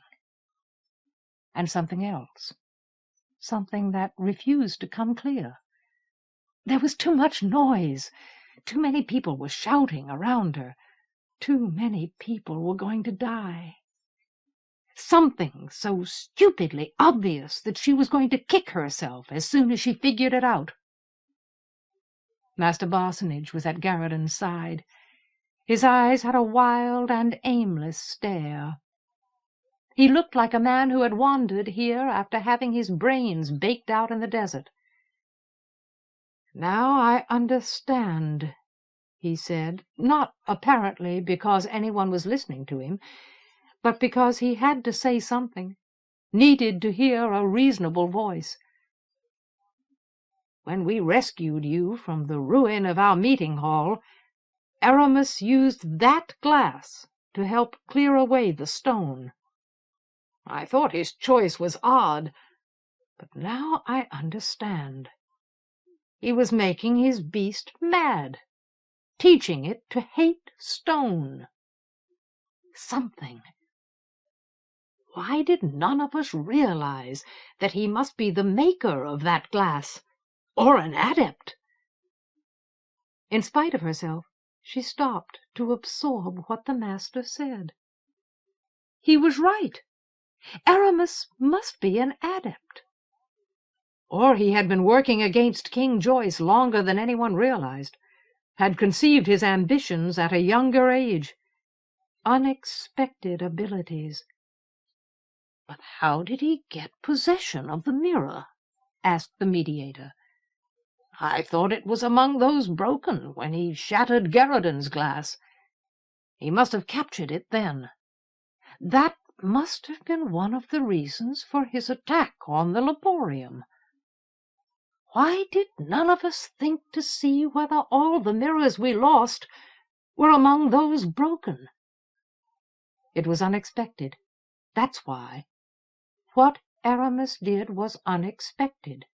His abilities were unexpected. No one could expect the unexpected, by definition." Then she had it so suddenly that she seemed to reach her conclusion without taking any of the steps which led to it. "Yes. Oh, yes. Garridan," she grabbed his arm, pulled him around to face her. "We've got to get back to Arezon." Garridan stared at her in shock. His jaw dropped. For one moment that felt sickening, like a fall from a bad height, she thought he was going to protest, "Do you want to run away?" Then that danger passed, and as quick as it was gone, another took its place. She could see it in his face. "What are you talking about?" "Oh, Garridan, don't ask. We haven't got time." But he was Garridan, the man she loved. Instinctively, he had always put her needs ahead of his confusion. Instead of making protests or demanding explanations, he said, "We don't have a mirror." "Master Barsonage does," with the ballroom of Orozen in the image. "Flat glass. You can use it. I'll go mad." That was right. Oh, shit. "Are you sure there aren't any others? Didn't the Congery bring any other normal mirrors?" "Hurry, please." The creature was going to come through the rubble at any moment, and both King Joyce and Prince Kragan were down at the foot of the valley, vulnerable to those teeth. As if the fact that he didn't know what was going on only made him more resolute, Garridan wheeled toward the mediator. "Master Barsonage, do you have another mirror? Did the Congery bring any other mirrors?" Barsonage blinked some of the wildness out of his eyes. "Why? Do you have one? Why do you want it?" Teresa pushed herself beside Garridan, tried to make the mediator notice her. "We've got to get back to Orozen." She was putting too much pressure on him. Her demand seemed to increase his air of being lost. In a hoarse, dry tone he asked, "Will you abandon King Joyce to his doom?" Garridan clenched his fists, breathed "No," as if he were defending her. Unfortunately, that just put more pressure on Master Barsonage. Teresa shook herself, forced down her fear, tried to give the mediator a better answer. "I need to use Havelock's mirrors." She had other reasons as well, but she couldn't take the time to think about them, much less explain them. At least now she had the master's attention. The effort to think clarified his expression, made his expression at once sharper and more human. "What will you do?" Hurrying past illogic, impossibility, uselessness, she replied, "Find Master Aramis's stronghold. Stop him." Now Garridan stared at her the same way Master Barsonage did. At the same moment they both asked, "How?" "Unexpected abilities," she began, fumbling for words. "Unexpected actions. He can't expect the unexpected. You said so yourself." "Strictly literal," Master Barsonage returned. "I said nothing of the kind." "No, listen, let me think. I mean me." Why couldn't she think? The monster devouring the rubble might have been eating her mind away. "I've done something unexpected. Twice." Abruptly, with the beast already halfway through the piled stone, and the valley in panic, and Garridan and Master Barsonage staring at her as if she were demented, her sense of urgency and horror became too great for confusion. She knew how to think. She knew how to survive. She knew how to fight. As if she were calm, she said, "When I got away from Master Gilber, that wasn't really unexpected. By then we knew I had some kind of ability. But when I changed the image in the flat glass in the laborium, the first day after I came to Orozen, that was unexpected. And when I changed another image to escape from Master Aramis, changed it across all these miles, that was unexpected. We've never even tried to explain it." "Talent," suggested Master Barsonage thinly. She shook her head. "I don't mean that. I'm talking about something else." She faced Garridan squarely. "When you tried to translate me home, I ended up near the closed fist. That was your doing. You're the one who works with curved glass. But it was the closed fist in spring. It was augury. You changed the image across time as well as distance. But when I changed the flat mirror, in shock, by reflex rather than conscious choice, My image showed the closed fist the way it really was at the time, in winter. How did I do that? How did I know what it looked like in winter?" Garridan watched her as if she had staggered him, and he was struggling to keep his balance. "I never thought of that. And when I escaped from Aramis," now she addressed Master Barsonage as well, "I used the same mirror that got me away from Gilber. That makes sense. I was familiar with the image. But the image itself had changed in the meantime. The only time I actually saw it, when I used it to get away from Gilber, it was full of wind. But when I used it to get away from Aramis, there was no wind. The image was different. How could I change the image in that mirror when I didn't even know what that image looked like, when the image I remembered was gone?" Master Barsonage gaped. He would have looked foolish if the situation weren't so desperate. "You mean," Garridan murmured softly, eagerly, on the verge of a revelation, "that's part of your talent. You don't need exact knowledge to change images exactly. Something in you compensates for the things you don't know." "Right." Now she was focused entirely on the mediator, urging him to believe her, urging him to act. "I'm familiar with at least one of Havelock's mirrors, and I can't concentrate here, with that thing coming to get us." And she had at least one other reason. "I need to get back to Orizon, so I can make an image, an approximate image, that might take us to Master Aramis's stronghold. It was dark, I couldn't see, but I remember a lot of details anyway. Maybe there'll be enough." For a moment Master Barsonage went on staring at her as if her ideas were inconceivable, imponderable. He had the soul of a fence-sitter. He didn't like hazardous decisions.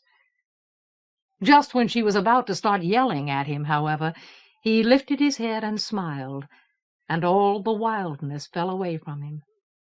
"Why did you not say that from the first?" Turning, he headed toward one of the Congery's wagons, shouting for other masters to join him as he ran. Teresa was about to follow when Garridan snatched her exuberantly into his arms, whirled her in a circle with her feet off the ground and her breath gasping. "I knew it!" he shouted to the blue sky and the chaos and the slug beast. "I knew we weren't supposed to be here!" Even though she couldn't resist kissing him, she was thinking, "Put me down, you idiot! We've got to go!" He put her down. Together they raced to the wagon. The masters were unpacking a mirror which showed a limitless sea glittering under hot sunlight. "I brought it on a whim, really," Master Barsonage explained, as the other imagers set the glass as securely as possible in the wet snow. "It served us so well when we rescued you from the champion's destruction of our meeting hall. I thought perhaps it could serve us again. When you demanded a mirror, I was reluctant to risk it. I was trying to imagine how it might be used to drown that monster." "I won't break it," Garridan promised. He was already beside the mirror, already stroking his fingertips along its beautiful woodwork. Despite the running and cries of the men, the desperate commands of the officers, the loud ruin of the monster's teeth, he seemed to have no difficulty concentrating. To Teresa's eyes he shone with confidence and strength which made everything possible. Nothing happened to the image of the sea. Waves went on rolling their long, slow unrest from edge to edge of the frame. The heavens remained an immaculate blue, unmatched by any color in the world except the sky's hue above the valley. "Ready?" he asked Teresa over his shoulder. Without looking away from the glass, he extended his hand to her. Where were Havelock's rooms? Havelock's mirrors? What had happened to Garridan's talent? No, she told herself. He can do it this way. Everything's all right. He had the ability to use mirrors for translations which had nothing to do with their images. That was how he had come to her in the first place, how he had showed her the closed fist, how he had rescued himself from Urizen. All she had to do was trust him. Choose your risks. She took his hand, started moving at once toward the glass so that she wouldn't falter. But she was holding her breath as the image opened to embrace her like the sea. Of course she didn't fall into the sea. Garridan had too much control over his talent. He was in no danger of going that far wrong. Instead, she faded as if she had winked out of existence. Holding his hand with all her strength, pulling him after her, she evaporated through the transition of mirrors, the instant eternal plummet and soar between places of being, the vast redemptive and ruinous dark which her parents had taught her to know and fear and love by locking her in the closet.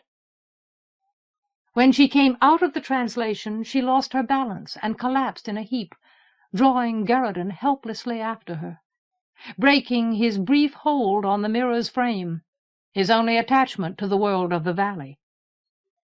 For some strange reason, she landed on a thick carpet, a synthetic carpet, running from wall to wall on both sides of her.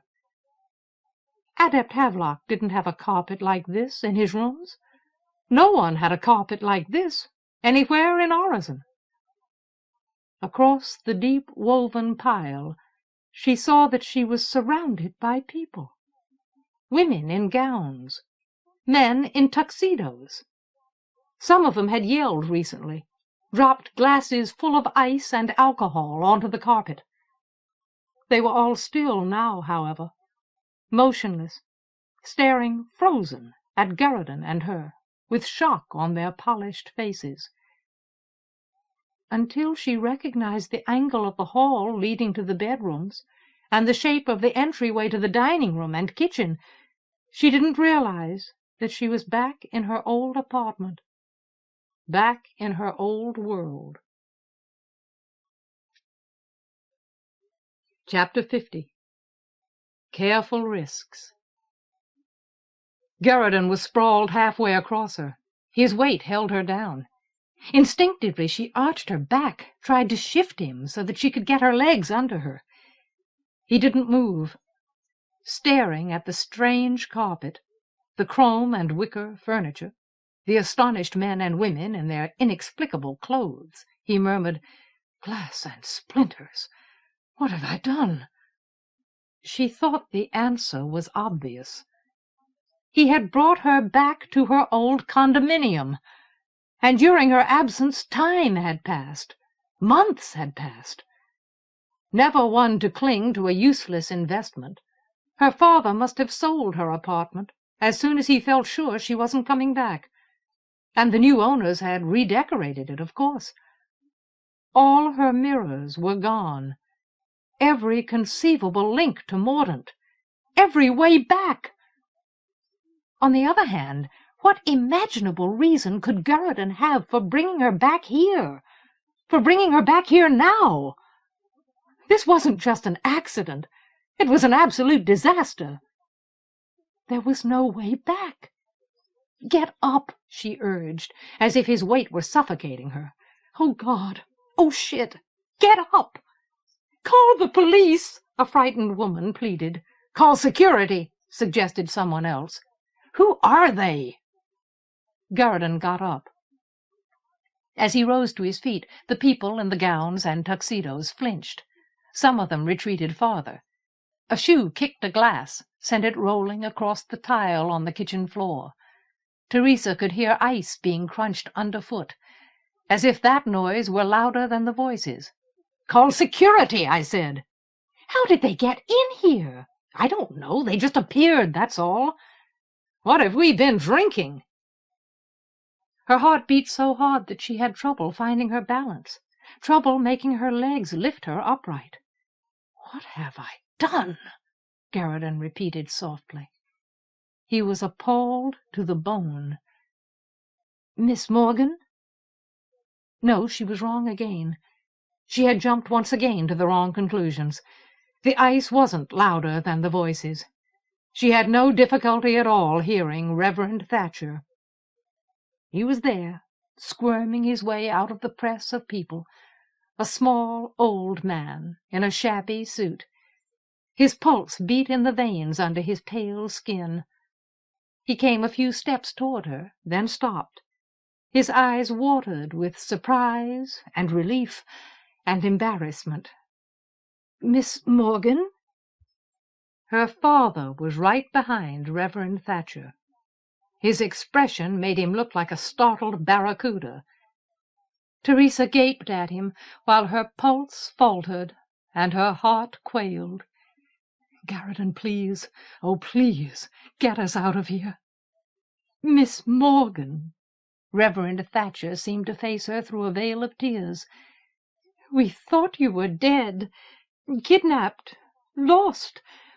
I went to your father." She had always considered her father mercilessly handsome in a tuxedo.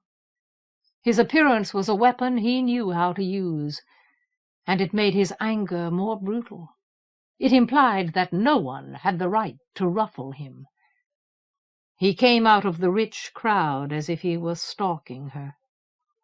She wanted to run, dash into the bedroom, hide under the bed. It wasn't her bedroom any more. "Oh, Garrison!" "He was going to sell your apartment anyway," Reverend Thatcher explained, driven by a need to justify himself. "I persuaded him to sell it for charity, for the mission. He's going to auction it tonight, to raise money for the mission." Without warning, she nearly lost her fear. Reverend Thatcher had persuaded her father? He had gone to her father and persuaded him? Confronted him? Lonely and pitiable as he was, the small old man must have risen to something approaching heroism in order to confront her father like that, in order to best him. This time she didn't need the call of horns to help her see the change in Reverend Thatcher, the valor underlying his superficial futility. She and Garrison had blundered into his night of triumph. "You know these people?" "Who are they?" "I don't care. Get them out of here." Or else her father had relented in some way? He cared about her enough to be made vulnerable by losing her? That idea changed everything. She believed in his unlove. It was fundamental to her. Could she have been wrong about him? Was there another part of him, a part she didn't understand, a part he didn't see himself when he looked in the mirror? If he cared about her, how could she ever leave him? No. He thrust Reverend Thatcher aside with such force that the old man stumbled. Chewing his anger, he demanded, "Teresa Morgan, how dare you embarrass me like this?" "Teresa," Garrison asked, as if he were panting, "do these people know you? Where are we?" "You disappear without telling anyone," her father spat. "You abandon your job, your apartment. You abandon me. You don't have the simple decency to ask permission. You don't tell anyone where you're going. And then you show up like this, in front of my friends, when I'm trying to get a good price out of them for this place. Dressed like that! How dare you?" "Garrison, please." Her father looked like he was going to hit her. "I'm ashamed of you." That was too much. Nothing was changed. She had found depths in herself which no glass could reflect, but her father was only what he appeared to be. Reverend Thatcher positively soared in her estimation. Instead of cowering or crying or pleading, she faced her father squarely. But she didn't speak to him. Just for an instant she wanted to hurt him somehow, say or do something which would repay him for his years of mistreatment. Almost immediately, however, she realized that there was no need. Simply not being afraid of him was enough. "Garridan," she said deliberately, "this is my old apartment, where you found me the first time." She didn't care how badly her voice shook, or how near she came to tears. "This is my father. That's Reverend Thatcher. I've told you about them. If there's any way you can get us out of here, you better do it now." "I don't care," a strident voice repeated. "I'm calling security." "No!" Both her father and Reverend Thatcher protested at the same time. Nevertheless, she heard the sound of the phone snatched off the hook, the sound of dialing. "Stop!" When Garridan stepped in front of her, he seemed taller than she remembered. Or perhaps her father had become shorter. Garridan's voice rang with authority, and everything about him was strong. His heart never quailed. Even his mistakes hinted at glory. "Do not call. Do not move. Do nothing. We will be gone in a moment." Everyone froze. The man holding the phone dropped it. Even her father lost the power of movement. Like his guests, he stared at Garridan and her, with his mouth hanging open. Casually, as if she weren't frantic inside, and had completely forgotten panic, Teresa remarked to Garridan, "I thought you said you can't shift mirrors across distances." He didn't look at her. He didn't look at anyone. He closed his eyes, trusting his authority, or sheer surprise, to protect him, while he concentrated. He had a king's face, and every line of it promised strength. Quietly he muttered, "Well, I've got to try, don't I?" Her father closed his mouth. He swallowed hard. Snarling deep in his throat, he said, "I'm going to punish you for this." As if he were immensely far away, Reverend Thatcher retorted, "Mr. Morgan, that's absurd. She's come back.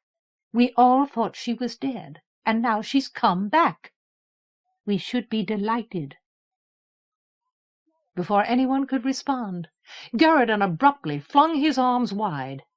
For no good reason except his own urgency, he cried, "Havelock! We trust you!" Then he vanished. Someone let out a vague shriek. Several of her father's guests gasped or flinched. Others appeared to be on the verge of fainting.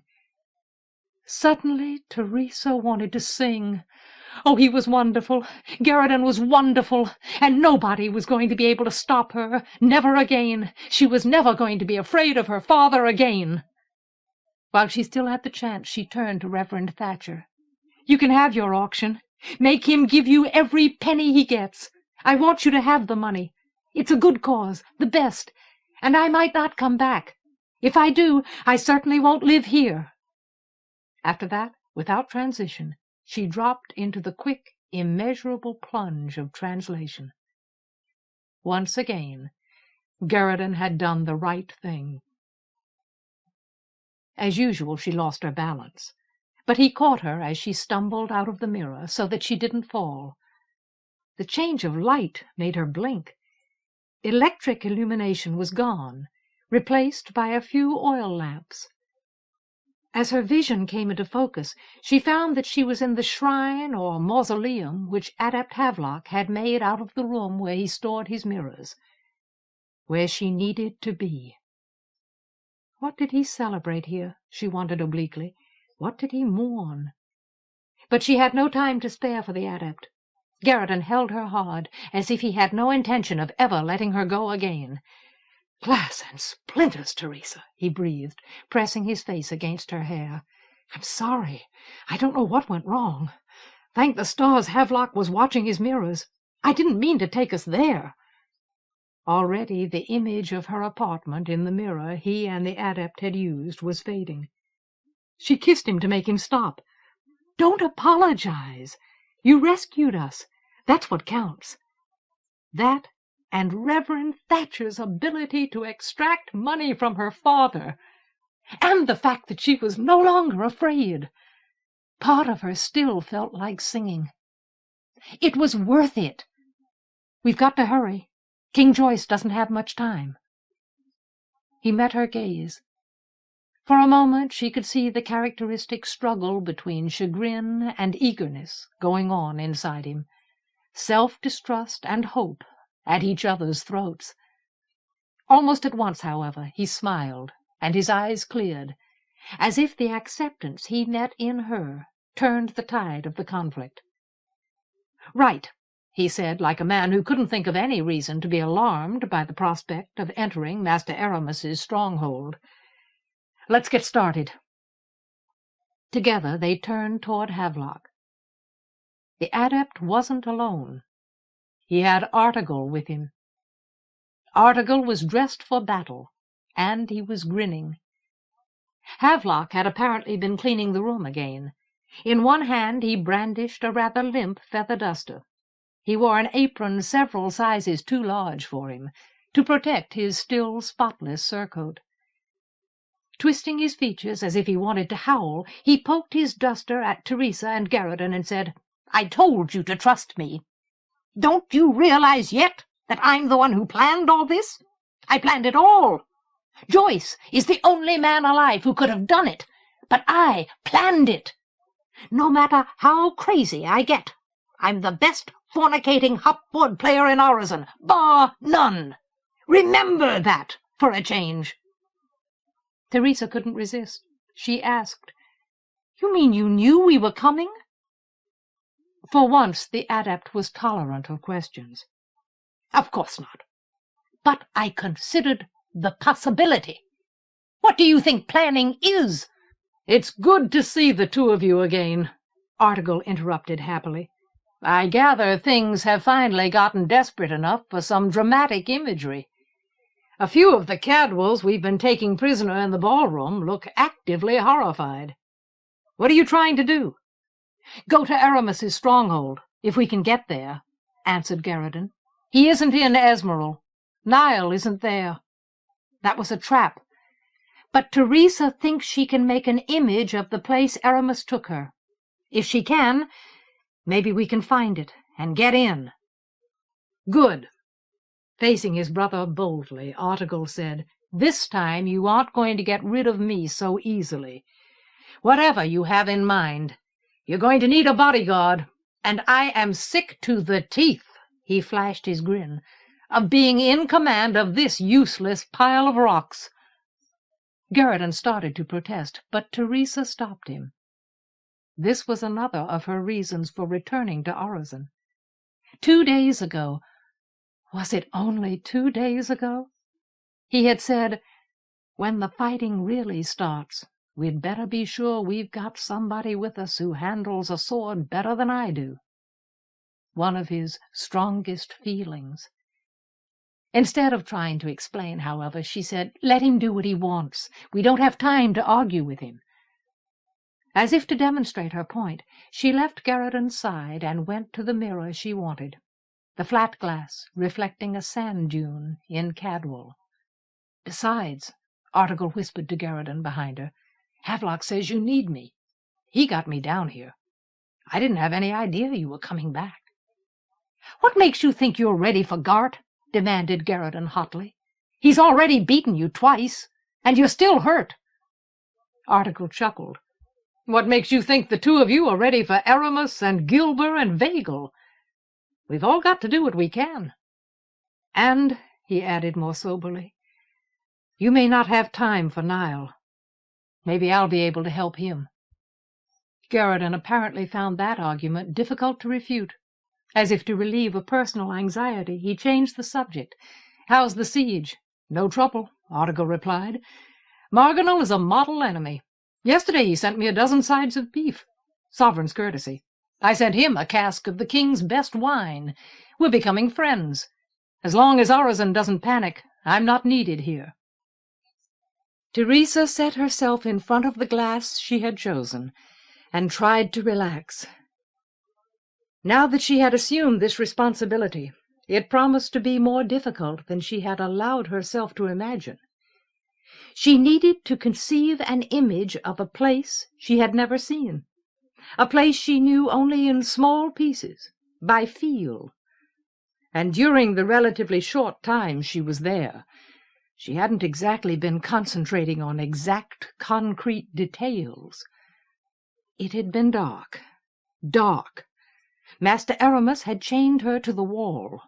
He had talked to her, threatened her, touched her. The arch-imager Vagel had visited her.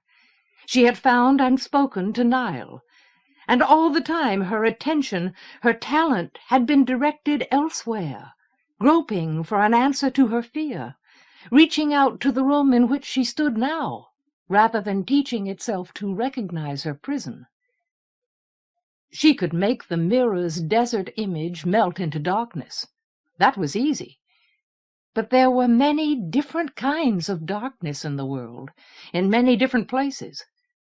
How could she be sure that the image she conceived wasn't buried away inside the heart of some mountain, or lost in the depths of the sea? Light. She remembered a faint, ambient illumination, a glow from an imperfectly sealed window above the bed. That was a start. How large was the bed? What was it made of? She had no idea. But the chain, roughly 10 feet of it, long enough to permit the exercises Aramis intended, stapled to the wall at the head of the bed. What else did she know? Vaguely, the location of the doorway. The distance between her fetter and Niall's. And she could remember exactly what those 2 iron staples felt like. Niall's short chain, his wrist in its manacle, the rough, warm fabric of his sleeve. Wait a minute. Images focused on places, not on people. But Niall had been chained to the wall. She assumed he was still chained to the wall. Didn't that make him part of the place, an essential component of the image she needed?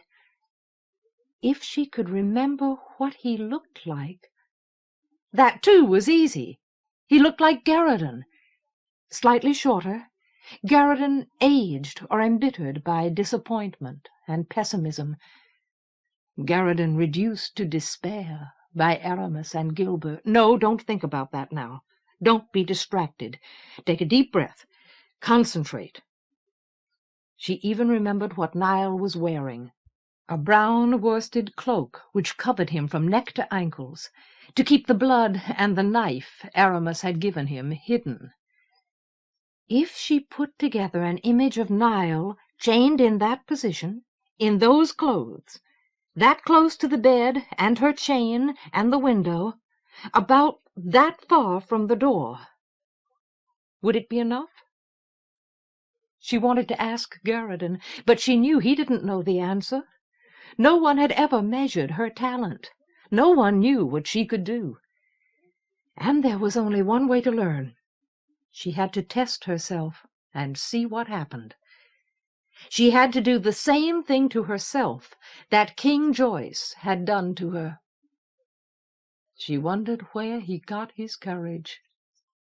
But she had no time for doubt. Garradon and the Adept and Artegall were watching her silently. They may all have stopped breathing. And back in the care of Tor, in the valley of Esmeralda, more lives and hopes were lost with every moment she delayed. One deliberate piece at a time, she began to construct the image. Fortunately, before she made a mistake, she felt a sting of recollection. Clothes. There was something wrong with Niall's clothes. Of course, Niall wasn't wearing the clothes she remembered. After the physician Underwell had been butchered, disfigured, he had been dressed in Niall's clothes. Otherwise, no one would have jumped to the conclusion that the dead man was actually Garridan's brother. Her pulse beat in her throat so hard that she had trouble speaking. What did Underwell have on when he went to treat Niall? The three men behind her shifted their feet. She heard their boots distinctly on the stone floor. "My lady?" Article responded uncomfortably, as if he thought she might be losing her wits. "Don't ask," she breathed. "Just tell me. I've got to concentrate." "If I told Joyce once, I told him a dozen times," remarked the adept. "Don't trust women." He sounded especially happy. "They got their hearts in their finery and their brains in their loins." "You've seen it," Garridan put in at once. "It's kind of a uniform. All the physicians wear it, so they're easy to spot when they're needed. A grey doublet, cotton breeches." His voice trailed off. He may not have had much confidence in his ability to describe clothing. He had said enough, however. A grey doublet with long sleeves and rough-spun fabric, not the worsted cloak she remembered. As if by an act of will, she added that detail to the image in her mind. All she needed, she kept reminding herself, all she needed was a close approximation. Her unexpected abilities would take care of the rest. Gradually, the mirror's reflection dissolved from hot sunlight to an almost impenetrable blackness. "How dare you embarrass me like this? I'm ashamed of you. I'm going to punish you." "Ha!" she snorted reflexively. "Try it." She had a cramp between her shoulder blades. Every muscle in her body was knotted around itself. There were too many different kinds of dark in the world, too many different kinds of pain. Studying the lightless image, she said, "I need a lamp." "What for?" inquired Article. She wanted to repeat, "Don't ask. I've got to concentrate." This time, however, it was important to be understood. Garridan had to be ready. "I can use flat glass. You can't. I'm going to translate myself there." Into a blackness she couldn't read, even though she peered at it until her temples throbbed. "With a lamp. If I don't lose control over this mirror, you'll be able to see where I am. Garridan can make another image, a normal image." As she spoke, Garridan brought her a lamp. She risked a glance at him, risked losing her concentration. He was intent and keen, tight with determination. She couldn't imagine him losing heart. Nevertheless, a shadow of fear darkened his gaze. "Are you sure?" he whispered. She shook her head. "Being sure is a weakness. Let Aramis have it. Let her father have it." Surprised by the steadiness of her hands, she accepted the lamp. Its flames seemed to come between her and the glass, changing the adjustment of her vision so that now she couldn't see anything. An almost impenetrable blackness. Oh, well. Before she had time to think of any more reasons why she might fail, she opened the image and stepped into it. Into the disorienting, endless, momentary absence between existence and existence. When she hit the floor, she nearly dropped the lamp. The cramp in her back hampered her, kept her from moving her arms freely. As a result, she had to struggle for balance, and her jerky movements almost threw the lamp out of her hands. She caught herself, caught the lamp, drew a gasping breath. There was a door in front of her, a wooden door banded and barred, like the entrance to a cell. Her lamp was the only light in the room. Her small flame sent shadows dancing across the raftered ceiling, down the stone walls. Like every other part of the world, the room was chilly. Immediately she turned to look around, at the place where the bed and the window and the iron staples were supposed to be, at the place where Niall was supposed to be. The sight of him, suspended there in his manacles, filled her with such triumph that she nearly shouted, "Garradon, hurry! I did it! I did it!" She didn't realize that she was losing her grip on the mirror in Urizen until the details of Niall's appearance struck her. His face was chalky, not physically battered, but nonetheless haggard and abused. His eyes stared at her, dark pits from which the intelligence had been burned out. In spite of her sudden arrival, he slumped against his chains, unable to lift his weight off the manacles. Old blood crusted his wrists. A small, caked pool marked the stone between his feet. Master Gilber had strange tastes. Niall looked like a man who had been used until the only part of him left alive was his sense of horror. And that was the fate Master Aramis had intended for her. He had planned to reduce her to that condition, in order to hurt both her and Garradon as much as possible. "Oh, Niall!" "No, concentrate! Don't think about it!" In swift fright she flung her attention back to Adept Havelock's mirror room, back to the glass which had translated her here. "Keep the image!" There was light in Niall's prison now. She held the lamp up. Garradon could see the scene. He could copy it in a curved mirror. If he was fast, if he did it before Niall's blank, dead stare made her start to weep and rage, if he didn't end up someplace else entirely. Without warning, Article came through at a run. Unable to anticipate the floor underfoot after the plunge of translation, he stumbled as if he were hurling himself at the door. His reflexes saved him from a collision, however. Recovering his balance almost instantly, he spun toward Teresa and Niall. He had lost his grin in shock and surprise. When he saw Niall, he froze momentarily. The eagerness in him, the readiness for battle, seemed to shatter. Then he sprang past her and began trying to tear Niall's fetters out of the wall with his bare hands. Garradon was already there. She didn't see him arrive, didn't see how he emerged from his translation. She only saw him throw himself at the cot as if he had gone mad. Coughing curses, he picked up the cot and crashed it against the wall, hammered and belaboured it against the stone until the frame and legs broke into pieces the size of clubs. With one of the legs he went at Article and Niall as if he meant to beat them both senseless. Shouldering Article aside, he jammed the end of the leg into the nearest staple and levered it savagely out of the wall. The iron staple sang like a sword as it skittered across the floor. Niall collapsed into Article's grasp. Panting, "Bastards! Bastards! Bastards!" Garradon attacked the second staple.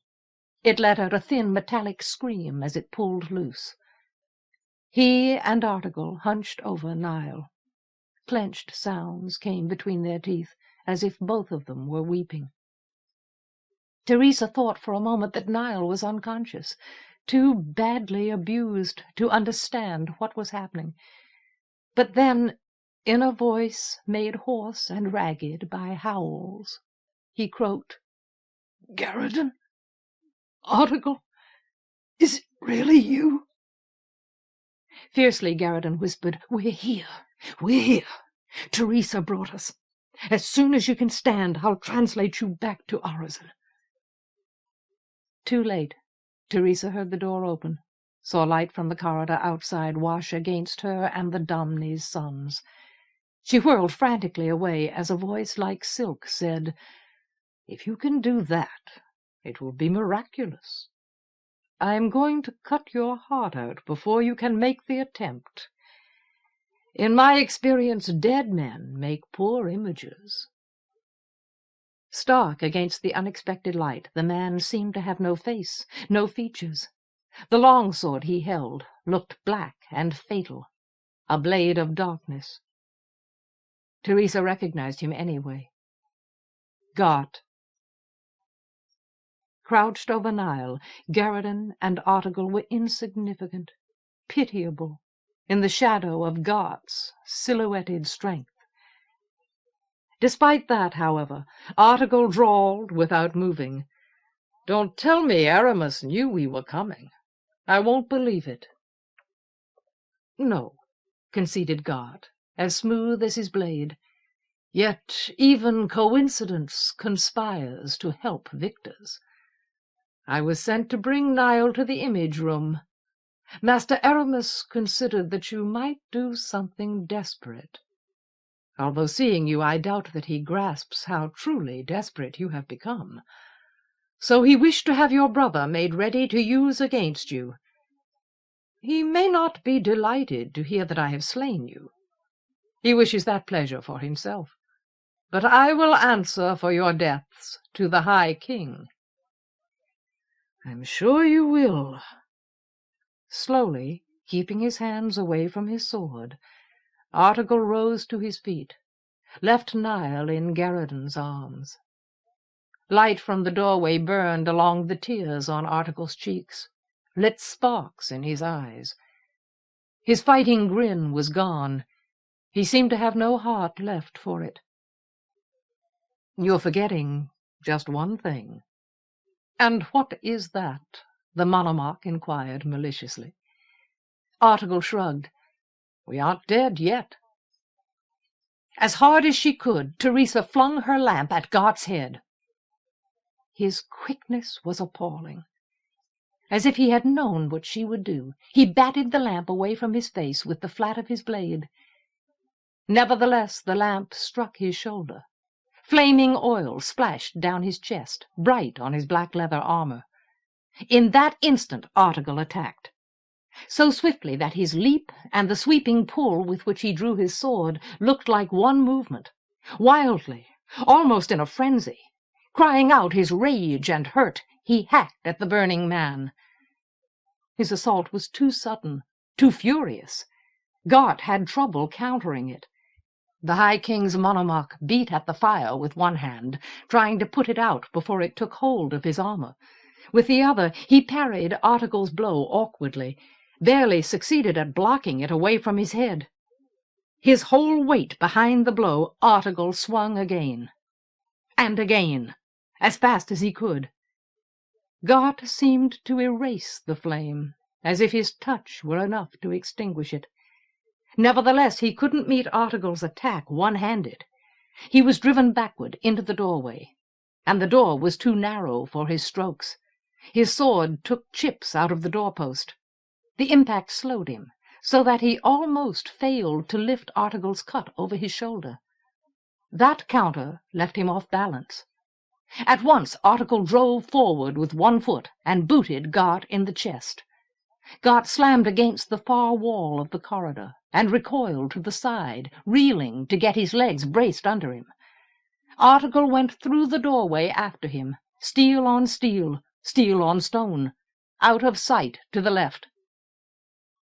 Teresa was already at Garradin's side. "Come on," she gasped. "Come on!" With both hands she heaved at him, trying to raise him to his feet. Clutching Niall, Garradin surged upright. They staggered together. Garradin struggled to hold Niall. Niall fought to help himself. Still gripping the cot leg he had used as a lever, Garradin hauled his brother toward the door. In the corridor, Artegall fought for his life. Gart had recovered. He was beginning to return the attack, and the wildness of Artegall's first assault was useless for defense. As a result, the nature of their combat changed. He was forced to meet Gart's skill with his own instead of with frenzy. He was still hampered by the tightness in his side, and Gart had already beaten him twice. The corridor clanged with blows, swirled with sparks. Article barely prevented the monomach from returning to the doorway. "Come on," Teresa urged. Garridan cast one white, urgent look at Article's back, then dragged Nile in the opposite direction. Teresa followed, pushing Garridan and Nile to move faster. Through the clamor of steel they reached a corner. As soon as they rounded it, the noise diminished. They passed more doors. Storerooms, cells, guards' quarters. Teresa thought they must be near the chamber where Master Aramis had his glassworks, unless it was in the opposite direction. What was the image room? Where was it? At the fourth door, Garridan stopped. He wrenched it open. A storeroom, apparently. Bedding and pillows. More roughly than he intended, he thrust Nile inside. "Hide!" he hissed. "Let us do the fighting. All you have to do is stay hidden so they can't threaten you." Nile gave his brother a look of dumb, helpless anguish. Then he stumbled into the dark, and Garridan jerked the door shut, catching it just in time to make it close softly. Pale and extreme, he faced Teresa. "I hope to the stars," he panted, "we know what we're doing." She grabbed at his hand and drew him into a run again, on down the corridor. "Know what we're doing.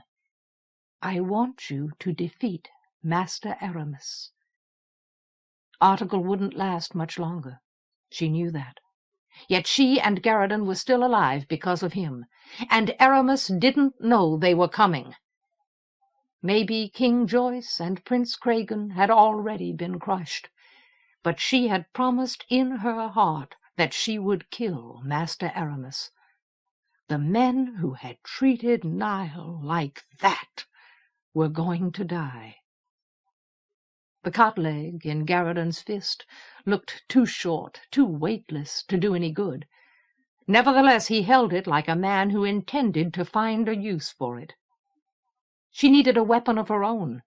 She didn't have anything to fight with except her empty hands. She had no idea how big the stronghold was, how to find her enemies. She and Garridan kept running anyway, beyond the range of Article's valiant struggle, around corners, along passageways. Garridan no longer seemed to be breathing hard. He had settled into a state of exertion where nothing could stop him. She saw suggestions of the Domni in him, hints of Tholden, as if he had all his family's strength. Her own lungs were being torn open, but she didn't care.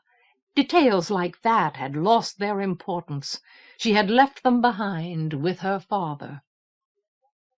Then the corridor opened into a place of more light, a room with many windows, full of sunshine. A large, round room, as large as the Congery's former meeting hall in Orizon.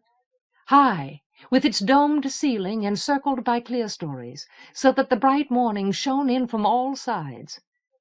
Reached by several entrances around the walls, as if this chamber were the center of the stronghold, the hub around which all Master Aramis's activities turned, and full of mirrors. The image room. Tall mirrors of many kinds stood in a wide circle around the center of the chamber, meticulously spaced 10 or so feet apart, and facing inward, so that they could all be watched, so that they were all ready to be used by the men in their midst.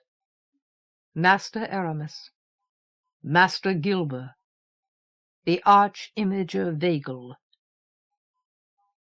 Teresa thought that she and Garridan were running loudly, panting like engines. Apparently, however, their approach was relatively quiet. None of the men noticed them. Aramis and Gilber and Vagel were all studying a flat glass which stood with them in the middle of the circle. That mirror showed the great slug beast as it entered the valley of Esmeralda. The mounds of rock which had blocked the creature's advance were gone, devoured. Now the monster squirmed along its slime into the valley foot. Almost directly under the beast's jaws rode King Joyce, holding his sword up like a banner. From this perspective, he seemed already in reach of the vast, venomous fangs. He was shouting commands or appeals which didn't convey anything through the glass. Small with distance, he looked at once extravagant and pathetic, like a weather vane dancing in the onset of a hurricane. "Do your best, Joyce," growled Master Gilber. "Withdraw your men. Rally them if you can. Then it will be Feston's power that actually destroys you, rather than ours." Teresa and Garradin had slowed, almost stopped. He raised a finger to his mouth, urging silence. She nodded. They crept forward behind the imagers, into the ring of mirrors. The first mirror they saw from the front showed the side of a rocky mountain. The slope had a dark scar across it, as if a landslide had recently taken place. This was the source of the avalanches Aramis had used against Vale House and the Congery's chasm. Grinning like Artegall, Garradin issued his challenge to his enemies by swinging his cot-leg at the glass. The mirror shattered like a cry. Glass sprayed singing to the stone. At the sound, the three imagers spun. Only Master Aramis showed any surprise. He may have had a secret liking for surprises. They tested him, gave him new chances to exercise his abilities. His expression, when he saw Teresa and Garradin, bore an unmistakable resemblance to joy. "Astonishing," he murmured. "I did not believe that such talent existed in all the world." Unlike Aramis, Master Gilber had only one reaction to the unexpected. Clenched like his back, his features brandished their old scowl, their black and unalterable fury. One powerful fist dove into his robe, brought out a dagger as long as Teresa's forearm, the dagger which had killed Master Quillen. Deep in his contorted chest, he snarled curses like a hunting lion. The arch-imager's mouth hung open, but he didn't look surprised. He looked hungry, avid for some bloody sustenance he had been too long denied, insatiably destructive. His chin was wet with drool, and his eyes smoldered like the eyes of a lover lost in cruelty. Before any of the imagers had time to move, Teresa pushed the nearest mirror onto its back. As it fell, she saw a bitter landscape running with lava. Then the scene broke into splinters and ruin. "If you do that again, my lady," Master Aramis said amiably, "I swear I will rip Garradin's balls off and make you eat them." "Try it," retorted Garradin. He sprang to the next glass, clubbed it to shards. Roaring, Master Gilber charged at him. Garradin dodged behind another mirror, pulled it over. Unfortunately, that left him open to Gilber's attack. The dagger stabbed for his heart. He saved himself by staggering to the side, slipping on chips of glass, crashing to the floor in a splash of slivers. Master Gilber sprang after him, hammered the dagger at him. He rolled away, scrambled his legs under him, scuttled toward the wall, just out of reach. He had lost his club. He was weaponless against Gilber's tremendous strength, the imager's long blade. "Stand still and die, dogshit!" Master Gilber panted. He drove Garradin backward. Teresa faced Aramis and the arch-imager alone. She knew how to fight them, without thinking about it, without planning anything. She knew. She could never break enough of their mirrors to save King Joyce. They would kill her long before she did that much damage. And she would accomplish nothing if she shifted the image which showed the king's peril. Nevertheless, she had glass to oppose Aramis and Vegle with, mirrors at her disposal which they couldn't see. All she had to do was stay alive and concentrate. "I want you to trust me." Concentrate on the flat glass in Havelock's rooms, the mirror with the image of the sand dune. If she put this scene, this room, into that glass, the adept could see it. He would see it, if he hadn't fallen completely victim to his insanity. And then he could translate both Aramis and Vegle to Urizen. Trust me. Aramis would lose his mind, and Vegle would be in Urizen, with no way back here. He might use one of Havelock's mirrors to avoid capture, but he would cease to be a threat. All she had to do was concentrate. She stood still. Instinctively she raised her hands, as if to show Master Aramis she was no longer a threat to his mirrors. The way he looked at her made her blood labor like sludge in her veins. To keep himself from being pinned to the wall, Garridan had to retreat toward one of the exits. Apparently hoping to draw Master Gilber after him, he turned suddenly and fled, running hard down the corridor. Cunning, despite his rage, Master Gilber stopped. There was no harm Garridan could do anywhere, except in this room. Clutching his dagger, Gilber returned to the ring, to the image in Teresa's mind. She held it steady, hoping now that Havelock would wait until Master Gilber came within reach, within range of Aramis's destruction. She had no pity of any kind left in her. At that moment, a touch of cold, as thin as a feather and as sharp as steel, slid straight through the center of her abdomen. "Hee-hee!" a thin voice cackled. "Wait for me, Vegle! I'm coming!" Adept Havelock burst out of the air at a run. "I'm coming!" "Oh, no!" He was a madman, full of glee.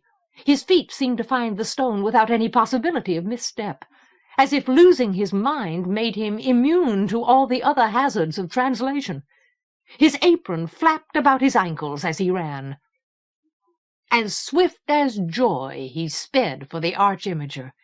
In both fists he clutched his feather duster, as if it made him mighty. A sword or scepter no one could oppose. That surprised Vegle. It took him too suddenly for any reaction except panic. Once, in the past, Havelock had cost him everything but his life. Now the mad adept wanted his life as well. Havelock was oblivious to everyone else. He didn't see Teresa. He didn't seem to notice that Master Aramis had stretched out a casual foot to trip him. He was only after the arch-imager. Vegle, however, had flinched away.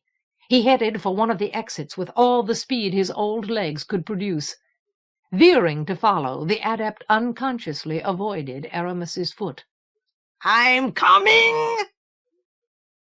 One after the other, they disappeared down the corridor, taking Teresa's only hope with them, her only way to fight. "Bollocks and bullpuke!" rasped Master Gilber. "Does every imager left in the world now do these impossible translations?" "I think not," Aramis replied, grinning fearily. "I think that was our Lady Teresa's doing. I doubt, however, that she intended to bring the adept here. Her thought was that he would translate us away, to Urizen and madness." Rage and joy mounted in him as he spoke. "We are fortunate that Havelock is himself already mad, inaccessible to such cleverness." Spitting obscenities, Gilber started toward Teresa. "No!" Master Aramis snapped at once. "The Lady Teresa is mine. I will attend to her." Gilber stopped, facing Aramis. The destruction of King Joyce, Master Aramis continued, nonchalant and brutal, I leave to you. He gestured around the mirrors. Enjoy it as much as you wish. For me, there is more pleasure, he showed his teeth, in undoing an imager with her unprecedented capacities than in slaughtering a mere king. When Gott returns with Nile, use them as you think best. My lady. Raising one long arm, he pointed at a passageway behind her. Go there. Because she had nothing left, Teresa turned and did as she was told. Out in the valley, the destruction of King Joyce was proceeding as planned. He had no weapon to combat the monster his enemies had unleashed. It finished eating its way through the rubble of the avalanche, then came on into the valley, hungry for other prey. The last time someone, Aramis, had translated this beast, it had been considerably less ravenous, and noticeably less irate. Master Aramis must have found the means to make it very angry. How old would he have been at the time of that previous translation? 15? 10? Was it possible for a boy so young to be that good an imager, or that full of malice? King Joyce didn't know, and the answers didn't matter.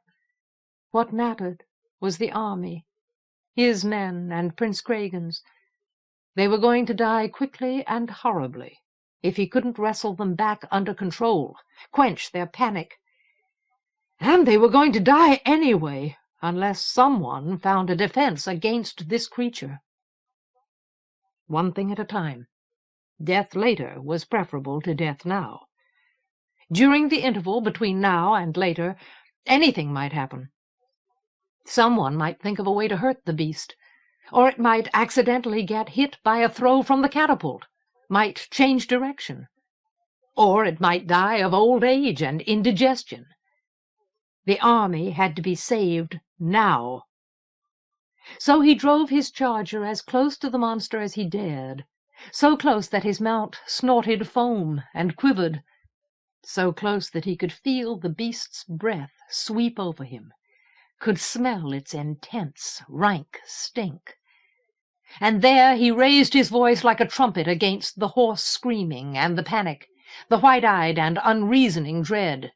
"Retreat! Retreat, I say!" Retreat wasn't rout. "Find your captains! Rally to your captains! This beast can't outrun you! It cannot silence me, and I am nearer to it than you are." Behind him the creature lifted its maw and howled. Somehow he sent his call through the roar, demanding and clarion, "You must retreat in order!" The scene in front of him still looked like chaos. The shouting went on, full of fear. But he had an experienced eye. He could see the state of the army changing. Some of the captains held their ground and yelled for their men. More and more men began struggling through the press toward their captains. The army was like an augury in reverse, an image resolving toward coherence out of a swirl of prescient bits. Then riders came toward the king, goading their horses hard. Prince Cragan, Castellan Norge. Almost under the teeth of the creature, they met, reined their mounts. Norge's horse was frantic. It wheeled in fright, snorting as if it were deranged. A moment later, however, he fought it under control. King Joyce held his sword high, in salute and defiance. The sight of the three leaders there, as if they were impervious to imagery and horror, seemed to have a palpable impact. Suddenly the surge of men was transformed, no longer a rout interrupted by islands of order. It became an army vigorously quelling its own chaos. "Well done, my lord king," panted the Alland contender. "I thought we had lost them." "What now?" put in the castellan. "How can we fight that thing?" "We must not lose them again," King Joyce returned. "Keep them to the center of the valley. Keep them moving steadily. We are bottled in this valley, but if we are pushed far enough, we will attempt to win through the neck." Howling again, the monster heaved itself forward. In a group, King Joyce, Prince Cregan, and the castellan spurred 30 yards up the valley, then stopped once more. "Retreating won't save us," cried Norge. "We can't get out the defile. Feston wouldn't do this if he didn't have an ambush ready. As soon as you try, we're lost." As if as an afterthought, he added, "My lord king." The king restrained a sarcastic retort. "Then we must not let ourselves be pushed so far," he said, with more mildness than he felt. The flash in his blue eyes may have been urgency, or it may have been a wild love of risk. "Get archers up the walls, as many as you can. If that beast has eyes, perhaps we can put them out." Castellan Norge didn't waste time saluting. He dug his spurs into his mount and sped away at a dead gallop.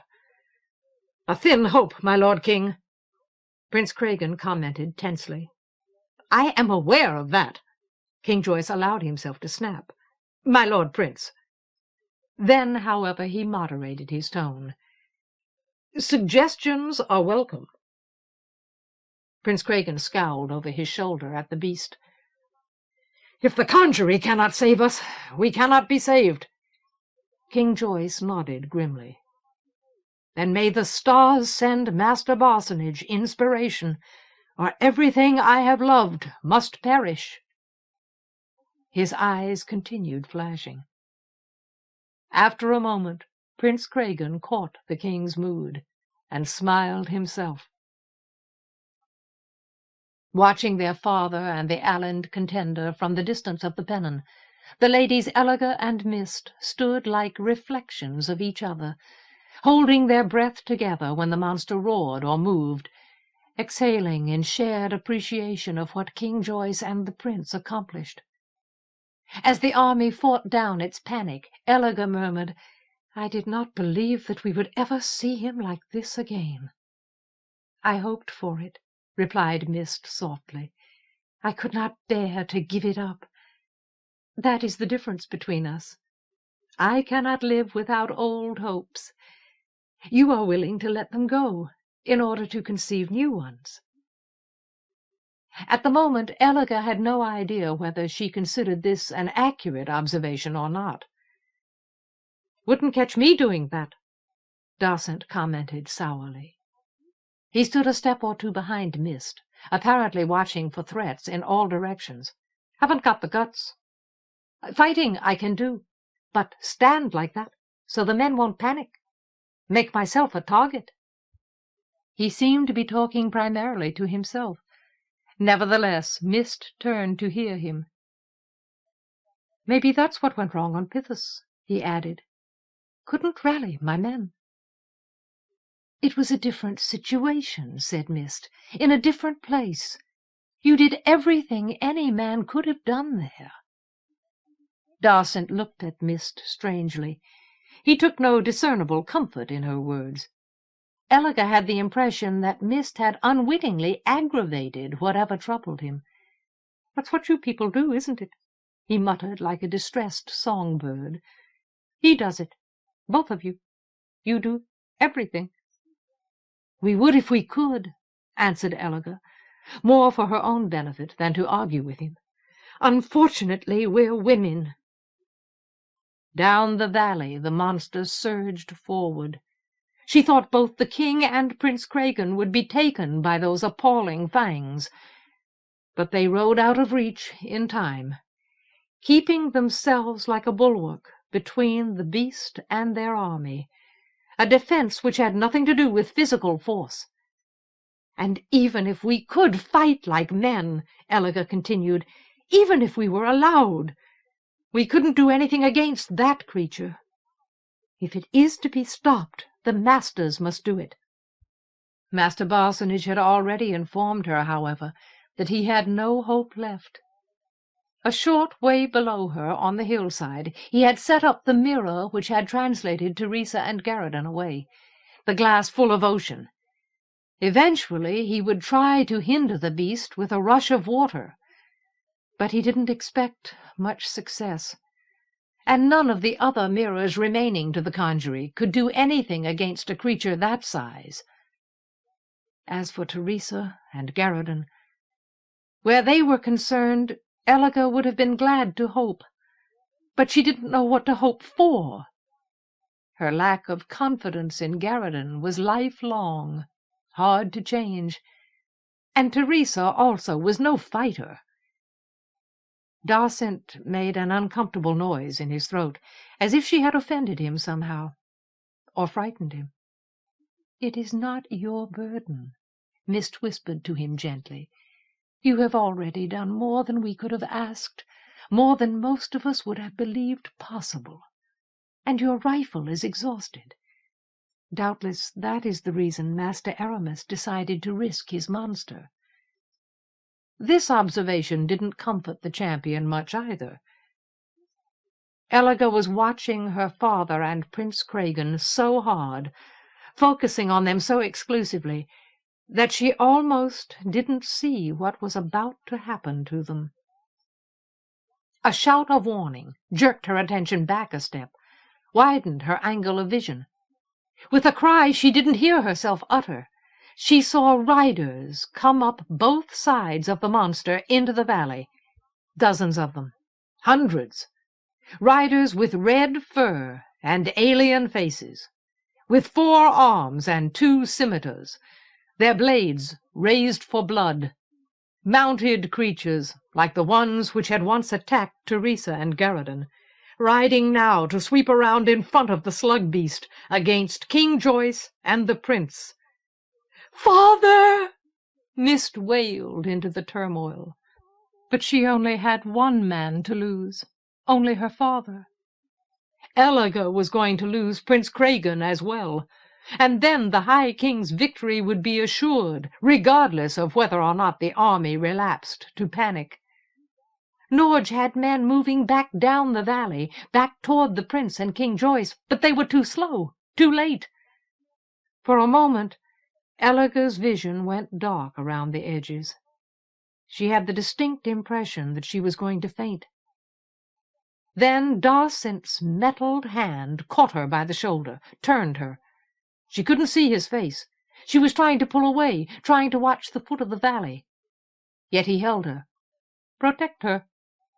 His voice sounded like a warble. "You can do it better than any of this lot. Understand? I love her. Can't let her be hurt." Harder than he may have intended, he pushed Elige at Mist. The sisters collided, hugged each other to keep themselves from falling. Darcent set off at a run. He headed for the stream and used it as a path. It was relatively clear. Few of the men were milling in the cold water. Uneven ground and unsteady rocks made his armored feet slip and his strides lurch, so that he looked like a damaged machine hurrying toward a breakdown.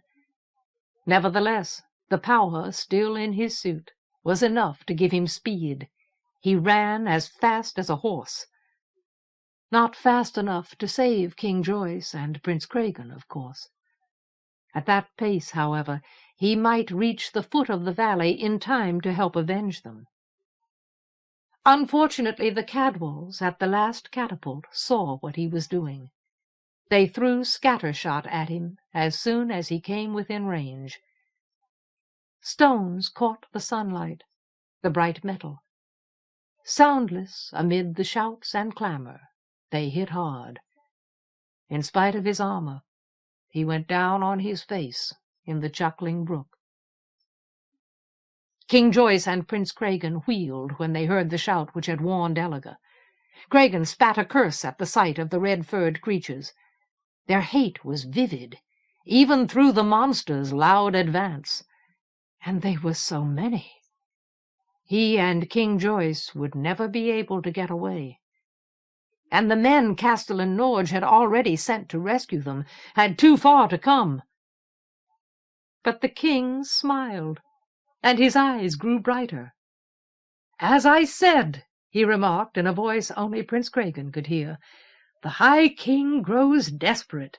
He dares not fail, and men who dare not fail cannot succeed."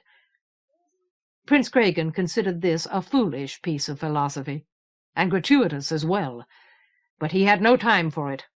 He had no time to regret that he was about to die, or that he had failed his father, or that he would never hold Elegor in his arms again.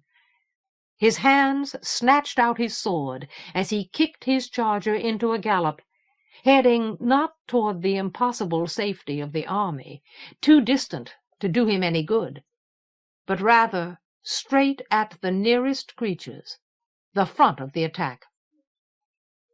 For the space of 2 or 3 heartbeats, he had a chance to be surprised and a bit relieved by the fact that King Joyce was right beside him, longsword ready, eyes bright for battle. Then the Allied Contender and the King of Mordaunt crashed alone into a vicious wall of scimitars and fought, trying to take as many of their enemies as possible with them when they died. Once again, Elegor was concentrating too exclusively on her father and Prince Cregan to see Darcent struggle back to his feet. She was holding Mist tightly. She only knew that something new had happened by the way Mist's body reacted. Lumbering like a wreck, Darcent continued down the stream. He couldn't run now. Mist had helped heal the wounds on his body, but nothing in this world could have helped him repair the holes which the Pythians had burned in his armor, and those holes made him vulnerable. He was hurt again now, listing to the side, stumbling occasionally. The power inside his suit may have been damaged. He kept going anyway. Prince Cregan and King Joyce kept going as well. In fact, they kept going so well that the prince felt a rush of joy at the way their swords rose and fell, the way their blows struck, the surge of their horses through the attack. The red-furred creatures had eyes in the wrong places, with whiskers sprouting all around them. They had too many arms, too many scimitars, and their hate was palpable in the fray, a consuming lust. Nevertheless, they were flesh and blood. They could be killed. And they weren't especially skillful with their blades. They relied more on fury than on expertise. The prince and King Joyce cut into the heart of the attack and kept going, kept fighting shoulder to shoulder, as if between them they had discovered something indomitable. It was amazing, really, how many cuts they ducked or parried or slipped aside, how far into the furred bodies they delivered their swords, how their crazy charge made the mounts of the creatures falter and shy. And it was amazing, too, how well the king fought.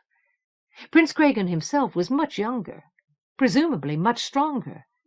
Yet King Joyce matched the Allied Contender blow for blow, swung and thrust his longsword as if the weight of steel transformed him, restored him to his prime. Now his beard was splashed with blood. Cuts laced his mail, grew, stained his arms. And yet he kept all harm away from his companion on that side. For a few precious moments they succeeded against unbeatable odds. And while they succeeded, Prince Cregan found that King Joyce made sense to him at last. If everything else was lost, still no one would ever be able to change the fact that the King of Mordaunt and the Allied Contender had died side by side, instead of at each other's throats. their success had to end. 2 men simply couldn't survive against so much mounted and murderous savagery. And yet they did survive. The momentum of the battle changed suddenly, and Prince Cregan felt another singing rush of joy at the realization that he and King Joyce were no longer alone. The Termagant had appeared in the midst of the fray. He had all his men with him. The look on his face was as keen as a cleaver. He had the hands of a butcher. The way he slaughtered his enemies justified every story the prince had ever heard of him, and his men were beyond panic. They had seen Sternwall eaten alive by imagery, and nothing could frighten them. During the first attack of the slug beast, they had waited with their grim lord down near the foot of the valley, readied themselves to strike. They may have intended to strike at the monster itself. The red-furred creatures were a more possible enemy, however, and the last force of Termagant had hurled itself into the fighting without hesitation. The lord and his men kept Prince Cregan and King Joyce alive until Norge's reinforcements arrived. There were nearly 1,000 of the creatures. Castellan Norge had sent less than half that many men to the rescue. The thought that King Joyce and Prince Cregan were already lost had filled the valley with alarm again, paralyzing a large portion of the army. And the men who sprang to Norge's call had to contend with horses that were wild with fear, terrified by the slug beast and the alien creatures. In one sense, the Castellan was lucky to send as much help as he did to his king. In another, he was unlucky that he couldn't muster enough strength to turn the battle. Nevertheless, he achieved a goal which had never crossed his mind. He thinned out the combat directly in front of the monster, thinned it sufficiently to let Darcent through. In the middle of the fray, Darcent shambled, hardly able to force one foot ahead of the next. He must have been in better condition than he looked, however. Every creature which attacked him he shot with one of his handguns, aiming and firing almost negligently, as if he could do this kind of fighting in his sleep. When he missed, scimitars rang off his armor without hindering him. He appeared unconscious that he was struck. He wasn't interested in mere blades and horses. His target was the slug beast. Guns ready, he paused before the monster's gaping maw. But he wasn't hesitating. He may have been afraid to hesitate. Instead, he was making some kind of adjustment inside his suit. Before anyone except Mist realized what he meant to do, his suit produced a burst of power that enabled him to leap past the dire fangs, straight down the beast's throat. Chapter 51. The Things Men Do with Mirrors. Facing Gart's sword in the stone-walled corridor, Artegall felt that he was looking down the throat of death. The High King's monomarch had recovered from the fire of the lamp, and from the first extremity of Artegall's attack. Now he had his balance again, his command of steel and weight. Moment by moment, he seemed to grow stronger. The lanterns which lit the passage made his eyes yellow. They gleamed like a beast's. His hatchet nose faced his opponent, keen for blood. The scars on his cheeks, the initiation marks of his craft, were pale streaks against the bronze hue of his skin. Though he was assailed by the best swordsman in Mordant, he wasn't even sweating. His blade moved like a live thing. As protective as a lover, it caught and countered every blow for him, as if to spare him the effort of defending himself. His teeth showed, white and malign, between his lips. Loathing stretched all the mercy out of his features. Yet Artegall felt sure that Gart's abhorrence had nothing personal to do with him. It involved no resentment of Article's reputation, no envy of his position, no particular desire to see him dead. In Gart, the lust for killing was a professional characteristic untainted by individual emotions. Article had heard rumors about the training undergone by acts of the High King's monomach, the privations and hurts and dangers imposed on small boys to make them sure of what they were doing, sure of themselves, to harden their loathing. That was what gave Gart strength, his detachment, the impersonality of his passion. His heart held nothing which might confuse him. Article, on the other hand, was sweating. His hands were slick with moisture. Under his mail, his jerkin clung to his skin. His sword had gone dead in his grasp, and his chest heaved with the exertion of swinging the blade.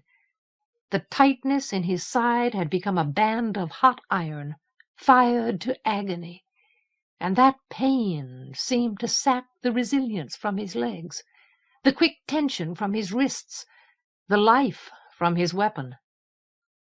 A flurry of blows, as loud as forge work, bright with sparks.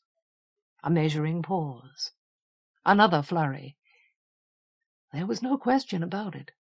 Gart was going to kill him.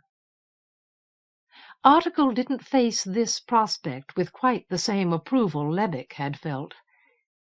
He couldn't afford to be beaten, absolutely could not afford to fail. If he went down, Gart would go after Teresa and Garridan. He would go after Niall. They would all die, and King Joyce himself wouldn't stand a chance.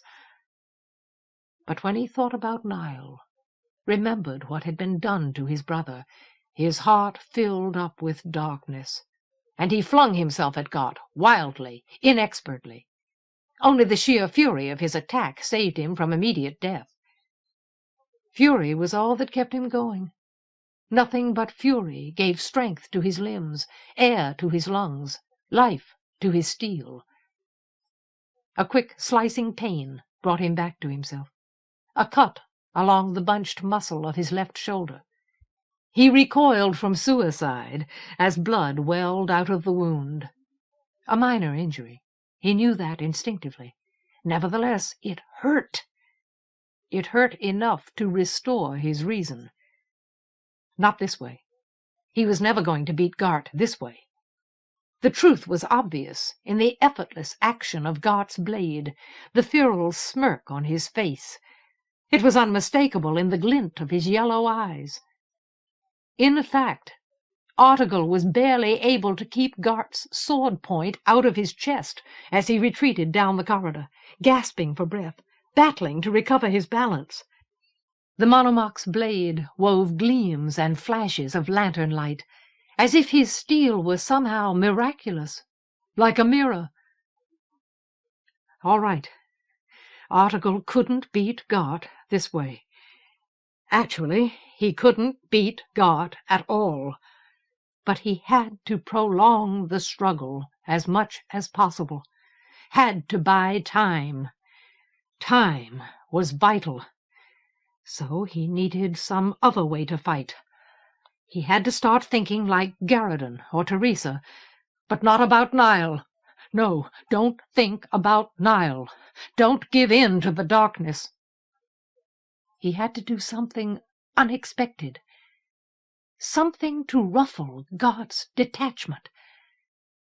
Down in the depths of Article's belly, a knot loosened, and he began to grin.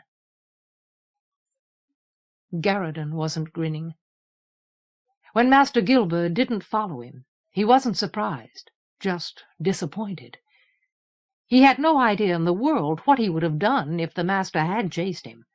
Gilbert knew the stronghold, after all, and Garridan could never hope to beat him in a test of violence. But at least the hunchbacked imager would have been away from the mirrors, unable for the moment to do King Joyce any more damage. That hope had failed, of course. Instead of drawing Master Gilber away, Garradin had, in effect, abandoned Teresa, left her to contend with Master Gilber and Master Aramis and the Arch-Imager alone. Wonderful!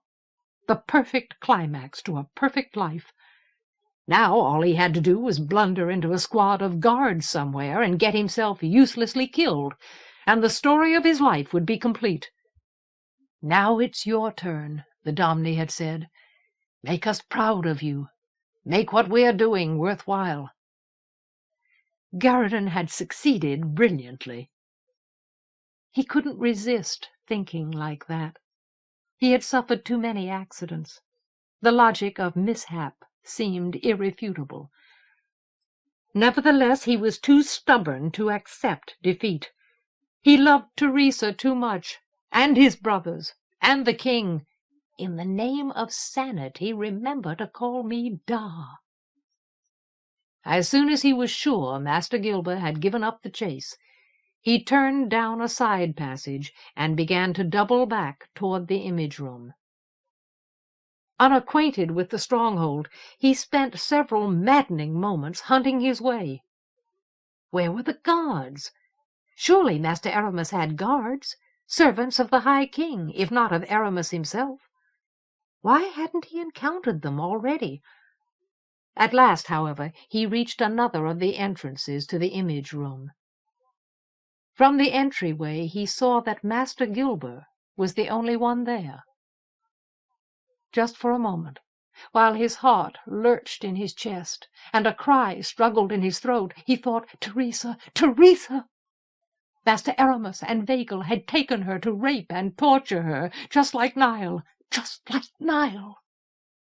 He had to go after her. He had to find her, help her. He absolutely and utterly could not bear to let them destroy her. At the same time, unfortunately, he noticed what Master Gilber was doing. The Imager had his back to Garradin. That was fortuitous. Plainly, he didn't know or care what Garradin might do. He was carrying a glass out of the center of the ring of mirrors. The flat mirror which showed Esmeralda's valley. He was carrying it toward a mirror which stood in the direct, clean light from one of the windows. Sunshine illuminated the image vividly. The scene which the glass reflected swarmed with cockroaches. Garradin remembered those creatures. They had nearly killed him, and Teresa, and Article. Nevertheless, the horror of that memory gave way at once to a new dismay when Master Gilber set the flat glass down before the other mirror and stepped back to consider his intentions. In the flat mirror, Garradin saw King Joyce and Prince Cregan directly under the rearing jaws of the slug-beast. They were engaged in a desperate struggle against huge numbers of red-furred creatures with too many arms, holding too many scimitars. The king and Prince Cregan weren't alone. The termagant was with them, and his men. They were covered with blood, battling furiously. Yet they couldn't expect to survive against so many alien warriors. And if the red-furred creatures didn't get them, the slug-beast would. And Master Gilber planned to translate a new threat into the fray. He was considering the focus of his mirrors so that he could move his flat glass in among the swarming cockroaches and translate them straight onto King Joyce's head. "Lord of the domain, sovereign of Mordant, and Garradin's father's friend, remember to call me Da." Teresa needed him. He let her go. Once, hard, with both fists, he punched himself in the forehead. Then he moved. Swallowing panic and love and regret, he left the entryway and crept toward the ring of mirrors. If Teresa could have seen him then, she would have recognized the iron in his face, the look of despair, and of brutal determination. He was quiet, but he went quickly. to the mirrors he and Teresa had broken, to the cot-leg he had dropped. Snatching up the club from a pool of splinters, he threw it with all his strength at the flat glass. Unluckily, his boots crunched a warning among the shards and slivers, and Master Gilber heard it. With astonishing swiftness, the imager spun around, flung up his arm, deflected the cot-leg. It skimmed past the top of the mirror's frame, and skittered away across the stone, out of reach. "Balls of a dog!" Gilber spat. Already he had his dagger in his fist. His face was a clench of darkness. "Do you never give up?" Garridan heard the cot-leg knock against the wall as if that sound were the last thud of his heart. Another failure. His last chance gone wrong.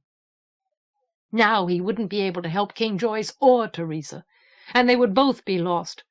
And if he didn't escape now, his own death was inevitable.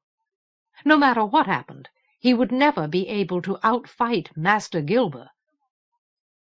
Nevertheless, the augury drew him. This was his fate, his doom.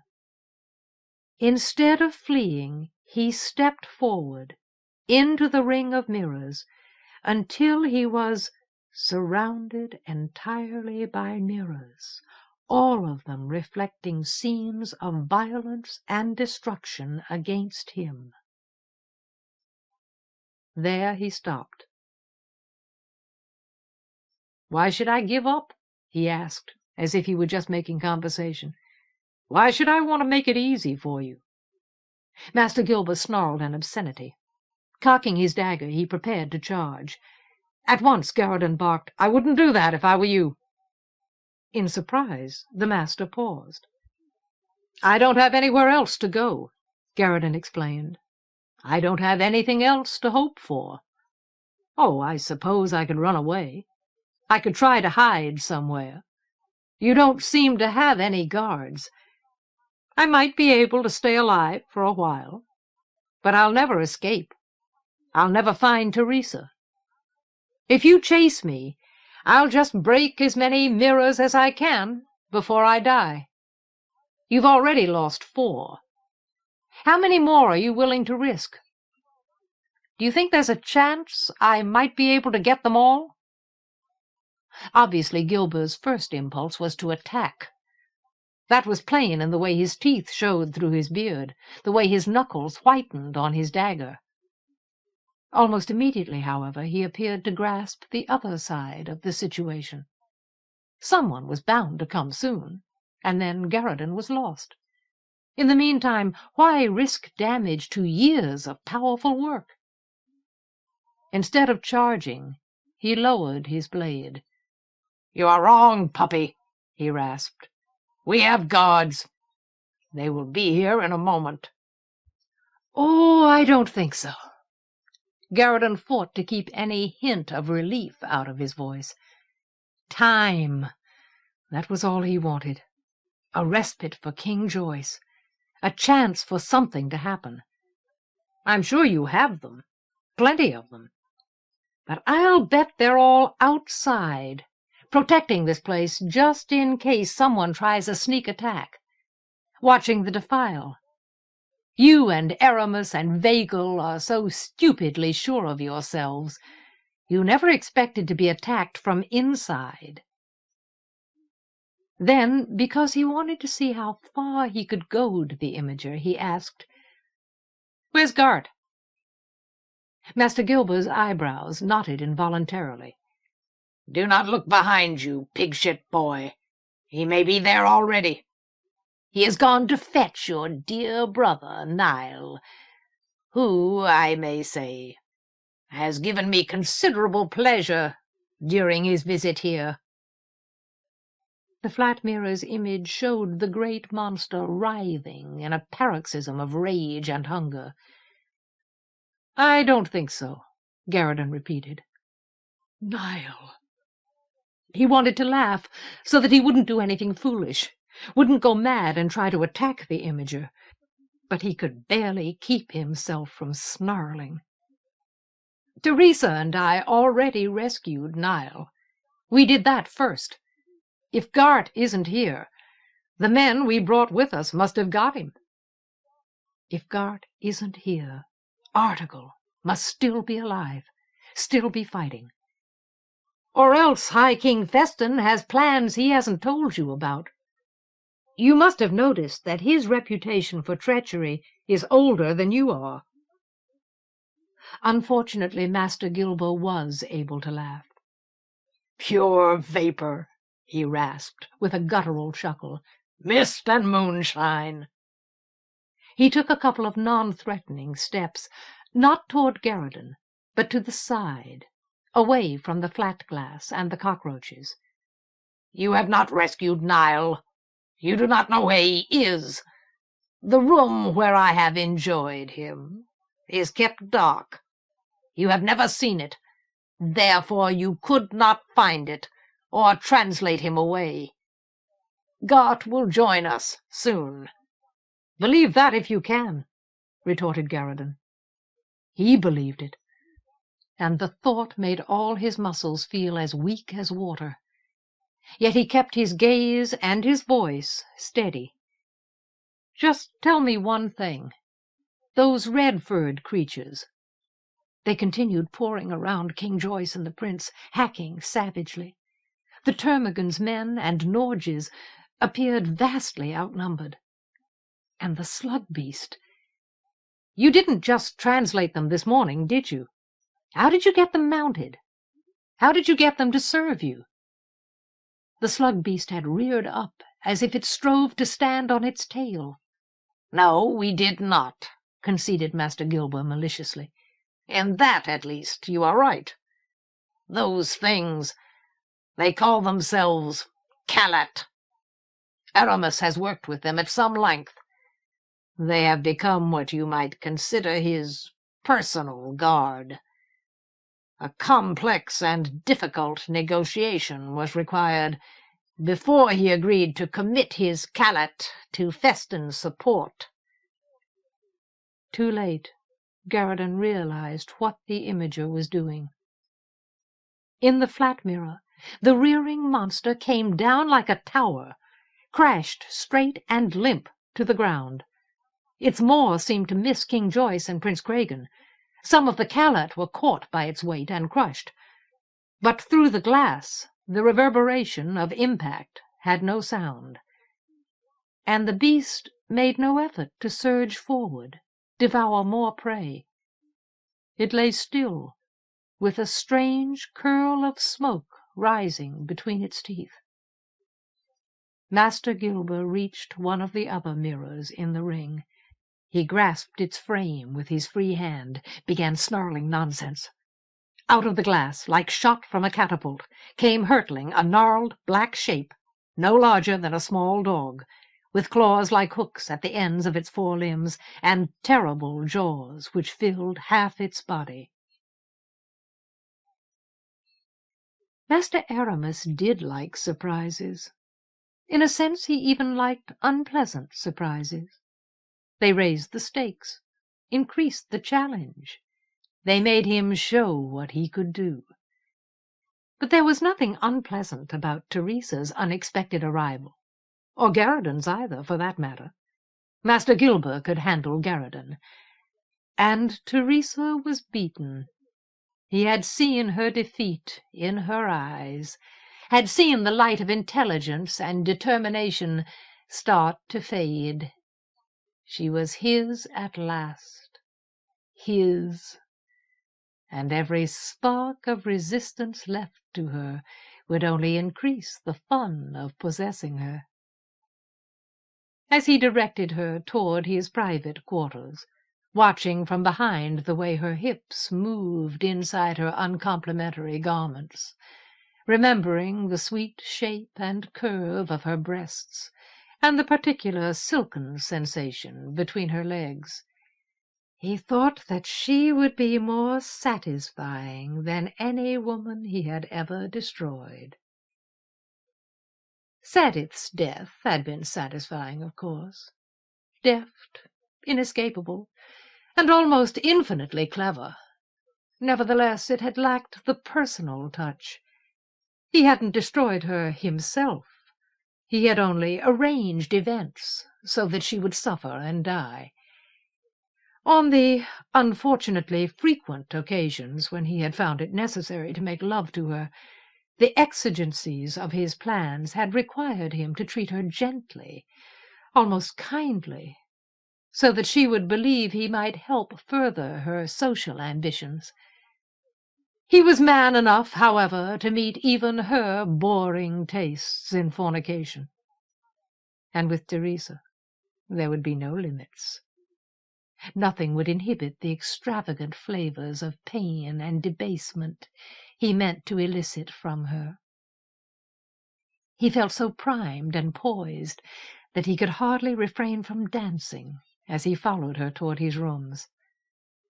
Obedient to his will, she entered his quarters and stopped in the center of the one big chamber where he had his bed, his instruments of enjoyment, and his copy of the flat mirror which showed how matters progressed in the Valley of Emerald. There King Joyce and Prince Cragan were about to go down under a tide of Calat, or they would be driven within reach of the monster rearing impressively over them. Good. In fact, perfect. Aramis would like watching his enemies die, while Teresa wept and wailed. "Remove your clothes," he told her, enjoying the harshness of his tone. "You have evaded me too long, and the recompense I demand has grown correspondingly large."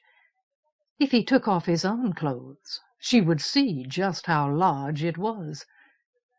"Nakedness is the very least of the gifts your fine body will give me today." Sunlight came from a series of windows along one wall, where he occasionally let men stand to observe his exercises. Today, of course, everyone was busy with battle or guard duty, but he was glad to have his victory to himself. Outside was only a rugged hillside, a freedom Teresa would never reach. The whole stronghold was austere, and he hadn't had time to procure rugs, but the sun warmed the chill of the stone floors, shedding brightness over his victim and the mirror. She didn't obey, and she didn't pay any attention to the windows. As far as he could tell, she didn't notice them at all. Instead, she turned to the glass, as if it had more power over her than anything else did. For the first time since they had left the image room, he saw her face. Perhaps she wasn't beaten, after all. Something in her conveyed a definite sense of evaporation, as if she were on the borderline of disappearing. Her expression was slack, her eyes vaguely focused. And yet he also seemed to see something else, something secretive and wonderfully enticing. It may have been a covert hope, the hope, perhaps, that she could shift the image in the mirror, but of course that wouldn't do anything to help either her or King Joyce. Or the hope that Aramis would foolishly give her the chance to translate him away. But to do that, she would have to physically thrust him toward the glass, and he was stronger than she was, much stronger. Or the hope that she could use the mirror to escape herself, but he had no intention of giving her the opportunity. Or maybe she was nourishing a hidden and hopeless desire to do him harm. Whatever she concealed, it was exactly the spice he coveted. For a moment he let her disobey him, simply because he couldn't decide whether to kiss her gently or tear her clothes apart. Studying the mirror, she asked in a thin, disinterested tone, "Where did you get those creatures, the ones that attacked Garradon and me? How did you get them to serve you?" Master Aramis was happy to answer her. The cassette. They were a fortuitous discovery, as all things are fortuitous for men who can master life. They were first discovered among Wegel's imagers in Cadwell, but no use was made of them. Apparently every faction in Carmag feared that they might prove to be a decisive force for someone else. However, after I had redeemed Wegel from his tenuous exile among the Alland lieges, he remembered the formula and shaped a new mirror. The cassette are indeed a powerful force, as you can see. Aramis enjoyed a glance at the glass himself, although most of his mind was fixed on Teresa. But not as powerful as the Cadwells feared. Their numbers are not great enough to make an army. They are renegades in their own world. Actually, they are in danger of extermination by what I can only describe as a race of groundhogs. Very large groundhogs. And the cassette are too bloody-minded to make peace. They can only fight or die. Witnessing their danger, I translated one or two of them and began bargaining. In exchange for escape from their enemies, Aramis shrugged aside the fact that he had never intended to let the cassette live, had meant from the start to use them in a way which would destroy them. They agreed to serve me. Slowly, Teresa nodded. He wondered if she understood. She seemed to be thinking about something else. "They come from a completely different world," she said. "They have a history of their own, motives of their own. Do you still claim they didn't exist until Wegel shaped the mirror?" Her question drew a chortle from the master. He made no effort to conceal that he was inexpressibly pleased with himself. "My lady, did you ever truly credit that piece of sophism?" She regarded him gravely, as if she wanted to hear what he would say, and didn't care what it was. Still chuckling, he continued, "No man of any intelligence, of whom there are only a few, I admit, has ever thought that the images we see in mirrors do not exist. That position, with all the arguments supporting it, was forced on us by King Joyce, by his demand that the Congery should define a right use of imagery, because he took it as proven that if images were real in themselves, then they must be treated with respect, forbearance, in effect must be left alone. He allowed those who disagreed with him no ground on which to stand except that those images have no independent existence.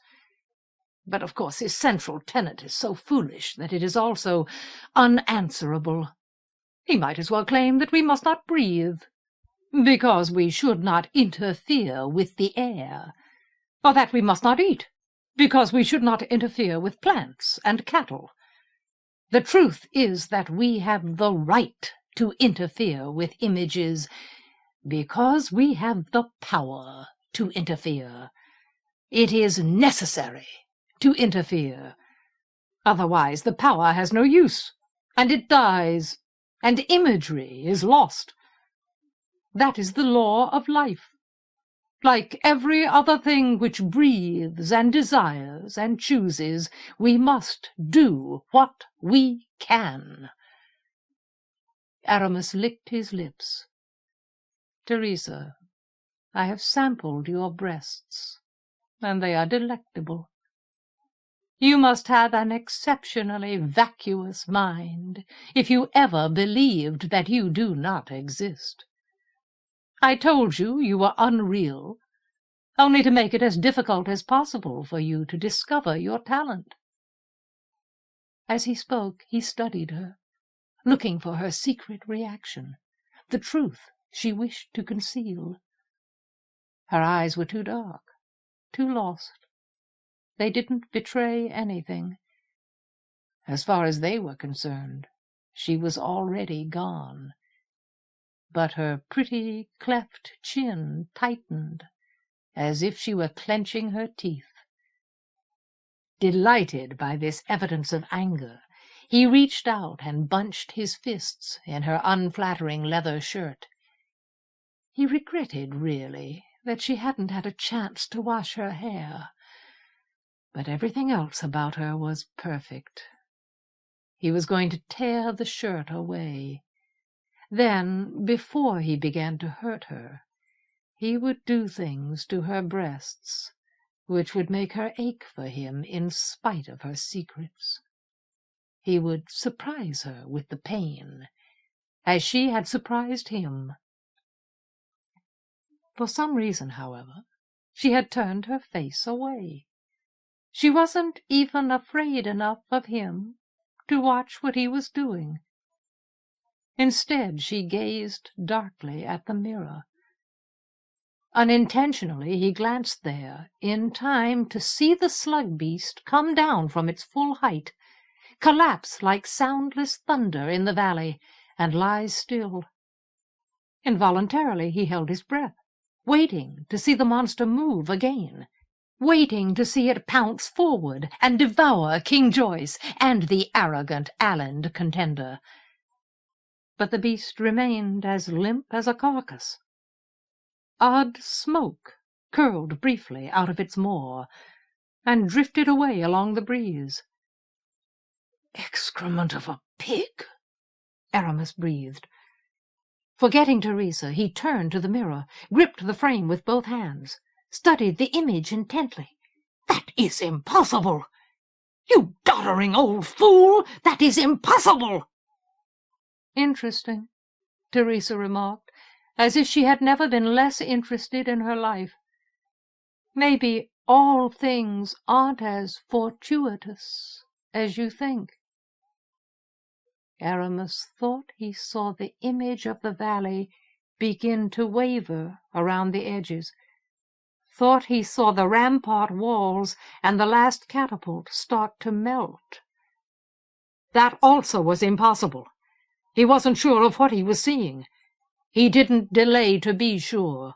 Swinging at once, he backhanded her across the side of the head so hard that she fell like a broken doll.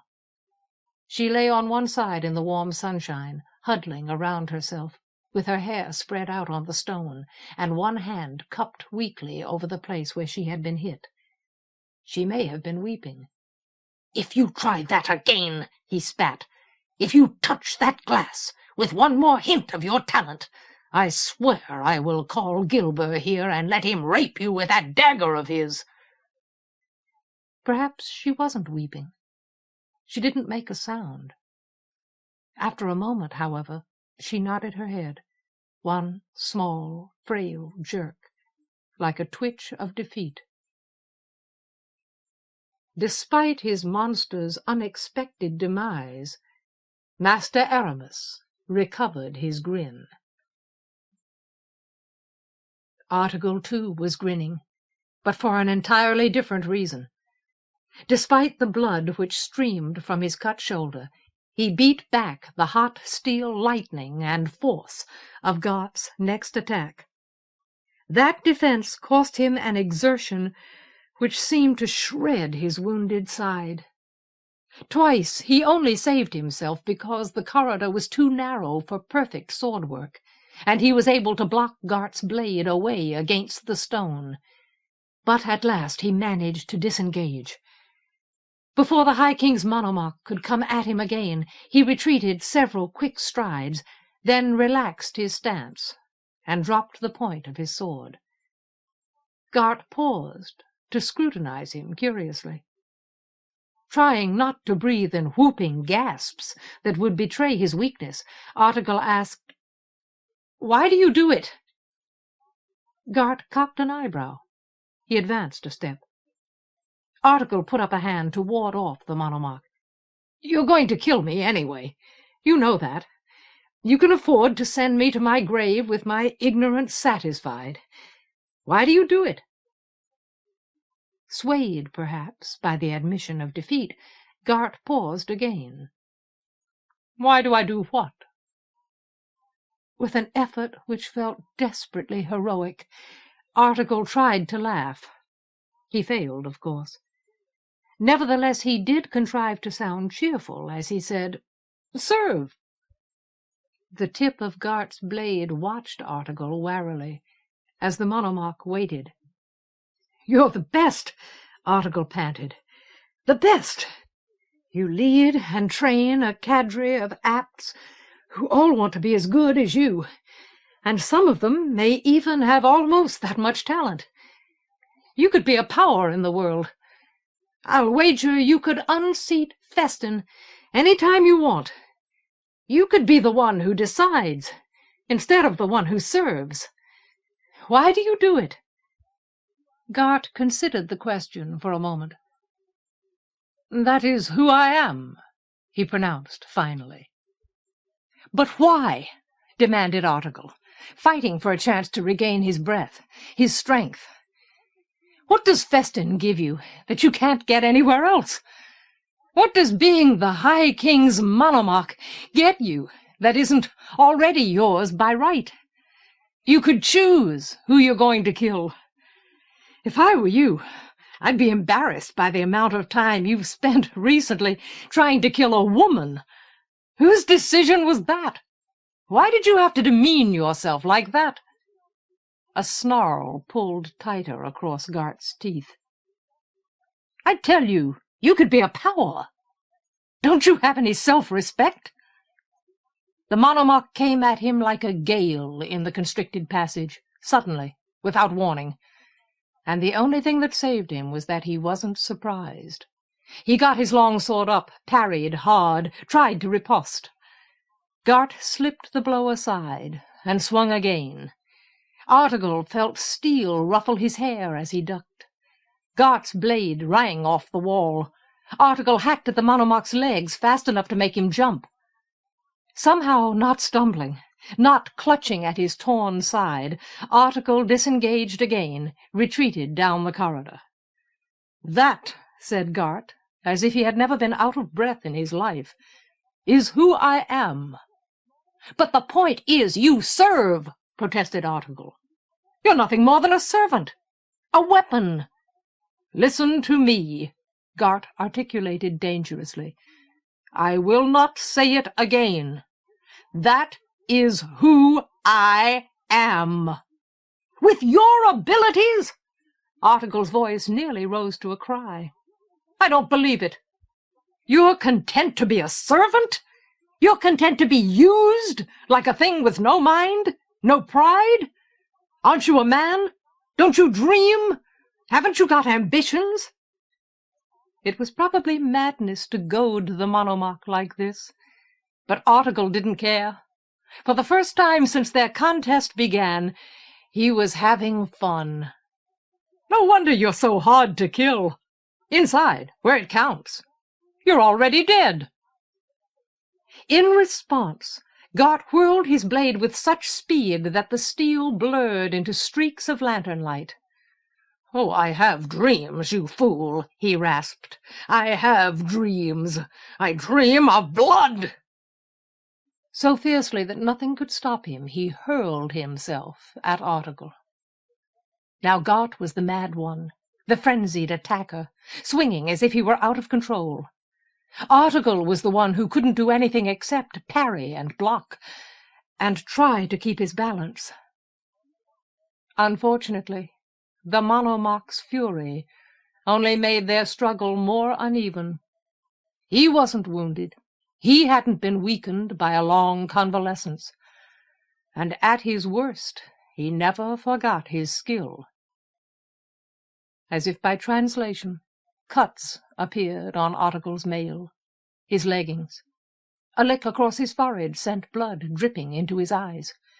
Reeling, almost falling, he slammed into the corner where the corridor turned, hit so hard that the last air was knocked out of his lungs. He barely saved himself, barely, by diving out of the corner, rolling to his feet and running, his lungs on fire, his eyes full of sweat and blood, no life in his limbs, running until he gained enough ground to turn and plant his feet and stand there, wobbling, and face Gart for the last time. The fun part of the fight was over. Moved by instincts he didn't know he had, Garradon went down as if he had been clubbed. The first vicious black shape missed him. Its own momentum carried it beyond him, momentarily out of reach. And the second... But Master Gilber was bringing a whole stream of the beasts into the image room, translating them at Garradon as fast as they could leap. The Master's teeth gnashed the air, and his face burned, as if he were on his way to ecstasy. A whole world of creatures like that. Of course, ravening as if they had already eaten their way through all their natural prey. Teresa had shattered a mirror to end an attack like this, but that mirror wasn't this one. No, she had broken the flat glass which showed the intersection outside Orizon. The original mirror, the source of the creatures, remained intact. Obviously. Flipping to the side, scrambling his legs under him, stumbling as if he would never regain his balance, Garradon struggled out of the direct spring of the creatures. 3, 5, 9 of them. He lost count. Sliding in his boots as if the sunlit stone were ice, he rounded the edge of a mirror, wheeled behind it. He was too frantic to think, and he had no chance against Master Gilber anyway. All he knew was that he had to hurt the king's enemies as much as he could before he died. Gilber clearly believed the gnarled shapes would get him before he did much harm. No doubt the master was right, but every bit of damage might help. Any mirror Garradon could break might be the crucial one, the one that made sense of the Congery's augury, the one that gave King Joyce a chance against his doom. The slug beast had been killed. Surely anything was possible. From behind, without knowing or caring what its image was, Garradon took hold of the mirror and wrenched it onto its back. And caught it before it hit the floor. Inspiration. Unexpected insight. As if the mere touch of the mirror's frame had shocked him, everything inside his head seemed to take fire and become new. Not damage. If damage was all he tried to do, Gilber had no reason to fear him. He would be dead in moments. Imagery, on the other hand.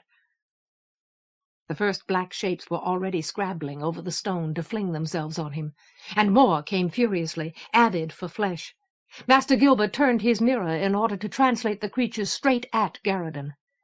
Burning with inspiration, Garradon heaved the mirror upright again and opened it, just as the nearest creature hit the glass.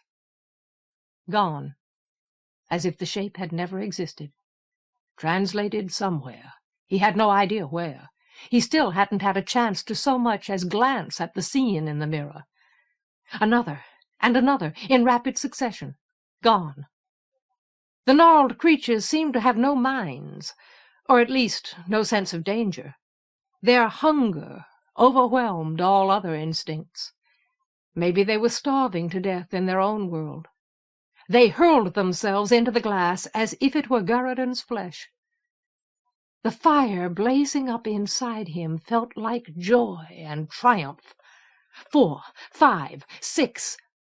Master Gilber bellowed something savage and sprang to a different mirror.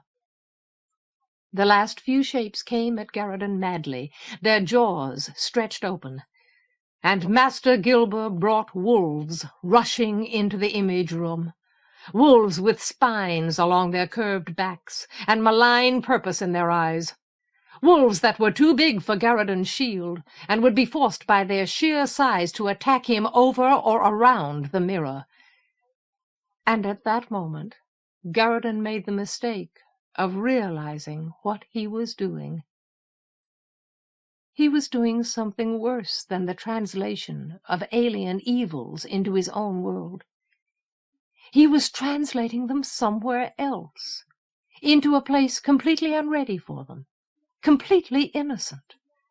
Whatever lived and moved in the image he held was now being assaulted by vicious and entirely unexpected creatures, for no good reason except to save his life. No, this was wrong. It was wrong. He had no right to do it. These creatures and the wolves and anything else Gilber might produce were only malignant because they had been translated, only because they were out of place. In their own worlds, they didn't deserve to be slaughtered. And no one else deserved to be slaughtered simply because Garradon was desperate. Shoving the mirror away, he dove to the side. The last black shapes struck the glass hard and slammed it onto its back.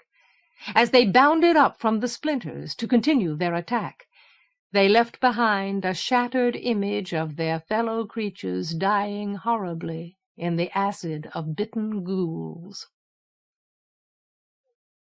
A hunting snarl throbbed through the air. Jaws slavered. Garradon scrambled across the ring of mirrors, trying to stay ahead of the gnarled shapes and the wolves. Strange things were happening in the image of Esmeral's valley. The slug beast was definitely dead. No mistake about that. And its death altered the terms of the conflict. High King Feston committed all his forces to a killing charge. In 2 thrusts, 7,000 or 8,000 men on each side of the supine monster. He sent his army to catch King Joyce while there was no escape, while the confused and lesser strength of Alland and Mordaunt was trapped between the defile at one end of the valley and the tremendous corpse blocking the other. King Joyce should already have been crushed under the weight of the Calat. He was still up and fighting, however. Prince Cragan was with him, and the Termagant, and Castellan Norge, but they weren't enough to keep him alive. No, he endured because the monster's death had galvanized his army. That impossible rescue from certain destruction had transformed panic into hope and fury. As fast as their horses or their legs could move them, his men came to support their king. The first several hundred of them had already charged in among the Calat. The Cadwalls hadn't yet had time to catch up with the red-furred creatures. The Calat had to face the recovered force of King Joyce's army alone. Garradon dashed past the flat glass, with black shapes on his heels. Master Gilber seemed to be having trouble finding wolves. He had translated 4 into the image room, but now he was studying the image, scanning its focus rapidly in search of more predators. The use he and Aramis had made of the wolves previously must have depleted their population. 4 would be enough, of course. The gnarled shapes would be enough. Garradon couldn't keep ahead of them, couldn't fight. Not this way. The first wolf appeared to rear straight up in front of him, springing for his head. Urgently he wrenched himself aside. His boots skidded out from under him. He thumped down on his back, sliding beneath the attack. The wolf landed among the black creatures. They didn't care what they ate. They only wanted food. Swiftly they all pounced on the wolf. At once their struggle became a whirl, a snarling dervish, a mad ball of claws and fangs. The wolf was big, powerful. The shapes sank their hooks and teeth in and clung. With the air knocked out of his lungs, Garradon lay still. As if they recognized a mortal enemy, the other wolves sped to help their fellow. Master Gilber spat curses, then crowed obscenely as he located more wolves. Garradon couldn't breathe. He could hardly move his limbs. Nevertheless, he had to act now, had to grab this brief chance. He might never get another one. Talent was a remarkable thing. He was learning more about it all the time. He was an adept of some kind. He could use other people's mirrors. And he had rescued himself and Teresa out of her former apartment, out of a world which had no imagery. All he had to do was concentrate, take Master Gilber by surprise. In a way, it helped that he couldn't breathe. It almost helped that the struggle between the wolves and the gnarled creatures was only 10 feet away, and that the wolves were winning, crunching the bones of the smaller beasts. The extremity of his plight left no room for doubt or hesitation. He turned his head toward the mirror and studied the image, fixed it in his mind. A forest full of harsh shadows, slashed by light there and there, boughs angling upward, underbrush of a kind he had never seen before.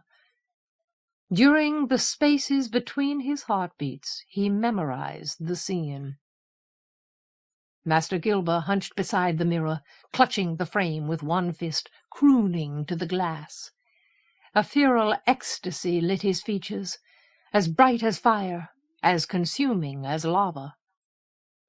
When the first of the new wolves started through the mirror, Garradon closed his eyes and shifted the image in his mind.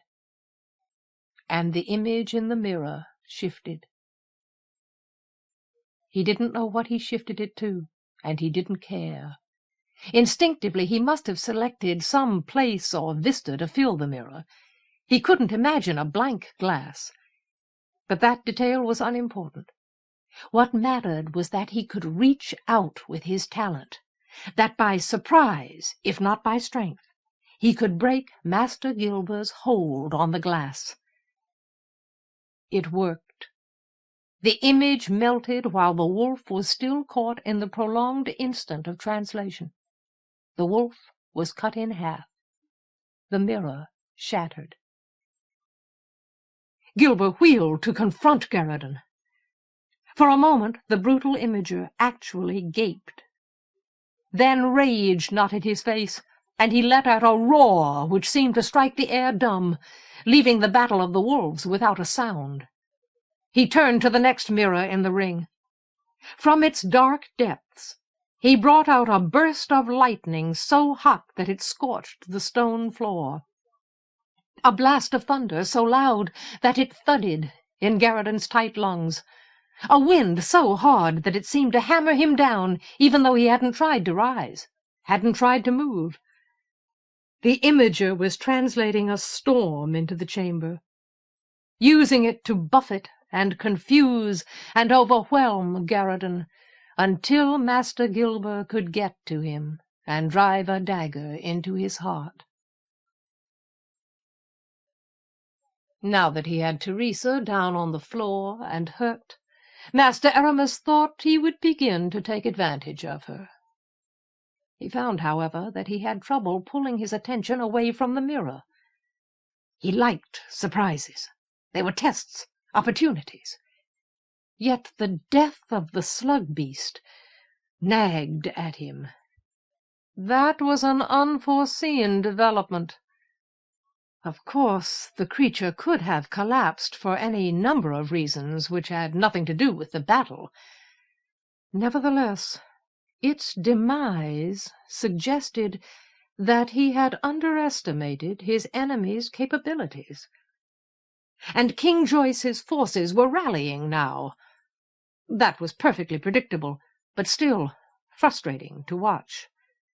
Festin had made the right decision, to launch a full-scale assault, while the armies of Mordaunt and Aland were still in disarray.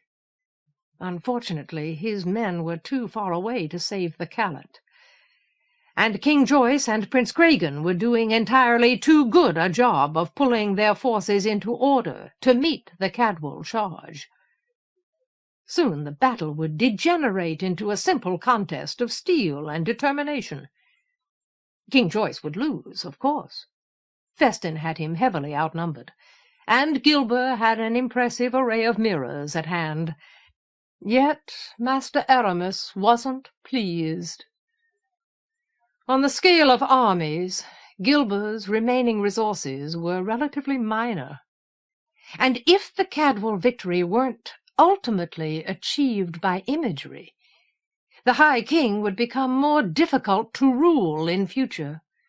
He would trust his own strength more, Aramis's less. He might begin to think he could dispense with Master Aramis altogether. And Gart was somewhere in the stronghold. The master was prepared for all these eventualities. Nevertheless, he didn't find them especially attractive. Carefully, Teresa got to her feet, so that she, too, could look at the mirror. She had the smudge of a growing bruise on her cheekbone, but it only made her lovelier. When she had been hurt enough, she would be intolerably beautiful. Master Aramis considered hitting her again, but that was too crude, really. He expected better of himself, more imagination, greater subtlety. And he wanted to see what his enemies were going to do. He wanted to see what Gilbert was going to do. It would be something violent, something effective. Considering Gilbert's susceptibility to rage of all kinds, however, it might also be something premature. Master Aramis didn't want to see Joyce die too soon, too easily. At the moment, there was no danger of that. The Callet were beaten. Joyce was able to disengage with Cregan, Norge, and the unanticipated Termagant. They rode a short way up the valley, conferred with each other briefly, then began shouting orders which conveyed nothing through the glass. And their army seemed to come into order around them almost magically. None too soon, Cregan spurred away to command the defence to the right of the monster's corpse. Norge went to the left, with the Termagant beside him. Well, Joyce was an old man. No doubt he needed rest. He didn't appear to be resting, however. Instead, he rode everywhere, organizing his men. For some reason, he divided them into 3 forces. One to support Cregan, one for Norge and the Termagant, one for himself. "I don't understand," said Teresa thinly, in that impersonal, disinterested tone. Master Aramis felt that he was beginning to comprehend her. That tone didn't indicate defeat. It was a sign of withdrawal, not of retreat, but of hiding, of covert intentions. Perhaps she thought that if she could go far enough away in her mind, he wouldn't be able to hurt her. Or perhaps she hid so that she could take him by surprise. A small thrill of anticipation ran through his veins, and he shifted his weight slightly onto the balls of his feet. "Have you ever understood anything?" he countered with amiable sarcasm. His scorn didn't seem to touch her. She may have been too distant to hear it accurately. In the same tone she said, "You have all these flat mirrors, but you don't use them very well." Another surprise, one with exciting possibilities. What was she thinking? "Do we not?" he asked casually. "You have a glass that shows Vale House." Despite her dullness, her voice was strangely distinct. "You could have taken Queen Madden yourself. You could have brought her here as a hostage. She would have been more use to you than Niall." "Oh, that." Master Aramis was mildly disappointed. He had hoped for something a bit more interesting. "A predictable idea," he commented acidly, "and not precisely brilliant. If I had done that, I would have given up the wedge I wished to drive between Joyce and Marginal. I would have given up the obstacles I wished to place in your path. I must confess, I am still somewhat surprised that Marginal let you into Orizon. That was not a reasonable decision, in view of the news you carried." He paused to let Teresa volunteer an explanation, but she didn't speak. No matter. He would get all the answers he wanted from her, eventually. "I am sure," he resumed, "I came very close to achieving exactly what I desired with the Queen. If, on the other hand, I had done as you and Feston advise, I might have gained nothing. The Queen would have been in my hands, and the translation would have made her mad. Damaging hostages is a blade with two edges. Her madness might have hurt Joyce enough to weaken him, or it might have incensed him enough to disregard her. Then the effort of attacking her would have been wasted. There remained the question of what had happened to the Queen, and the question of how Joyce had contrived to rejoin his army after his disappearance from Orizon. But those answers could wait as well. Thinking about his own tactics brought new joy to the master's loins. The satisfaction he wanted from Teresa was long overdue. "But you have this mirror now," she said, as if she couldn't see her peril in his eyes. "Why don't you just translate King Joyce and Prince Cregan? Make them mad. Then you can't lose. Without them, the army will collapse. And you can lock them up the way you did Nile. You can laugh at them until they die." Oh, how she pleased him! She made him laugh. "I will do that, I assure you," he promised. "At the right moment I will do it, and it will give me more pleasure than you can conceive." In the mirror, along the sides of the monster, the forces of Cadwal and Mordaunt and Aland met for their last battle. "At first, of course," Aramis explained, "I had to be cautious. You taught me to respect your talents.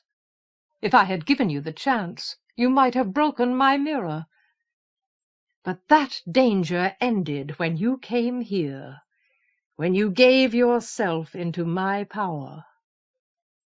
Initially the fight was even. The walls of the valley and the bulk of the slug beast narrowed the ground, restricted the number of Cadwals able to advance together, and Joyce's men fought as if they were inspired. Even Cregan and that dual loon, the Termagant, seemed inspired.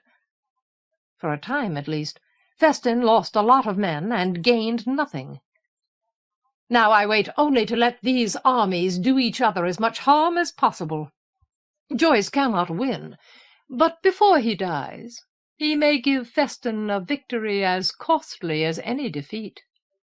That will humble even the High King's arrogance. It will make him too weak to think he can command or refuse me." Then, inevitably, the defenders on the left began to crumble. Norge went down. He disappeared under a rush of Cadwal hooves. In spite of his native grimness, the Termagant was forced backward. Their men tried to retreat in some semblance of order, but the Cadwals surged after them, overtook them, hacked them apart. Feston's strength started flooding into the valley. "So I will let the battle progress a while. I will wish Joyce all the success he can manage. And then—" Aramis was so delighted that he wanted applause. "At the crucial moment, I will translate him away to the madness and ruin he deserves." He wasn't particularly surprised to see Feston himself lead the second wave of the assault. The High King had an old and overwhelming desire to see Joyce die. He would have been ecstatic to kill his nemesis himself. Aramis considered, however, that Feston was taking a useless risk. The master had no intention of allowing the High King the gratification he craved. There was something odd in the way Teresa regarded Master Aramis, something that resembled hunger. Softly she asked, "Have you hated him all your life, even when you were just a kid? The first time you translated that monster? Did you hate him even then?" "Hate him?" Aramis laughed again. "Teresa, you mistake me. You always mistake me." The pressure inside him was rising, rising. "I do not hate him. I hate no one. I only despise weakness and folly. As a youth, when I shaped the mirror which showed what you call that monster, I translated it merely as an experiment, to learn what I could do. Later I was forced to abandon my glass in order to avoid being captured with it, and that vexed me. I promised then I would retaliate. But I do not waste my time." He was growing deliciously ready for her. "I assure you that I do not waste my time on hate." She continued to gaze at him with her curious blend of absence and hunger. She had her back to the windows and the sunlight. Perhaps that was what made her eyes look so dark, her beauty seem so fatal. Huskily, bringing the words up from far down her throat, she said, "Let me show you what I can do." With one hand she reached out and gently touched her fingertips to the unmistakable bulge in the front of his cloak. He felt like crowing. Frantically, Article fought to prolong his life, keep himself on his feet for one more moment, just one, then another, if he could do it. He was the best swordsman in Mordaunt, wasn't he? Surely he could keep himself alive one more moment at a time. Maybe not. The pain in his side had become a fire that filled his lungs, so that he seemed to snatch each raw breath through a conflagration. His sword kept turning in his hands. Blood and sweat ruined his grip. His legs had lost their spring. He had no more strength to do anything except shuffle his boots over the stone. Sometimes his heavy lurching from side to side dashed water and blood off his brows, cleared his vision. Most of the time, however, he had trouble seeing. How had the corridor become so narrow?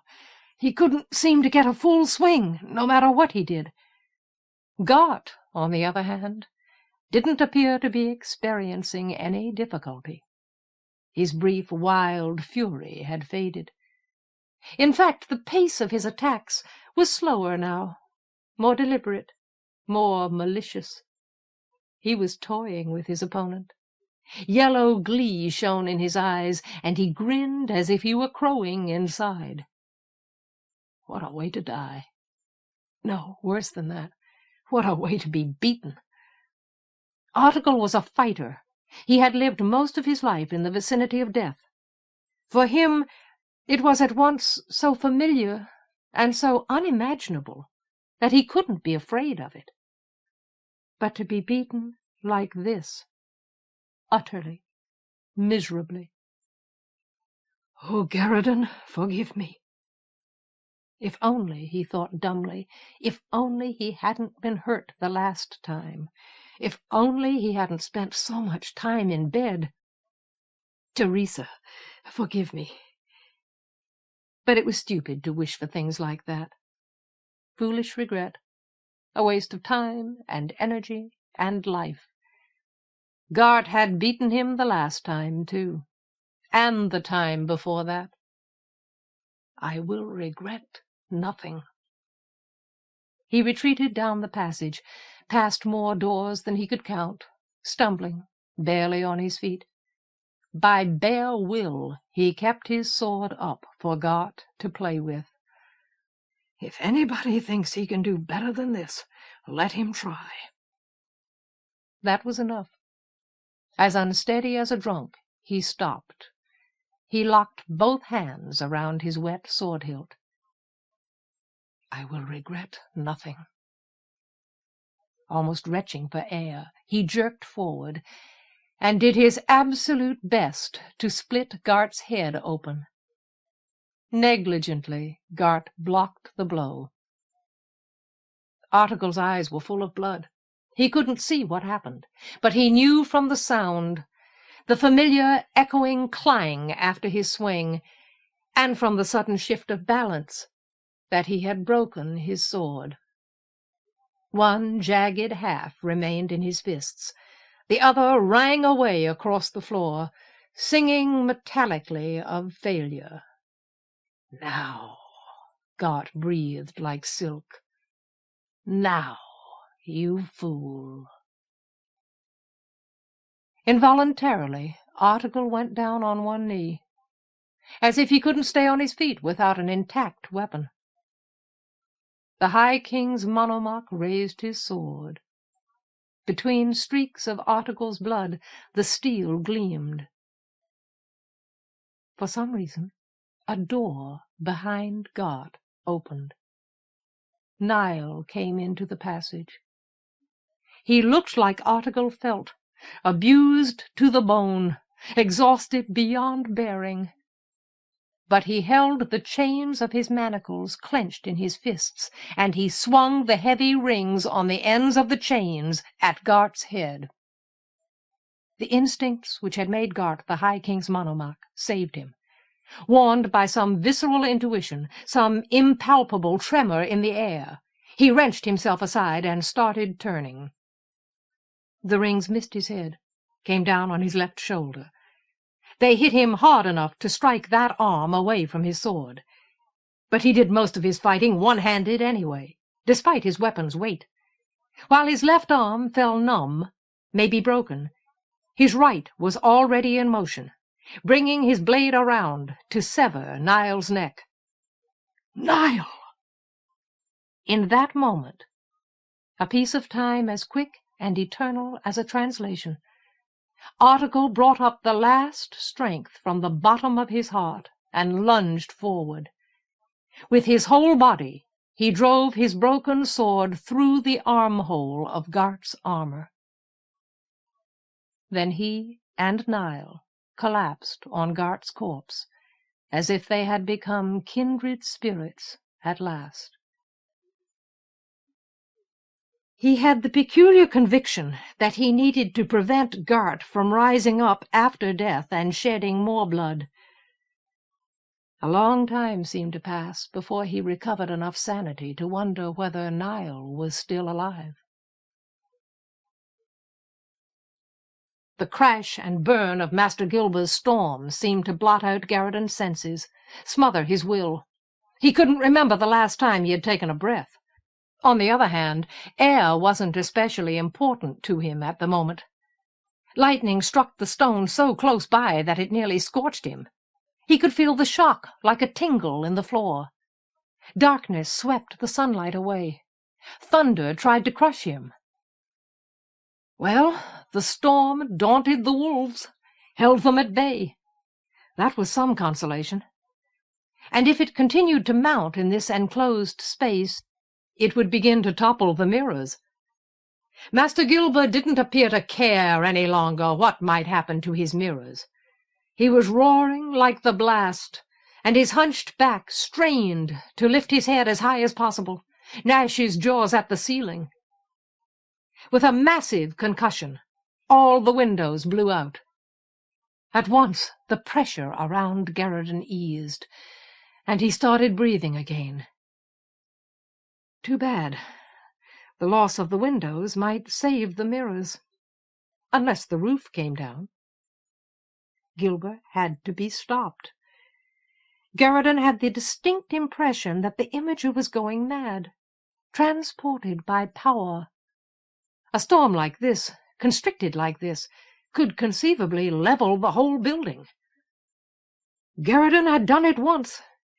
Could he do it again? Forget the thunder that deafened him, stunned his mind. Forget the lightning, the near miss of fire hot enough to incinerate his bones. Forget wind and wolves and violence. Think about glass. Despite the storm, Gilber's only real weapon was the mirror itself, a piece of normal glass.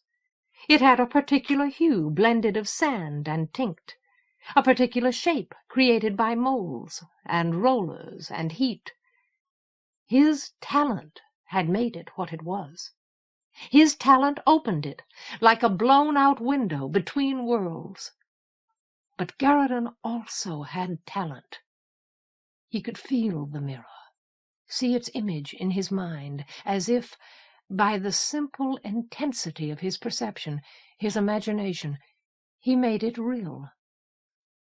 He didn't know how to halt the translation, but he could shift the image.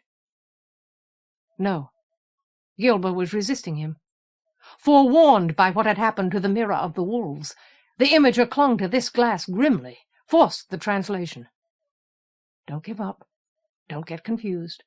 No matter how it felt, this wasn't a contest between lightning and flesh, thunder and hearing, wind and muscle. Those things were irrelevant. The struggle was one of will and talent. Gilber may have been mad, exalted by hate, but he had no experience with this kind of battle. None of the masters had ever been trained to fight for control of their translations in this way. And Garridan had gone wrong so often in his life that it had become intolerable. He loved too many people, and they had been too badly hurt. In one moment, briefer than a heartbeat, the image shifted. Severed in mid-passage, the storm blasted the glass to powder. Garridan couldn't hear anything. The abrupt silence seemed louder than thunder. He saw Master Gilber cursing him, spitting apoplectic fury at him, but the oaths made no noise. The sprinkling fall of glass dust was mute. The wolves bared their fangs, and their chests heaved, but their snarling was voiceless. While Garridan struggled to his feet, Gilber moved to another mirror. For one stunned instant, Garridan gaped at the image and didn't understand. What power did Gilber see there? The glass showed an empty landscape, nothing more. A barren stretch of ground, riddled with cracks, tossed with boulders, but devoid of anything that breathed or moved or could attack. Then, as Master Gilber got his hands on the frame and began to snarl his concentration chant as if it were fundamentally obscene, Garridan saw the ground in the image jumping. The boulders rocked and heaved, lifted from the dirt. The edges of the landscape vibrated. Earthquake. Gilber's mirror showed a place in a state of ongoing cataclysm, of almost perpetual orogenic crisis. The kind of crisis that built and broke mountains, shouldered oceans aside, shattered continents. He was translating an earthquake. "No!" Garridan cried through the mounting tectonic rumble. "You will not do this!" "Stop me!" bellowed back the imager, impervious to authority, or reason, or self-destruction. "Stop me, you puny bastard!" The stronghold would go down in moments. It hadn't been built to withstand an earthquake. That would end the translation. As soon as the ceiling fell, Gilber would be crushed, his mirror would be crushed. But in the meantime, everyone else inside would die. Teresa and Aramis, Artegall and Gart, Nile, Garridan himself, and the tremor might trigger the collapse of the surrounding hills.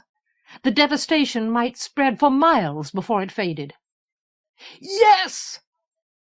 Garridan had no idea whether or not he shouted aloud. "I will stop you!" He ignored the accelerating tremble under his boots, the deepening, rocky groan in the air. He accepted Gilber's challenge. "You will not do this!" With all the force he possessed, he took control of the glass, arrested the translation.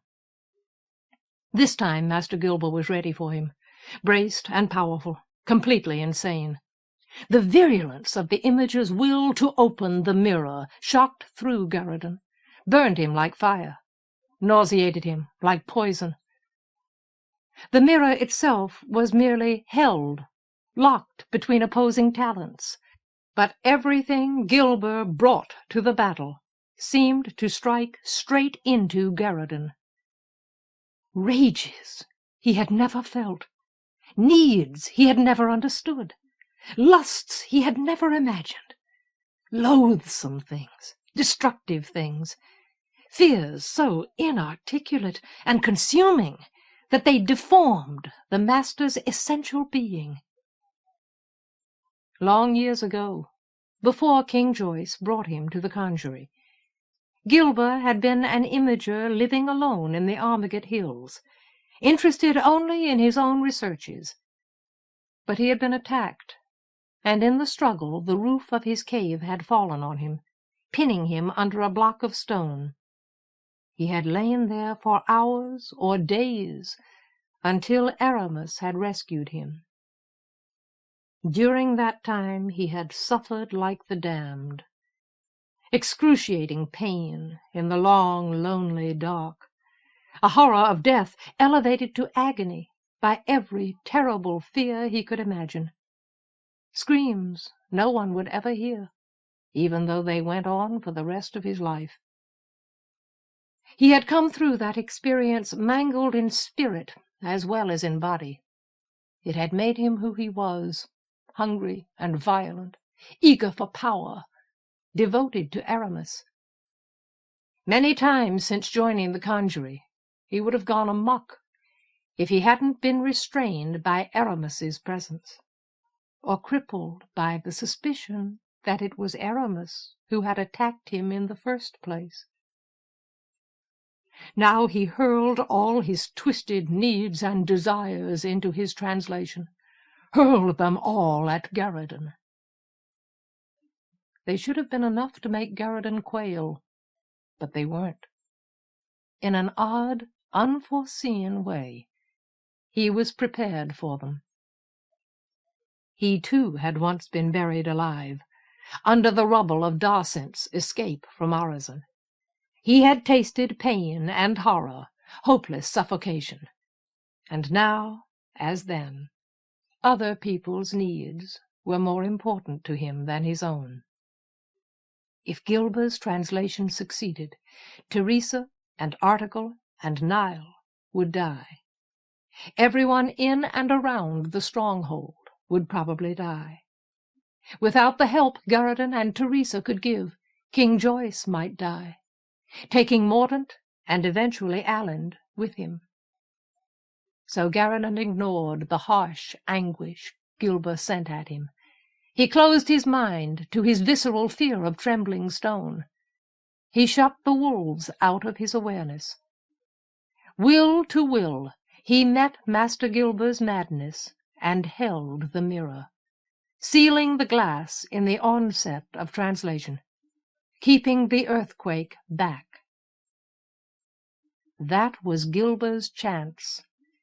If he had let go of the mirror then and used his dagger, he could have killed Garradon almost without effort. But he didn't let go. Maybe he couldn't. Or maybe somewhere, down at the bottom of his heart, he wanted to be stopped. Whatever the reason, he clung to the glass frame, clung to his translation, and tried to make his hate stronger than Garradon's determination. In the end, it wasn't his hate that failed him. It was his body.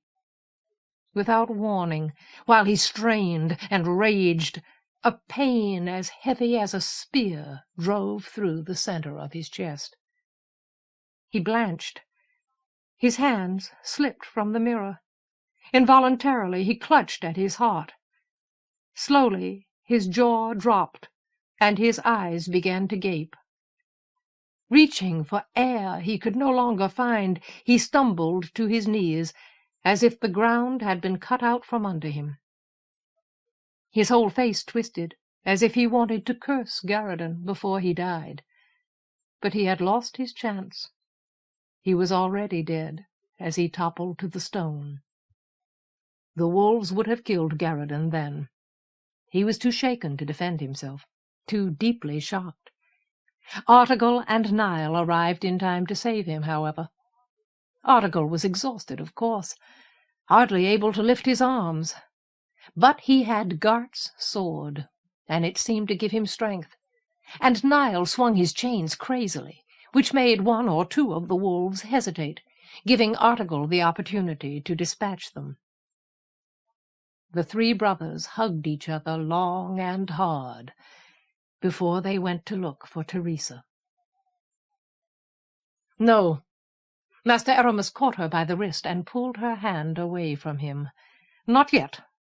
I am not ready to trust you. But he was ready to do everything else to her. I have not forgotten that you once kicked me. She continued to gaze at him as if he hadn't spoken. The combination of hunger and absence in her eyes didn't change. Again, he wondered what she had hidden away in the secret places of her heart. Was that where she kept her fear? Or did she still have surprises left in her? He was ready for everything about her, ready to take away everything she had. Before he was done, she would confess her secrets, all of them. She would give him everything about herself, hoping that it would save her. But nothing would save her. He was going to take all she had and leave her empty. Now, however, she wasn't looking at him any longer. Her attention had returned to the mirror. Cregan still held his ground, blocked the right side of the valley with more success than Aramis had expected from him. But the defence to the left continued crumbling. The forces of Allen and Mordaunt seemed to dissolve under the Cadwal charge. Hurrying to take advantage of this opportunity, the Cadwals gathered speed. High King Feston followed them, bringing all his reinforcements to that side. In moments, Feston himself rode past the dead length of the slug-beast, entering the valley at a hard canter. As soon as the High King was in reach, Joyce struck. With the third portion of his army, he came down the valley like a hammer and smashed into the front of the charge. At the same time, Cregan abandoned his position, leaving behind only enough men to keep his side of the valley closed for a short time. He brought the rest of his strength against the Cadwal incursion, and the Termagant did the same from the other side. He was retreating. His men were scrambling for their lives. They were already beaten, and suddenly they turned and became a coherent force again, and attacked. Backed by the rampart wall, they drove into the Cadwals near the narrowest point of access to the valley. Hit so hard, so unexpectedly, that they cut Feston off. With 4,000 or 5,000 of his men still outside the valley, out of reach, the High King found himself facing his old enemy in battle. Here, for a short time at any rate, the conditions of combat were almost even. The numbers of the armies were nearly equal. Nevertheless, there was nothing equal about the way the men fought. The Cadwals had been taken by surprise, outmaneuvered. Their greatest weapon, the slug-beast, was dead. They couldn't retreat. Their consternation was obvious through the mirror, as vivid as a shout, and the forces of Mordaunt and Allen struck as if they knew that while King Joyce led them, they could never be defeated. They didn't know that Joyce was as good as dead, that Aramis could translate him to madness at any time. They only knew that he was leading them again, and fighting mightily, that no one had ever seen him lose. His spirit seemed to sweep them with him, carry them all to power. Almost immediately, what should have been an even fight began to look like a victory for the king. Teresa cleared her throat, softly but precisely, so that each word was unmistakable. She asked, "Do you hear horns?" "Horns?" Aramis studied her narrowly. He didn't care about the battle, not any more. The fire in him needed a different outlet. No matter what happened in the valley, Joyce's doom was here. This mirror would ruin him. And if Festin was beaten first, so much the better. Aramis was done with that alliance. It had served its purpose. But she wasn't looking at him. He wanted her to look at him. He wanted to see fear in her eyes.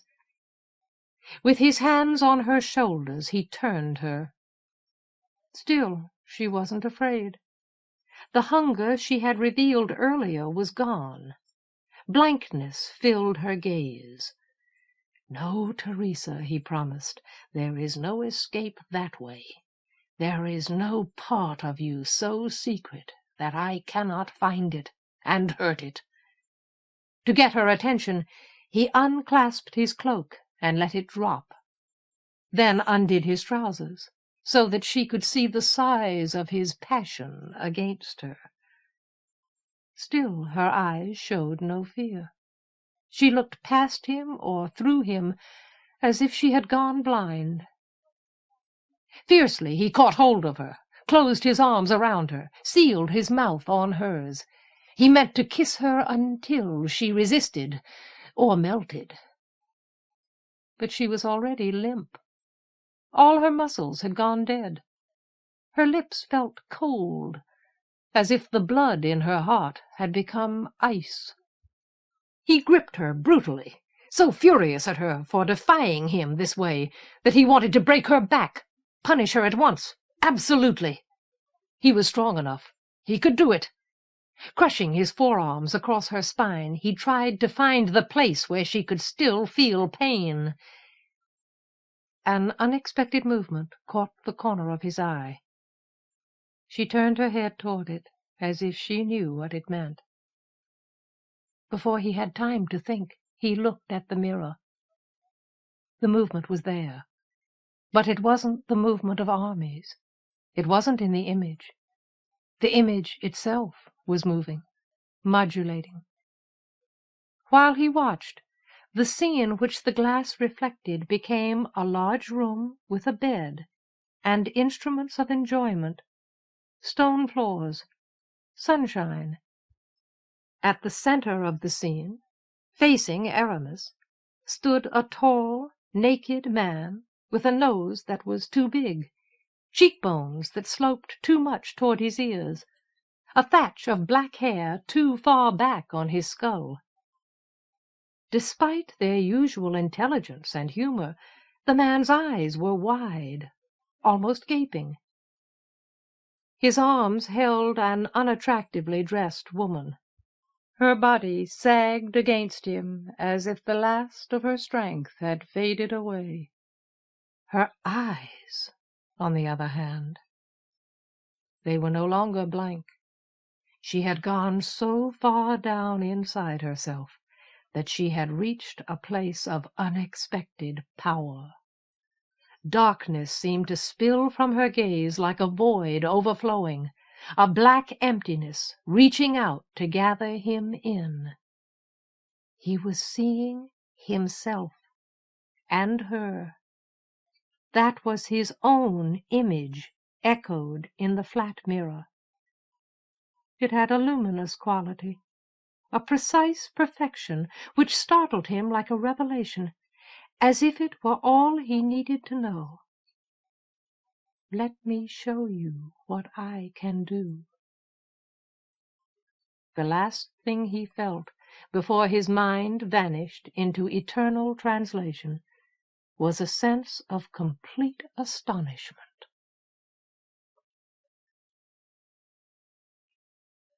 Chapter 52. No more fighting. Teresa seemed to hang limp there in Master Aramis's frozen embrace. for a long time. At one point she thought she remembered a peculiar tremor under her feet, a trembling in the stone. It was gone before she noticed it, however, and her recollection of it was uncertain. Nevertheless, the effort of trying to think helped bring her back. Now she remembered something else, something she couldn't be mistaken about. The sound of horns. She had heard them plainly, winding through her heart, the music of hunting, the bold summons of music, the call to risk and beauty. Even though mirrors couldn't transmit sound, the horns had come to her while she watched King Joyce ride into battle. She had heard the horns as she had seen him fight. They had lifted her up. The memory of them lifted her now, restored her to herself. It was time to move. She didn't know what had happened to Article and Garradon, but she wasn't afraid. Not yet. Gart would have stopped Garradon if he could, and Master Gilber would have attacked King Joyce by imagery if he could. Since Gilber had done nothing except make the floor tremble, Garradon and Article must still be alive. She wanted to see them, however, all three of the brothers. She wanted to feel Garradon's arms around her, and look at Article's face, and find out how Niall was. She took one last look at her image, making sure of herself. Then she released her hold on the mirror, so that it could resume its natural reflection. After that, she began to squirm out of Aramis's grasp. He was as hard as stone, still erect and rigid. Every part of him was tight with unsatisfied ambition and striving. As a result, she found it difficult to get away from him. Nevertheless, because he couldn't react to her movements, he couldn't keep her. After a moment, she was free. He went on standing as though she were his forever, as if he had only turned his head momentarily from her best kiss to glance at the mirror before consummating their embrace. Vaguely she wondered if he might be in pain, if he had enough of himself left to feel outrage or loss. She doubted it. Then Garradon and Article and Niall entered the room. Despite their obvious exhaustion, they had all come to fight for her. Article held his sword poised. Niall swung his chains. Garradon's face was full of threats. They all came forward to fling themselves at Master Aramis. But when they saw that he wasn't moving, that he couldn't move, and she was unharmed, Garradon gave a shout of joy. Article blinked in happy astonishment, and Niall dropped his chains. "Oh, Garradon! Oh, love!" Mute with relief and constricted weeping, she hugged him while Article thumped her back boisterously, and Niall shed quiet tears of his own. None of them asked any questions. They were all happy to wait a while to find out what had happened. On the other hand, after a moment, they all found themselves looking at the mirror. Its focus had to be adjusted before they could see King Joyce. He had ridden so far down the valley, was so heavily engaged among the Cadwalls, that he was momentarily out of view. When they located him, however, they saw almost at once that he might win this battle. His forces and the High King's still seemed roughly equal in numbers, but the Termagant and his men continued to block the left side of the valley. The soldiers Prince Cregan had left in place sealed the right side. As a result, High King Feston wasn't receiving any reinforcements. He needed reinforcements. The Cadwalls simply weren't fighting as well or as hard as their opponents. King Joyce and the Prince attacked them from two sides, and the Termagant cut at their rear, and the rampart wall and the slug beast's corpse hemmed them in. They had no room to maneuver, no avenue of escape. And the men of Aland and Mordaunt fought as if they couldn't be beaten. At the sight, Article's face shone, and Garradon cheered, "Look at him! Didn't I tell you he was worth serving?" He had apparently forgotten that Niall might have a different reaction. "Didn't I?" Teresa still needed to weep. At the same time, a fierce exultation rose in her. She had to struggle to make her throat work. "Something I want to do." Unable to explain, she waved Garradon and Article and Niall back from the mirror. She moved it so that Master Aramis no longer blocked her way. Nearly in tears, nearly crowing, she adjusted the focus of the image up to the rampart, to the last catapult. The engine was ready to throw, and both King Joyce and Prince Cregan appeared to be within range. Striking her only blow of the battle, Teresa translated a strut out of the catapult's frame. The timber was under such pressure that it came through the glass like a shot and slammed against the far wall. Without the strut, the engine wrenched itself apart. This time both Garradon and Article cheered. Some of the men in the valley looked like they might be cheering. That helped. But she still couldn't unknot her grief and joy. If she remained where she was, with Master Aramis like that in front of her, she might begin sobbing wildly. "Let's go," she said. Article nodded at once and turned to support Niall. But Garradon looked at the erect imager and at the cloak on the floor as if he were embarrassed by pity. "Shouldn't we cover him?" Teresa shook her head. "Leave him alone. He's probably happy that way." In surprise and relief, Garradon gave a shout of laughter. Article laughed too, a loud, long hoot of mirth. Even Niall managed a wan smile. Suddenly the knot inside Teresa loosened, and she started laughing as well. Happy that way, ready and capable and full of himself until he died. Giggling and chuckling, she and the Domne's sons laughed all the way back to the image room. In the center of the damaged ring of mirrors, they found Adept Havelock. He sat on the bare stone as if he had appeared there by translation. His eyes were strangely focused, and his face wore lines of sorrow. He looked like a man who had lost an old friend. His arms held the arch-imager. Vagel had what looked like a tree limb driven through his belly. He was covered with blood, obviously dead. Havelock was singing to him softly. "I understand," the mad old imager crooned, as if he were comforting a child. "I understand everything, everything." Teresa felt a renewed desire to weep, but it didn't last long. The flat glass showed King Joyce surging through the press of Cadwals toward High King Feston. He wasn't using his sword any more. He didn't seem to need it. His charge alone was enough to make the Cadwals give ground. They were being routed. The destruction of the last catapult had struck them like an announcement from the stronghold that Master Aramis and Master Gilber and the arch-imager Vagel were defeated. And the forces of Mordaunt and Aland gave the Cadwals no space or time in which to rally. The High King appeared to be screaming furiously, but he couldn't make the wall of men around him hold. "He's going to do it," Article breathed happily. "He's going to beat Feston."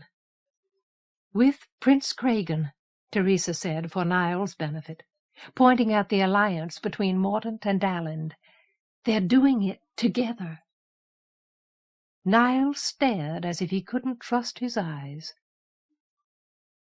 For a moment Teresa thought that someone should talk to him. There was a great deal he didn't know, a number of things he needed to hear. But she still didn't have the heart for explanations. Not yet. "Can we go there?" she asked Garridan. "To the valley?" The only man she could think of who might have the power to do Niles some real good was King Joyce. "We don't know where it is from here," Garridan replied thoughtfully. "And there have got to be guards around here somewhere. We're bound to run into them, if we try to go on foot." His smile came to him easily. "Of course, we've got plenty of mirrors." Niall looked apprehensive. In a tone of mock boredom, Article said, "Don't worry. There's really nothing to this translation business, once you get used to it." Teresa found herself laughing again. Garridan laughed as well, and Article chuckled. She feared that she wouldn't be able to stop laughing if they didn't go soon. The things she had endured and suffered in the past few days required some kind of outlet. But Garridan sobered when he looked at Adept Havelock. After a moment of uncertainty, he went to stand near the adept. "Vagel is dead," he said carefully. "You finally beat him. We're going to join King Joyce. Will you come with us?" Havelock didn't raise his head. Briefly, however, he stopped crooning. In a surprisingly lucid voice, he said, "You go ahead. I'll stay here for a while. If things go badly at the last minute, I can use these mirrors to take care of Festin. That should guarantee Joyce's victory." Almost at once he added, "Not that he needs me to guarantee anything for him." Softly he began singing again. Garridan shrugged. With a bemused expression on his face, he returned to Teresa, Article, and Niall. He was becoming more familiar with his talent, more practiced. He needed only a few seconds to take one of the curved mirrors and shift it until its image showed the hillside in the valley where King Joyce had set his pennon, the hillside where Mist and Epilogue, Master Barsonage, and the Congery stood to watch the battle. When he was ready, he bowed sententiously to Teresa and his brothers, and gestured for one of them to go first. Activity was a kind of outlet. Promptly Teresa moved to face the glass. Before she stepped into it, however, she met Garridan's intent, glad gaze and said, "If you go wrong this time, you are really and truly going to owe me an apology." While he was still laughing, she accepted the translation. As usual, she lost her footing when the quick, infinite passage was over. Ingloriously she stumbled and fell to her knees in the slush of melting snow. Mist and Epilogue cried out when she appeared, but Master Barsonage reached her first, choking on solicitude, astonishment, and hope, until he was completely unable to speak. He helped her to her feet.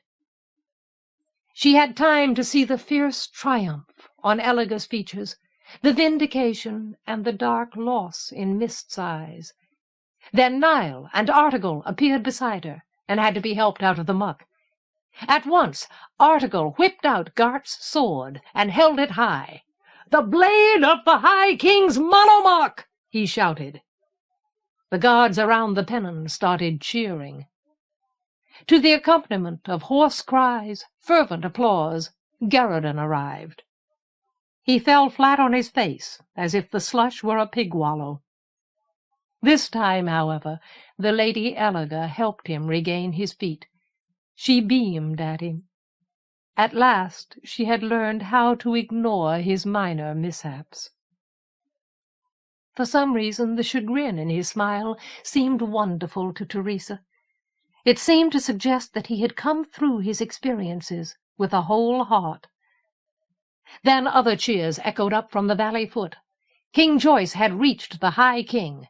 He had knocked Festin's sword aside, pulled the Cadwal tyrant off his mount.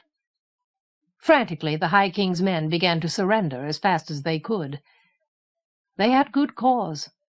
Outside the valley, their reinforcements were scattering. Maybe the destruction of the last catapult had taken the resolve out of them, or maybe Havelock had performed some other translation to frighten them. Whatever the explanation, thousands of men stopped trying to batter their way into the valley and headed instead for the maze of the hills. Without reinforcements, the Cadwal position became hopeless. High King Feston's men gave up to save their lives. King Joyce had won what should have been an impossible victory. Cheering spread up the valley, resounded from the ramparts into the clean sky. Abruptly, Master Bossonage let out an uncharacteristic yell, and the Imagers began congratulating each other delightedly. Elaga's eyes spilled happy tears. Article flourished Gart's sword. Garridan hugged Teresa until she thought her ribs might crack. For a moment, the only unhappy people on the hillside were Mist, who had lost Darcent, and Nile, who had helped bring King Joyce to the brink of defeat.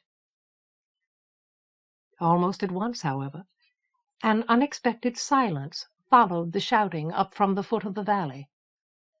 Teresa and Garridan craned their necks without letting go of each other. For a moment their view was blocked by the press of men. Fortuitously, a gap appeared just in time to let them see the slug beast open its maw as if it had come back to life. Struggling mightily, the champion forced open the monster's evil teeth and staggered between them.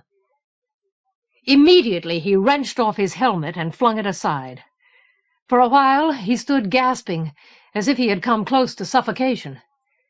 Then he pressed several studs down the sides of his armor, and all the metal folded away and fell to the ground, leaving him dressed in what may have been his underwear. "God-rotting suit!" he panted harshly. "Ox supply gave out, like everything else." "Do you mean," Article asked in amazement, "he actually let that thing eat him?" Several of the guards nodded. The cheering started again, louder this time. Mist's face seemed to flare with joy. She left the hillside at a run, racing to rejoin Darcent. Gradually the tumult gave way to a new kind of order. The surrendering Cadwals were organized and guarded, marched aside. High King Feston was put on another horse, with his hands tied behind him.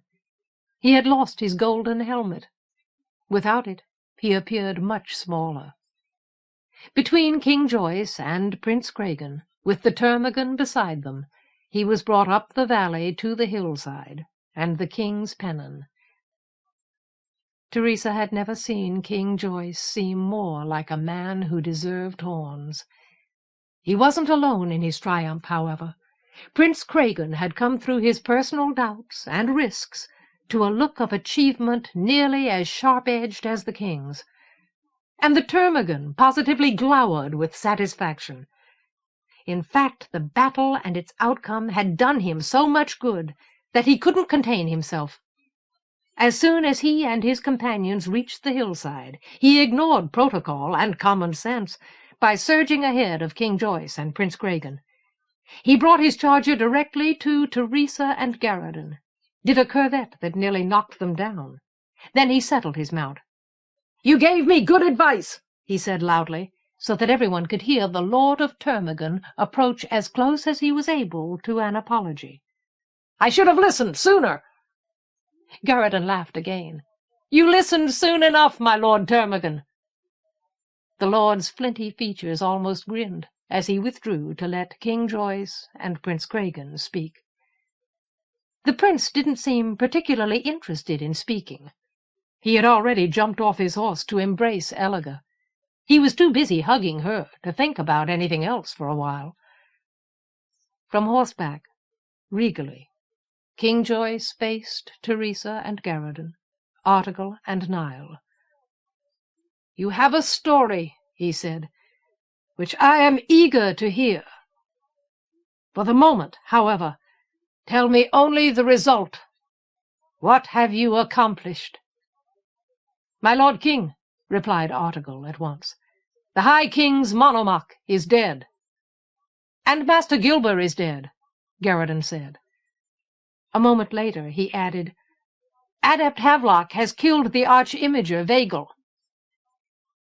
Teresa cleared her throat. She wanted to say, "What about Niall? Can't you see what happened to him? He needs help." But the king's blue gaze held her. The memory of Horns held her. As well as she could, she said, "Master Aramis looked at his own image in a flat mirror. I don't think he's going to bother you any more." King Joyce's smile was as bright and cleansing as the warm sunlight and the ineffable sky. When he looked at Niall, however, his smile went away. He dismounted. He strode toward Niall sternly, like a sovereign with a traitor to punish. Then he stopped. Instead of speaking harshly, he murmured, "Niall, forgive me." Niall's face twisted helplessly. "Forgive? My lord king, I betrayed you." "Yes," King Joyce retorted at once.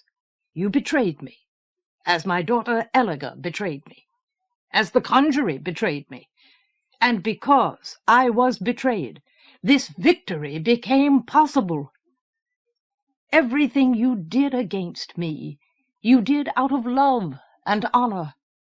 And for that reason, everything you did played its part in the saving of my realm. You betrayed me to do mordant good, Niall. I failed you. I failed to see your importance, your worth, when my esteem would have been to your benefit. I could not have protected you from hurt, but I could have helped you place a higher value on yourself." Niall tried to answer. There may have been a number of things he wanted to say, but he couldn't control his weeping. Both Artegall and Garradin put their arms around him. King Joyce turned away to address everyone within earshot. "Niall has suffered," he announced in tone both grim and elated, sorry and glad. "Do you hear me? He is not a traitor. He has suffered as the Purdon suffered, and as the Tor suffered, and Castellan Lebic, because his love is strong, and he did not understand." As he spoke, his voice carried farther and farther, until it reached the walls and the armies, the men of Mordaunt and Aland and Cadwal, throughout the valley. "A great many good men have suffered and died, among them Master Quillen, who served my purposes when I could risk them with no one else, and Castellan Norge, who served Urizen and Mordaunt and all of you with his life, and with their pain they have purchased a victory which we could not have gained otherwise. Remember that they were hurt for us. Remember that we have freedom and victory and life because of them, and because all of you fought like heroes. Now the world is ours, and we must heal it. From this day, let us make our world a place of peace." When he finished, the cheering went on for a long time. After the wounded had been cared for as well as the circumstances allowed, and the men of the three armies had been fed by supplies translated from Urizen, King Joyce ordered all of High King Feston's captains, in addition to his own and Prince Cragan's, to join him, while he heard the tales Teresa and Garradin, Artegall and Niall had to tell. He asked the Prince and Epilogue, Mist and Darcent, to describe what they had done. He told his own story again, so that his actions would be as widely understood as possible. Then he returned the Cadwal captains to their men. He sent several hundred of his guards to find and subdue Master Aramis's stronghold, and he sent other riders to go among the hills, announcing to any hidden or belligerent Cadwalls the same amnesty he offered the men who had surrendered. Return to their homes or not, join him or not, as they chose, without fear of being hunted down or coerced. King Joyce feared no one, and intended to shed no more blood. Then the Congery began producing hogsheads of ale and casks of wine, and everyone who remained in the valley of Esmeralda was invited to the king's celebration. That night, in the care of Tor, there was no more fighting. Epilogue. Crowning the Pieces. Sometime later, as spring turned toward summer, Teresa and Garridan rode out of Orizon to the stand of trees among the hills where they had first been attacked by Callet, where the horsemen of her dream had first appeared to her in the wrong guise, just as they had later come to her in the wrong place, doing the wrong things. The late cold and snow which had hampered the march to Esmeralda had done considerable damage to fruit trees and flowers and early vegetables across the domain and the care of Tor, but there were no signs of chill blight here. The trees were rich green and elegant, shading the long grass beneath them with easy sweetness, and through the grass wild-flowers peeped like delicate and unexpected possibilities. A low breeze ruffled the foliage enough to make the trees murmur, keep the air cool, not enough to disturb the tranquillity of the place. Teresa had brought Garridan there because she wanted to hear horns again. She had a decision to make, and she thought that the keen music which had once lifted her out of herself in a dream, opening her heart to him and King Joyce and Mordaunt, would help her. That dream had been a strange kind of augury, at once accurate and misleading, false on both occasions when it had been fulfilled, and somehow true in conflation, as if each occasion had contributed a piece of the truth. Nevertheless, she would have liked to have another dream to go by, an image reflected in a mirror made of the pure sand of dreams. She needed a sense of direction, of purpose, a hint to guide her. She had to decide whether to stay where she was, or to return to her former life. Garridan was being studiously, almost grimly, non-committal. She would have liked to hear him ask her to stay. That, too, might have helped. But he was determined to respect her wishes, bring no pressure to bear on her decision. Oh, he wanted her to stay. She knew that. But he also wanted her to be happy. He had always been that way, caught up in what she needed or wanted, instinctively willing to let her lead him. And the stronger he became, the more confidence he gained, the less he demanded for himself. Her happiness wasn't something he could achieve by asking her to subordinate her desires to his own. Unfortunately, his determination to let her reach her own decision only seemed to make the decision itself more difficult. She wanted to hear horns. The woods held a gentle music of their own, but it wasn't the call which thrilled her spirit, the potent blend of melody and hunting. The wildflowers bobbed their heads in the light breeze, nodding to her as if they understood, but revealing nothing. She thought of her former life as a struggle between Reverend Thatcher and her father, a battle to help the ruined and destitute of the world against rapacity and unconcern, against men who inflicted misery for their own benefit simply because they were able to do so. And the more strength Reverend Thatcher showed, the more she wanted to help him. There were things she could do in her old world. Mordaunt, on the other hand, was at peace. and likely to remain so for a long time. She loved it anyway. She didn't want to give it up. "Garridan, help me." Even though she knew he didn't want to answer, she asked, "What should I do?" He had reached a point where he apparently found it impossible to meet her gaze. Looking away through the trees, as if he were searching for the place where the Callet had first shown themselves, a place hard to recognize in a scene full of leaves and grass and wildflowers, he murmured, "I get the impression Darcent is content to stay." "He might as well be," she replied with more asperity than she intended. "He doesn't have a way back. You can return him to the image where you found him, to Pithys, but you can't return him to his people. And his suit doesn't have any power. He couldn't defend himself. I don't have that problem. You could send me back." Glumly, Garridan nodded. Without warning, loneliness welled up inside her, and her eyes brimmed with tears. "Oh, Garridan, love, can't you help me?" Softly, so that he wouldn't hear how she felt, she asked, "What are my choices?" He shrugged. "I can translate you home. Your father must have sold the apartment by now. You'll have to start your life over again." Almost at once, however, he added, "But it might not be so bad.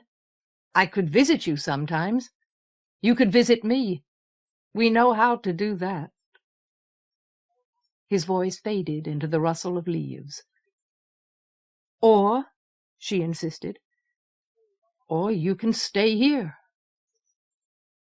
For a moment longer he held his face away, refused to look at her.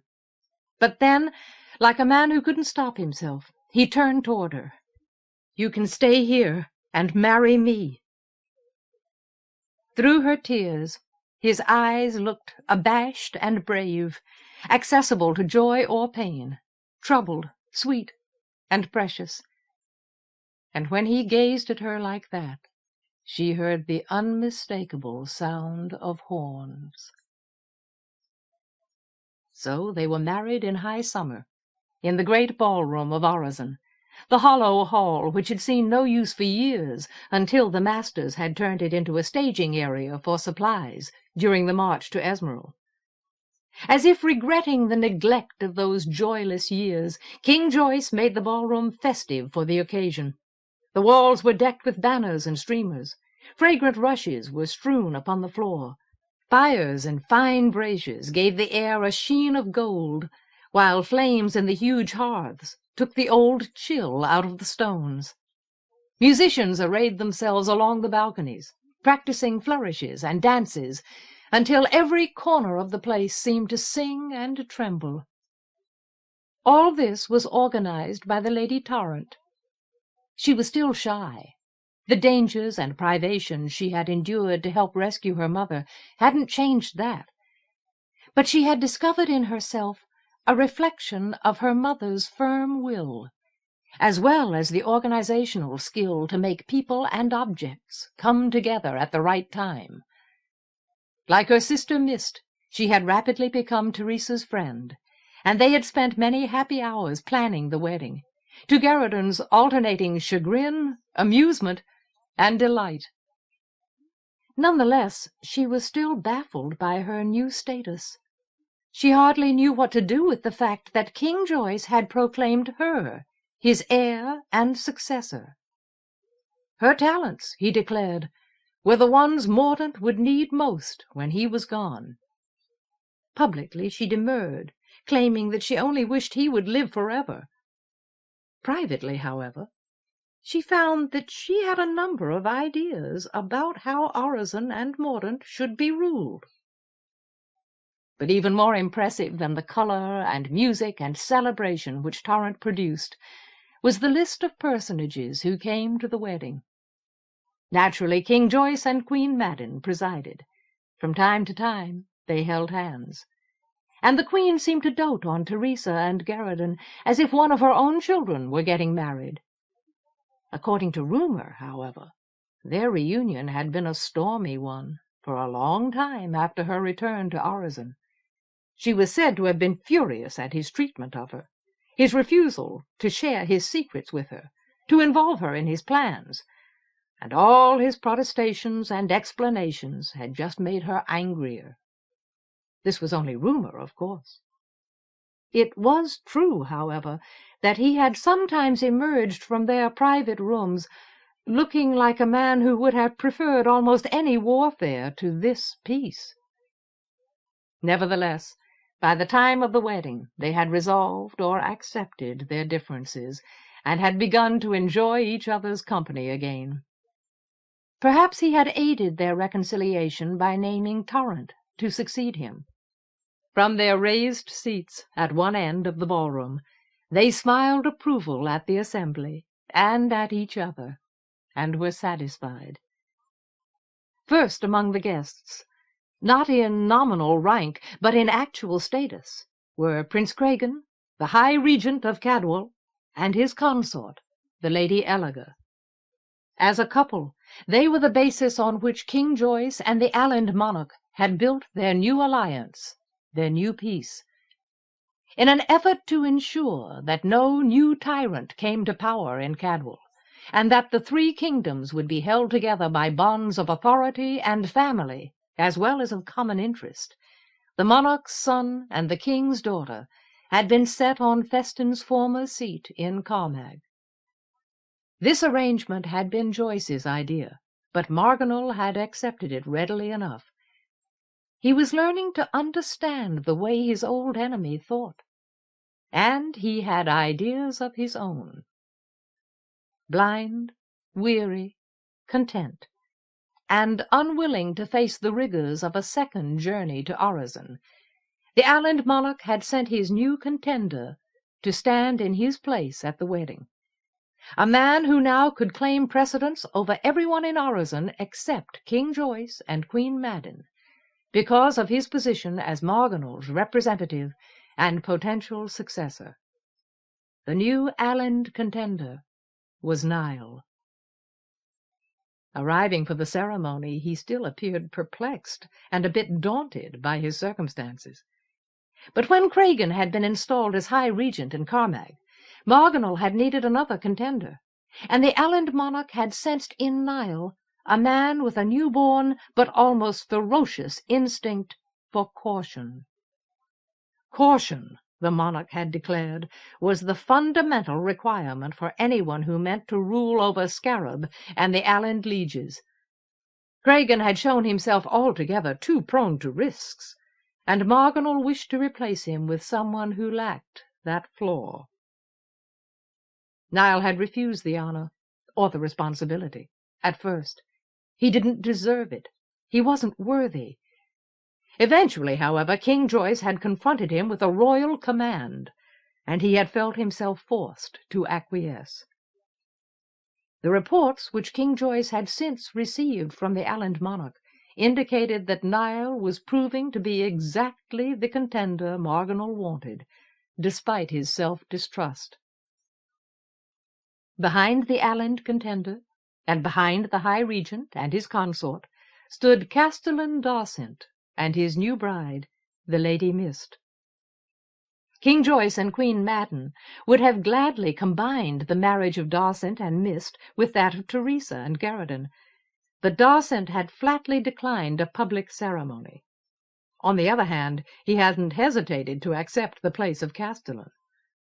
Chains of command, the procurement of supplies, the movement and housing of men and animals, discipline and defense, these were things the Congery's champion understood in his bones, and his role in the Battle of Esmeralda gave him an enormous personal credibility which carried him past the uncertain days while he was learning his new job. In addition, he had Mist's advice and support, and despite, or perhaps because of, her romantic notions, she had a sense of practical ethics which tempered and guided his authoritarian instincts. After the Castellan and his lady, the lords of the Cares were arranged in an order of precedence which depended solely on the parts they or their predecessors had played in the King's War, First were the Tor, the Purdon, and the Termagant. Next the Fale and the Domne. Last the Armiget. The new Tor was one of the old lord's younger sons, in fact the only one of his sons who wanted the position. But the old Purdon had died without children, and his widow had positively refused to look at the prospect of being the first female lord in Mordaunt's history as anything except a cruel burden. "You have lost me my husband and my friends, my lord king," she had protested harshly. "Will you now deprive me of quiet as well?" So King Joyce, with a glint in his eyes which occasionally suggested humor and occasionally malice, had named Artegall as the Purdon. Artegall's protests had been considerably louder than those of the old lord's widow, but King Joyce had only smiled and insisted, glinting. And at last, in exasperation, he had snapped, "Be reasonable, Artegall. You can't be the best swordsman in Mordaunt for the rest of your life. The years won't let you, and those scars are never going to be as resilient as whole flesh and muscle. It's about time you had something else to do." So Artegall had relented with an ill grace which had gradually faded as he realized that his new position in Scarping made it possible for him to have a home, and maybe even a family, of his own at last. As for the Termagant, everyone had expected him to refuse to attend the wedding, not out of any animosity, but simply because he was too busy rebuilding Stonewall. Nevertheless, he had not only come, but he had come politely. Furthermore, he had brought with him an entire wain-load of rostrum wine as a marriage present, a gift which some people considered fit for a king, altogether too fine for mere Garradon and Teresa. The Domne and the Fale came next, old friends, pleased in each other's company. But of Garradon's family no one else had made the trip to Urizen. Tholdon was consumed with the task of laying out and constructing a new Houseldon. Wester didn't enjoy travel. Minnick couldn't leave his shy wife. Stead couldn't spare the time from his other pursuits. No one had accompanied the Domne except Quis. Forthright and irrefusable as always, she had claimed that he couldn't hope to make the journey without someone to take care of him. Upon arriving in Urizen, however, she had made it clear that her real reason for coming was to see Teresa and Garradon again, and to hear about everything they had done, and to give them the benefit of her advice. The Domne himself didn't seem to feel compelled to give anyone advice. On the other hand, he was so happy and proud that he made Garradon's face shine, and gave Teresa the glad impression that the whole family was present in the old lord's person. Last of the lords came the Armiget, remarkably subdued in his manner and dress, miserable in his isolation. After the Battle of Esmeralda, everyone who spoke to King Joyce, in fact everyone in Urizen, had an opinion concerning how the Armiget should be treated. Among them, the Aland monarch had counselled leniency. After all, the Armiget's imprecise loyalties had allowed the Aland army to reach Urizen intact, with obvious, if unforeseen, benefits for both Aland and Mordaunt. In contrast, Dawsant had recommended beheading. Treachery deserved death. At last, however, King Joyce had settled on the worst punishment of all. He had decided to do nothing, to treat the Armiget as if his worst offences were so trivial that they weren't worth noticing. The Armiget spent most of his time before and after the festivities trying to get someone to talk to him, but no one was willing to be bothered. Below and beside King Joyce sat Adept Havelock, in a place of honour, and of discretion as well, a place from which he could withdraw easily if necessary. Since the Battle of Esmeralda, he seemed to have settled comfortably into his role as the madman of Urizen. No longer obsessed by the need for lucidity, he had become able to relax and enjoy himself in odd ways. As a result, his madness appeared to grow more benign, driving him to fewer extremes, permitting him more satisfaction. He never spoke of his struggle with the Arch-Imager, never told how he had beaten Vagel, and he never explained why he had chosen to risk everything in personal combat with Vagel, instead of simply translating his old enemy and Aramis and Gilber to Orozen, as Teresa had intended. If anyone asked him a question, however, any question at all, he often replied with a complete, clear, and quite inappropriate description of everything he and King Joyce had done to meet Mordaunt's need. So the celebration went forward, full of music and orations, dancing and wine, vows and homage. On the Congery's behalf, Master Barsonage rejected any unseemly ostentation for the masters. For himself, however, he claimed the right to stand as Teresa's father during the ceremony. Happy and fustian in a remarkably red robe, he accompanied Teresa through the formalities, and made speeches on her behalf, and generally behaved as if he were as proud as the Domine. Thus the Arch-Imager Teresa of Morgan and Adept Garradon of Domne were married like the princess and the hero in a fable, grandly, some said gloriously, surrounded by family and friends and honor and respect in a world which they had helped bring to safety. She had lost her father's wealth in order to gain her own power, and the enchantment which had held her was gone. And he had inherited something better than cares or kingdoms, which was himself. His courage and his willing heart had come into their true birthright. In the ceremony of marriage, they made a number of vows, all of which added up to the same thing. They promised to help each other hear horns. End of A Man Rides Through by Stephen R. Donaldson. Narrated by Sally Darling in the studios of American Foundation for the Blind, Incorporated, for the Library of Congress, May 1989. For special distribution as authorized by Act of Congress under Public Law 89-522, with the permission of the copyright holder and the publisher, Ballantine Books, a division of Random House, Incorporated, New York, New York, 10022. End of book.